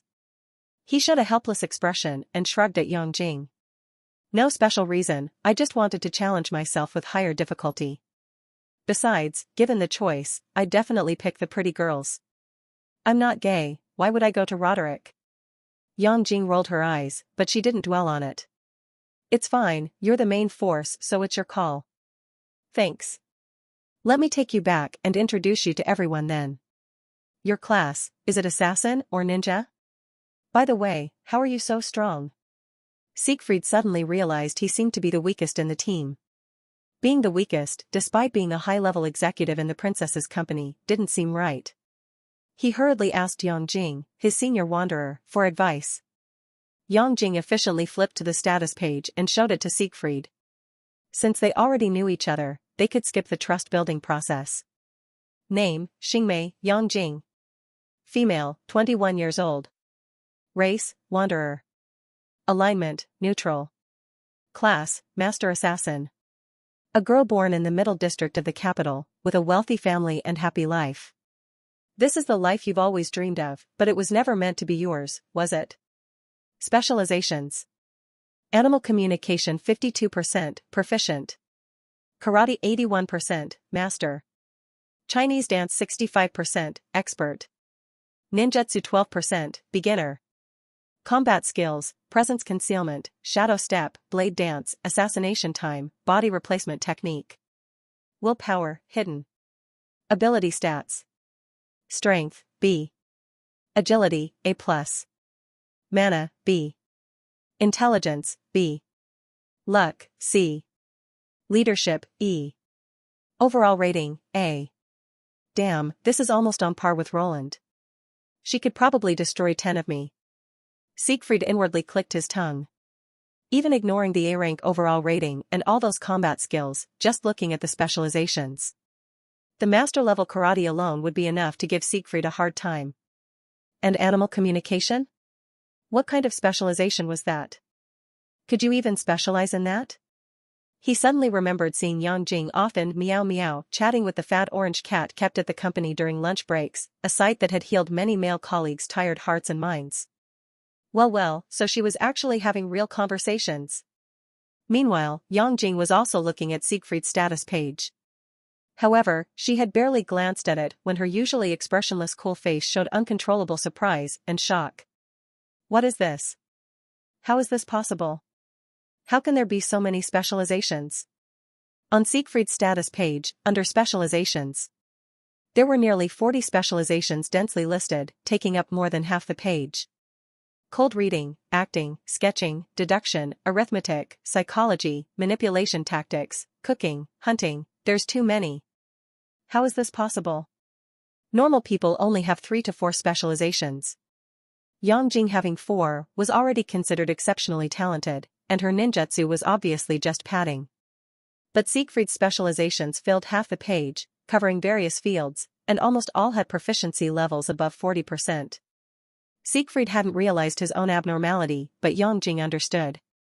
2 years ago, she was chosen by Shannon to become a wanderer because of her special animal communication specialization. In these 2 years, whether on Earth or in the various worlds she had wandered through, she had never seen any being with more than 5 specializations. A specialization wasn't just about knowing a little bit of something. For example, knowing how to drive a car didn't count as a specialization. You needed to master launch control, drifting, fast cornering, and other flashy driving techniques to count as having a specialization, and that would only be beginner-level proficiency. If you could beat that AE-86 on Mount Akina, congratulations, that would be at least master-level driving technique. Yang Jing stiffly raised her head, and anyone could see the shock in her heart at this moment. Is he even human? What kind of experiences would someone need to go through to master so many survival skills? What's wrong? Siegfried asked in surprise. Were his stats really that pathetically awful? No, it's nothing. Did Shannon not tell him about the purpose of specializations? Could it be that even Shannon doesn't understand what's going on with him? After pondering repeatedly for a while, Yang Jing made up her mind. Although Siegfried had many specializations, almost none were suited for combat. This time, he had also chosen an extremely difficult route to complete his mission. If left unchecked, he would surely die halfway through. Yang Jing didn't have many friends, and she was very unwilling to see this friend who shared similar circumstances die in this strange otherworld. So she spoke solemnly. I've seen your status page. A C-rank overall rating without a class is already quite impressive. Class? Siegfried only then realized his class had always been Villager, the lowest tier unit in games that hadn't even undergone class advancement yet. In this world, everyone's combat power can be judged by their class. Taking the knight profession as an example, apprentice knights usually have D-rank overall ratings, formal knights are C-rank, great knights are B-rank, golden knights are A-rank, holy knights are S-rank, and epic knights are SS rank. I'm a master assassin of the thief profession, equivalent to the golden knight level. We wanderers can hold multiple classes simultaneously, but can only equip one at a time. Whichever class you equip, you gain corresponding ability boosts. Warriors tend toward strength, assassins toward agility, knights are all-rounders, and mages increase magic power and intelligence. Yang Jing explained the methods of strengthening oneself in this world at length, while Siegfried used his powerful memory to record this important knowledge. Under normal circumstances, S-rank is the limit humans can reach. Beyond that is the realm of legends, special classes, among which the most representative are Hero and Demon King. Siegfried instinctively cut in. Right, these 2 classes are exceptional SSS rank. You need to be careful when impersonating one with your actual strength, you could easily be exposed. Siegfried's eye twitched. Clearly this woman had no intention of forgetting what happened earlier. Getting a class is simple, just learn that class's combat skills or magic. Taking my class as an example, first you need to learn the presence concealment combat skill. Once you learn it, you become a formal thief and gain the class. To continue advancing the class, you learn assassin and master assassin combat skills. Mages advance in a similar way. It sounds simple, but for common folk, even learning presence concealment would be nearly impossible. Yang Jing's current body Xingmei came from a privileged background and could access the Assassin's Brotherhood in the capital, allowing her to receive systematic education at the Brotherhood's assassin training school. Common people don't have such connections and can only rely on talent for self-enlightenment. Like that cheater Roland, who at age 7 had already self-enlightened halfway through Knight's Charge, becoming half a formal knight. Thank you, this is really helpful. Siegfried thanked her earnestly again. Yang Jing wasn't talkative, so her saying so much today must have been to help him avoid detours. This wasn't something he could ask Kriemhild and the others about. After all, how could the current Milan, a hero candidate, not know such things? However, Yang Jing didn't respond to Siegfried's thanks. She showed a worried expression and continued somewhat hesitantly. There's one more thing. What is it? Seeing Yang Jing's troubled expression, Siegfried also became serious. Your specializations. Once specializations reach expert-level proficiency, they can be converted into willpower. After each stage mission, you can choose one expert-level specialization for Shannon to convert into willpower. Yang Jing ultimately couldn't say what she wanted to say, only repeating common knowledge about wanderers, hoping to draw Siegfried's attention. This matter was too abnormal, even Shannon hadn't mentioned it. She didn't dare speak carelessly, for fear of causing problems. I know that. Siegfried replied. Just one, deceptive speech, had allowed him to dominate against someone like Roland, a golden knight. He suddenly became curious about what would happen if all these specializations were converted to willpower. Shannon. What would happen if I converted all these specializations into willpower? Unusually, the Shannon system didn't immediately answer him. After such a long silence that Siegfried thought his system mom had gotten lost, Shannon's voice finally rang in his mind.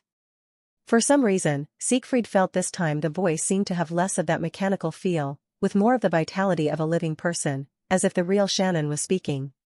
Humans usually use this word to describe that kind of being. God. Hiss. Siegfried sharply inhaled. This answer, he truly hadn't expected it. Ahem, it's getting late. Roland and the others have probably finished work. Let's head back and continue this discussion in the village. As you say. Back to the present, in Siegfried's room. The man was writhing frantically on the bed like a dying maggot, his 10 toes tightly curled together, his head desperately rubbing against the mattress. Are you an idiot? You must be an idiot. What? Put down your weapons, and I'll spare your life. How stupid. How stupid.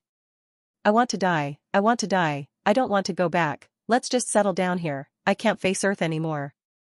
Earlier in the forest, his attention had been focused on Yang Jing, but now back in his room after calming down. This man had fallen into severe mental exhaustion. I was careless, so careless, never expected to meet an acquaintance in another world.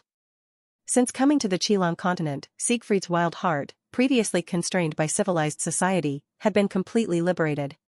His inherent nature of being bold and attention-seeking was fully awakened, as if returning to his peak at 16 when he led a group of friends to sneak into the teacher's office to steal meal tickets. The villagers' praise, Catalina's admiration, Roland's wariness, the soldiers' fear, Kriemhild's expectations. All of this, like an addiction, had made Siegfried sink in without being able to break free. He had truly immersed himself in the identity of the current Milan, truly believed himself to be the future hero. Until a narcotics officer named Yang Jing kicked open the door of his opium den. I'll count to 5. If you don't come out, I'll destroy this entire forest. Shannon added another stab nonchalantly. Aha! As if having a PTSD attack, Siegfried suddenly let out a piercing scream, violently banging his head against the wall. What's wrong with you? The door had been opened at some point, and a cool feminine figure was standing there. Yang Jing looked somewhat worriedly at the frenzied Siegfried. Siegfried immediately turned around to sit on the edge of the bed, crossed his legs, and showed an elegant smile, moving as fast as lightning. Nothing, just exercising. But just now you. Did you need something? Siegfried's smile was gentle, but carried an oppressive force that brooked no further questions. Yang Jing fell silent, saying nothing for a while. Siegfried was surprised to find this cool woman's cheeks slightly flushed, showing an unexpectedly girlish demeanor as she fidgeted. What in the world? Did something happen? Yang Jing spoke expressionlessly, as if just mentioning it casually. Don't tell anyone about what happened in this world. Oh, that. I know, it's only natural. Siegfried stopped halfway through his sentence. At this moment he realized something, and in the next second after realizing it, his grin nearly reached his ears. Oh right, I'm not the only one who let loose. Memories of Yang Jing's experiences over the past half-year floated through his mind. This cool woman had designed that unique battle outfit herself, personally embroidering a plum blossom on the right shoulder, stitch by stitch. And that flexible sword, Siegfried had thought it looked familiar. Wasn't it the orchid sword used by Li Yuanfeng in Detective D. Renjia? And that 12% ninjutsu specialization was undoubtedly self-taught during one of her otaku moments. People are like this, if you have to face social death alone you definitely won't want to, but if someone accompanies you in social death, it somehow doesn't seem so shameful anymore. Siegfried flash-stepped in front of Yang Jing, pinning her against the door. Miss Yang, you wouldn't want me spreading word about these strange hobbies of yours, right? You know, I'm very good at sketching. This bastard was always so precise when it came to grasping others' weaknesses.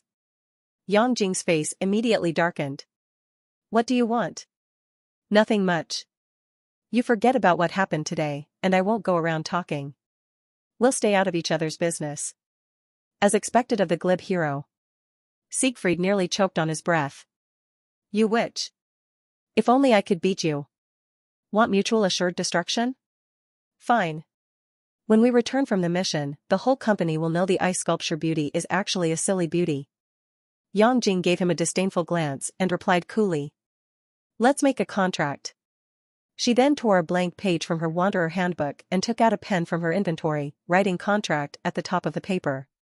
A flash of white light and a series of contract terms appeared on the entire page, including vicious clauses like becoming impotent if the secret was revealed. In the bottom right corner were 2 blank spaces for signatures. Siegfried was startled, there were still many functions of the Wanderer handbook he didn't know about. With contract as proof, and the historian as witness. When Siegfried signed the paper, he suddenly had a feeling. He looked up at Yang Jing, only to find the cool woman was also looking at him.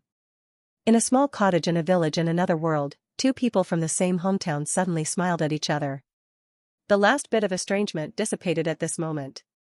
Since Princess Kriemhild and her entourage moved into the village, everyone would have dinner together unless they had missions to attend to. Now, a new member had joined their dinner table. Let me formally introduce the core members of the princess's coronation company. First is the CEO Kriemhild, who was driven out of the Mohn headquarters by her 2 brothers on the board of directors 6 months ago, and started this branch company in this remote countryside. Next is Roland, the chief of security, sitting on the CEO's left. Although this golden knight is only 28 years old, his scruffy beard and pessimistic appearance make him look 38. However, this doesn't prevent him from being life's winner. After the coup broke out, he abandoned his comfortable civil service job, bid farewell to his wife and children, and resolutely escorted the CEO on her journey of exile. Then there's the deputy chief of security, sitting on the CEO's right. This valiant young lady has already achieved the rank of Grand Knight at a young age, and her talent is no less than her teacher Roland's. Unfortunately, she's not very bright and often gets pranked by the major shareholder. Next is the company mascot, the genius mage, half-elf boy Darren. He's adorable. Finally, there's the major shareholder Siegfried, sitting opposite to the CEO, symbolizing the company's bipolar power structure. Although he joined less than 3 days ago, he has already become the most powerful figure under the CEO through his extraordinary methods. He's usually arrogant and overbearing, and his favorite activities are torturing moles and bullying the deputy chief of security. Oh, almost forgot to introduce the pet garden person Bobo, who was standing aside watching everyone eat. He was a mole planted by director Roderick, but after being caught by the major shareholder, he suffered tremendous mental and physical torture and now serves as the major shareholder's personal butler. And now, the company welcomes a new employee. Yang Jing sat coldly at Siegfried's side, silently eating her meal, completely ignoring the curious glances from the four people across the table. This woman behaved the same way whether on Earth or in this other world. It wasn't that she was socially anxious, she simply couldn't be bothered to interact with others. Most likely, she would be appointed as the Director of Intelligence and the major shareholder's bodyguard under his recommendation. Catalina, the Deputy Chief of Security, was the first to break her silence. She raised her hand and asked, "Lord Milan, who is this assassin lady?" The next second, the boss and all employees turned their attention to Siegfried, giving him a feeling like he was speaking at a department meeting. He had previously made up a story with Yang Jing to deal with the company's core members, as the excuse they used for the villagers wouldn't work on these shrewd people. Although deception was powerful, it wasn't omnipotent. Its effectiveness was influenced by multiple factors, including the background environment, one's own state, and the target audience. For example, if Siegfried told someone on Earth that he could punch through 10-meter-thick steel plates when extremely angry, they would definitely laugh at him for being an idiot.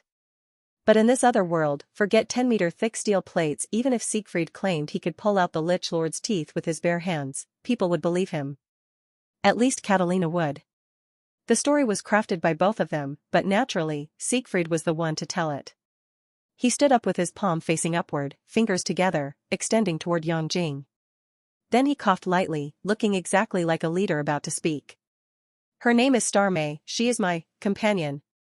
The word companion was Siegfried's last-minute change from friend, as he felt that word was too distant to reflect the relationship between him and Yang Jing. However, the air in the dining room suddenly froze. Kriemhild even lost her composure, dropping her knife and fork. Companion? Did he just say companion? Not friend? Companion? Cold sweat appeared on Roland's forehead as he recalled how Siegfried had faced off against his entire army with just a sword 2 days ago in the wilderness. No wonder he dared to stand against us alone, he already had a companion. For ordinary people, there isn't much difference between friends and companions. But if the person in question is a Milan, then the word companion carries a completely different meaning. There was a tradition among successive heroes. Before becoming heroes, they would travel across the continent as adventurers. The journey had 2 purposes: to temper their holy sword and to gather heroes' companions. Including the hero, each generation's hero team consisted of 5 people with different classes. These companions were elite talents from various countries and races. Under the hero's leadership, they would break through biological limits, obtain their special classes, and become legendary-level powerhouses. For a hero, each additional companion would multiply their strength exponentially. When all 4 companions were gathered, the hero, who could make armies tremble, would be born. No wonder I couldn't sense his presence at all. A golden knight's senses would allow Roland to detect even a rabbit hiding in bushes 50 meters away. However, since meeting Siegfried, Roland had never sensed any aura from him, as if the person wasn't there at all. This bottomless fear, like a black hole, Roland had only experienced once before from one person. That person who had long guarded the front line of the human-demon war, a companion of the previous hero, a living legend. Known as the Knight of Knights, the Knight of the Lake Lancelot. And now, 2 monsters of this caliber were sitting right in front of him. If at that time I had really attacked him. Cold sweat soaked through his shirt as Roland had never felt so close to death before. Contrary to Roland's fear, the half-elf Darren's eyes lit up. This shy boy shouted out uncharacteristically. "Hero, can I be your companion too? I want to be your companion. Master always says I lack masculinity, but I'm sure if I stay by your side, I'll definitely become a real man one day." Siegfried was stunned, he never expected such a reaction. "What? You want to be my companion too? Can wanderers join through internal referrals? Maybe I should ask Shannon about this? Stay by my side for now, and I'll observe your talents." The half-elf boy's cheeks instantly turned red, and excited tears began welling up in his eyes. For him, Siegfried's answer was practically a yes. Mascot Darren successfully became the major shareholder's second bodyguard. Siegfried was quite bewildered to find that he didn't need to tell the story anymore, as the atmosphere had become rather strange, with everyone looking at him with either shock or admiration. Except for Catalina, who had started attacking the roast chicken on her plate right after asking her question, completely ignoring the major shareholder's words. But since he had prepared the story, it felt wrong not to tell it. Siegfried passionately narrated the entire epic tale of how he and Miss Starmay met, became friends, and adventured together. However, everyone was distracted and barely listened to him. For the first time, Siegfried understood how department managers felt when giving presentations. He swept his gaze across the preoccupied crowd and knocked on the table firmly, indicating he was moving on to the main topic. "What do you think we need most right now?" "Money." Bobo answered quickly, from the side. "Yes, money. What else?" Kriemhild supported her delicate chin, pondering before speaking. "Manpower. We have too few soldiers to contend with my two brothers." "Exactly." Siegfried slammed the table forcefully and said in a deep voice, "To be precise, we need territory, talent, troops, and funds." The company currently had none of these four most important elements needed for waging war. Among these four things, funds are relatively the easiest to obtain. Does anyone have any ideas? This question wasn't really directed at the four people opposite him. These poor folks hadn't even paid back their village meal expenses yet. The question was mainly for Yang Jing, who must have established her own intelligence network during her 6 months in this world. Sure enough, Yang Jing didn't disappoint him. "Regarding money, I have some leads. I'll verify the intelligence tomorrow and get back to you." "Good, I'm counting on you." As expected of our Crossworld Wanderer company, the quality of talent is just different. As for territory, my father-in-law, Lord Ferdinand is a firm supporter of the princess's faction. We can seek his help and surely receive support.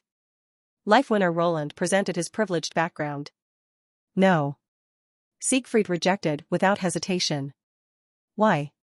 Seeing his suggestion so decisively rejected, Roland became somewhat angry, his voice noticeably heavier. "First, what you can think of, the enemy can think of too. If I'm not mistaken, the entire Ferdinand domain is probably surrounded by enemy forces right now. Second, getting from here to your father-in-law's place requires crossing the entire Constantin domain. How can we ensure safety with our small numbers? Third, even if we reach your father-in-law's place, how can a single count's forces resist the combined attack of two princes?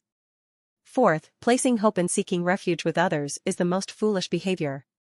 Roland's face alternated between pale and flushed as he listened. He never thought his suggestion would have so many flaws, despite his experience as a frontline general. Meanwhile, the eye not covered by Darren's bangs was sparkling with stars. This is it, this is the kind of spirit, this is the manly image I admire most." "Then tell us, where should we go?" Siegfried swept his gaze across everyone and looked out the window. In the vast wheat fields, the emerald wheat seedlings swayed gently in the early spring breeze, forming waves of green. A cold smile slowly curved his lips. "We're not going anywhere. We're taking this place. The Constantin County." As the first light of dawn barely touched the horizon, Yang Jing set out alone. Her destination was Constant City, where she aimed to verify the authenticity of a crucial piece of intelligence. If the information proved accurate, it could solve two pressing issues for their team in one fell swoop: the lack of funds and the scarcity of talent. The journey from Fengtao village to Constant City spanned over 30 kilometers. Even for a master assassin like her, a round trip would consume an entire day. To ensure her return within the same day, Yang Jing had risen exceptionally early. By the time Siegfried dragged himself out of bed, Yang Jing had already been gone for nearly 3 hours. Since the previous day, Siegfried had delegated all his farm work to the idle soldiers under his command, freeing up considerable time for other matters. "Good morning, Lord Milan," the blonde soldier Lime respectfully saluted Siegfried as he emerged from the house. Today, Lime was temporarily assigned as Siegfried's guard, though he secretly doubted this terrifying lord needed any protection at all. Siegfried cast a glance at him and replied nonchalantly, "Morning. Your wounds healed up well?" Lime was momentarily taken aback, before quickly lowering his head respectfully. "Yes, thanks to the villagers' care." During the village attack incident, Lime's injuries were second only to Catalina's. However, that little tigress had a body tougher than an ox. With just a bit of Siegfried's medicine, she was up and about the next day. Lime wasn't so fortunate. The priest had refused to heal him, so the poor fellow had been bedridden for 2 days. The villagers took turns bringing him food and drink, including little Tawa, whom he had nearly beaten up before. Feeling a bit mischievous, Siegfried deliberately mocked, "Oh? Now they're villagers, not lowborns?" Lime's face flushed crimson with shame, his head almost disappearing into his shoulders. "I deserve death, Enough. Just remember, it was these lowborns you looked down upon who saved your life." "Yes. I'll keep that in mind. So, what's the matter?" Lime produced a piece of parchment from his bosom and handed it to Siegfried, saying, "This is the list of spoils and prisoners from yesterday's ambush. Please review it, sir." The handwriting on the parchment was neat and elegant, clearly the penmanship of Her Highness the Princess. Siegfried took the list and raised an eyebrow. There were nearly 100 sets of common equipment such as spears, straight swords, and armor, along with a few magical weapons and a considerable amount of military rations. Quite a haul. It seems we've taken out an elite unit. It's impressive that Roland managed to wipe them out without losing a single man. Categorize the spoils, store them in the warehouse, and keep detailed records. Yes, sir. What about the prisoners, my lord? Besides equipment and provisions, Roland had also captured 7 prisoners, including a lead knight that Siegfried had specifically instructed to keep alive. The rest were likely survivors. Siegfried pondered for a moment, then suddenly revealed a vicious smile. "Keep the great knight. As for the rest, bury them all alive." "What?" Lime's legs went weak, and he nearly collapsed to the ground. He had heard of a few heroes in history who were extremely bloodthirsty, leaving rivers of blood in their wake, more like demon kings than actual demon kings. But he never expected the man before him to be so merciless even to prisoners. Cold sweat seeped from Lime's back. He immediately dropped to one knee and pleaded urgently. "My lord, they are already defenseless. Killing prisoners will not only terrify everyone but also damage your image among the soldiers. Her Highness wouldn't agree to such actions either. Please reconsider." Of course, Siegfried had no intention of actually killing the prisoners. He simply wanted to utter this line and give the common soldier a scare. "I always thought the phrase, 'bury them all alive,' sounded quite imposing. It really feels different saying it out loud." After indulging his Chunibu tendencies, Siegfried looked at the trembling Lime kneeling before him and said sternly, barely holding back his laughter. All right, I was just joking with you. Look at the state you're in. Where is that great knight being held? Take me to him." Lime heaved a sigh of relief, sincerely hoping that this lord would never joke again in his life. "Yes, my lord. Please follow me." Outside a dilapidated wooden cabin, Lime worriedly reminded. Roland interrogated him yesterday, but he refused to talk no matter what. "My lord, please be careful. He might do something desperate. If anything happens, just call for me." "Heh, a tough nut to crack, huh? No worries, I can make even a dead man talk." Another chill ran down Lime's neck. He suddenly realized his last sentence was quite unnecessary. Siegfried wasn't bluffing. Even if it were a dead person, the Wanderer's Manual could retrieve their information. Now, it was time for Siegfried's favorite part, interrogating prisoners. He pushed open the door. The air inside the dilapidated cabin was damp, permeated with the musty smell of rotting wood. There was only one chair in the room, where a man in his 30s sat bound. His face was covered in blood and his body bore numerous wounds. Clearly, Roland hadn't shown any mercy. Hearing the noise, the man didn't even raise his head as he spoke. "Don't waste your time. I know nothing, and I won't say anything. Name, Roy Barrett. Male, 35 years old. Details omitted." Siegfried scanned through the information displayed on the Wanderer's Manual. As expected, Roy's personal information was complete. This man had originally been Yang Jing's temporary teammate, and all his recent activities had been witnessed by Yang Jing and recorded in the database. Siegfried pulled up a chair and sat down before Roy, saying with a half-smile. "You misunderstand. I'm not here to interrogate you." "Humph, then what are you here for, to watch me, Roy lifted his head, intending to see who this pretentious fool was. However, as soon as he caught sight of the man sitting opposite him, the words died in his throat. "I'm just here to have a chat with you." Siegfried truly wasn't here to interrogate. He had already obtained various information about the second prince's faction from Yang Jing yesterday. He doubted a great knight would know more than Yang Jing, a close attendant. He was here to conduct an experiment. You are. Roy was already stuttering in shock. Black hair, black eyes, exactly like the legendary. Siegfried revealed a sly smile and politely introduced himself. Hello, Mr. Roy. My name is Siegfried.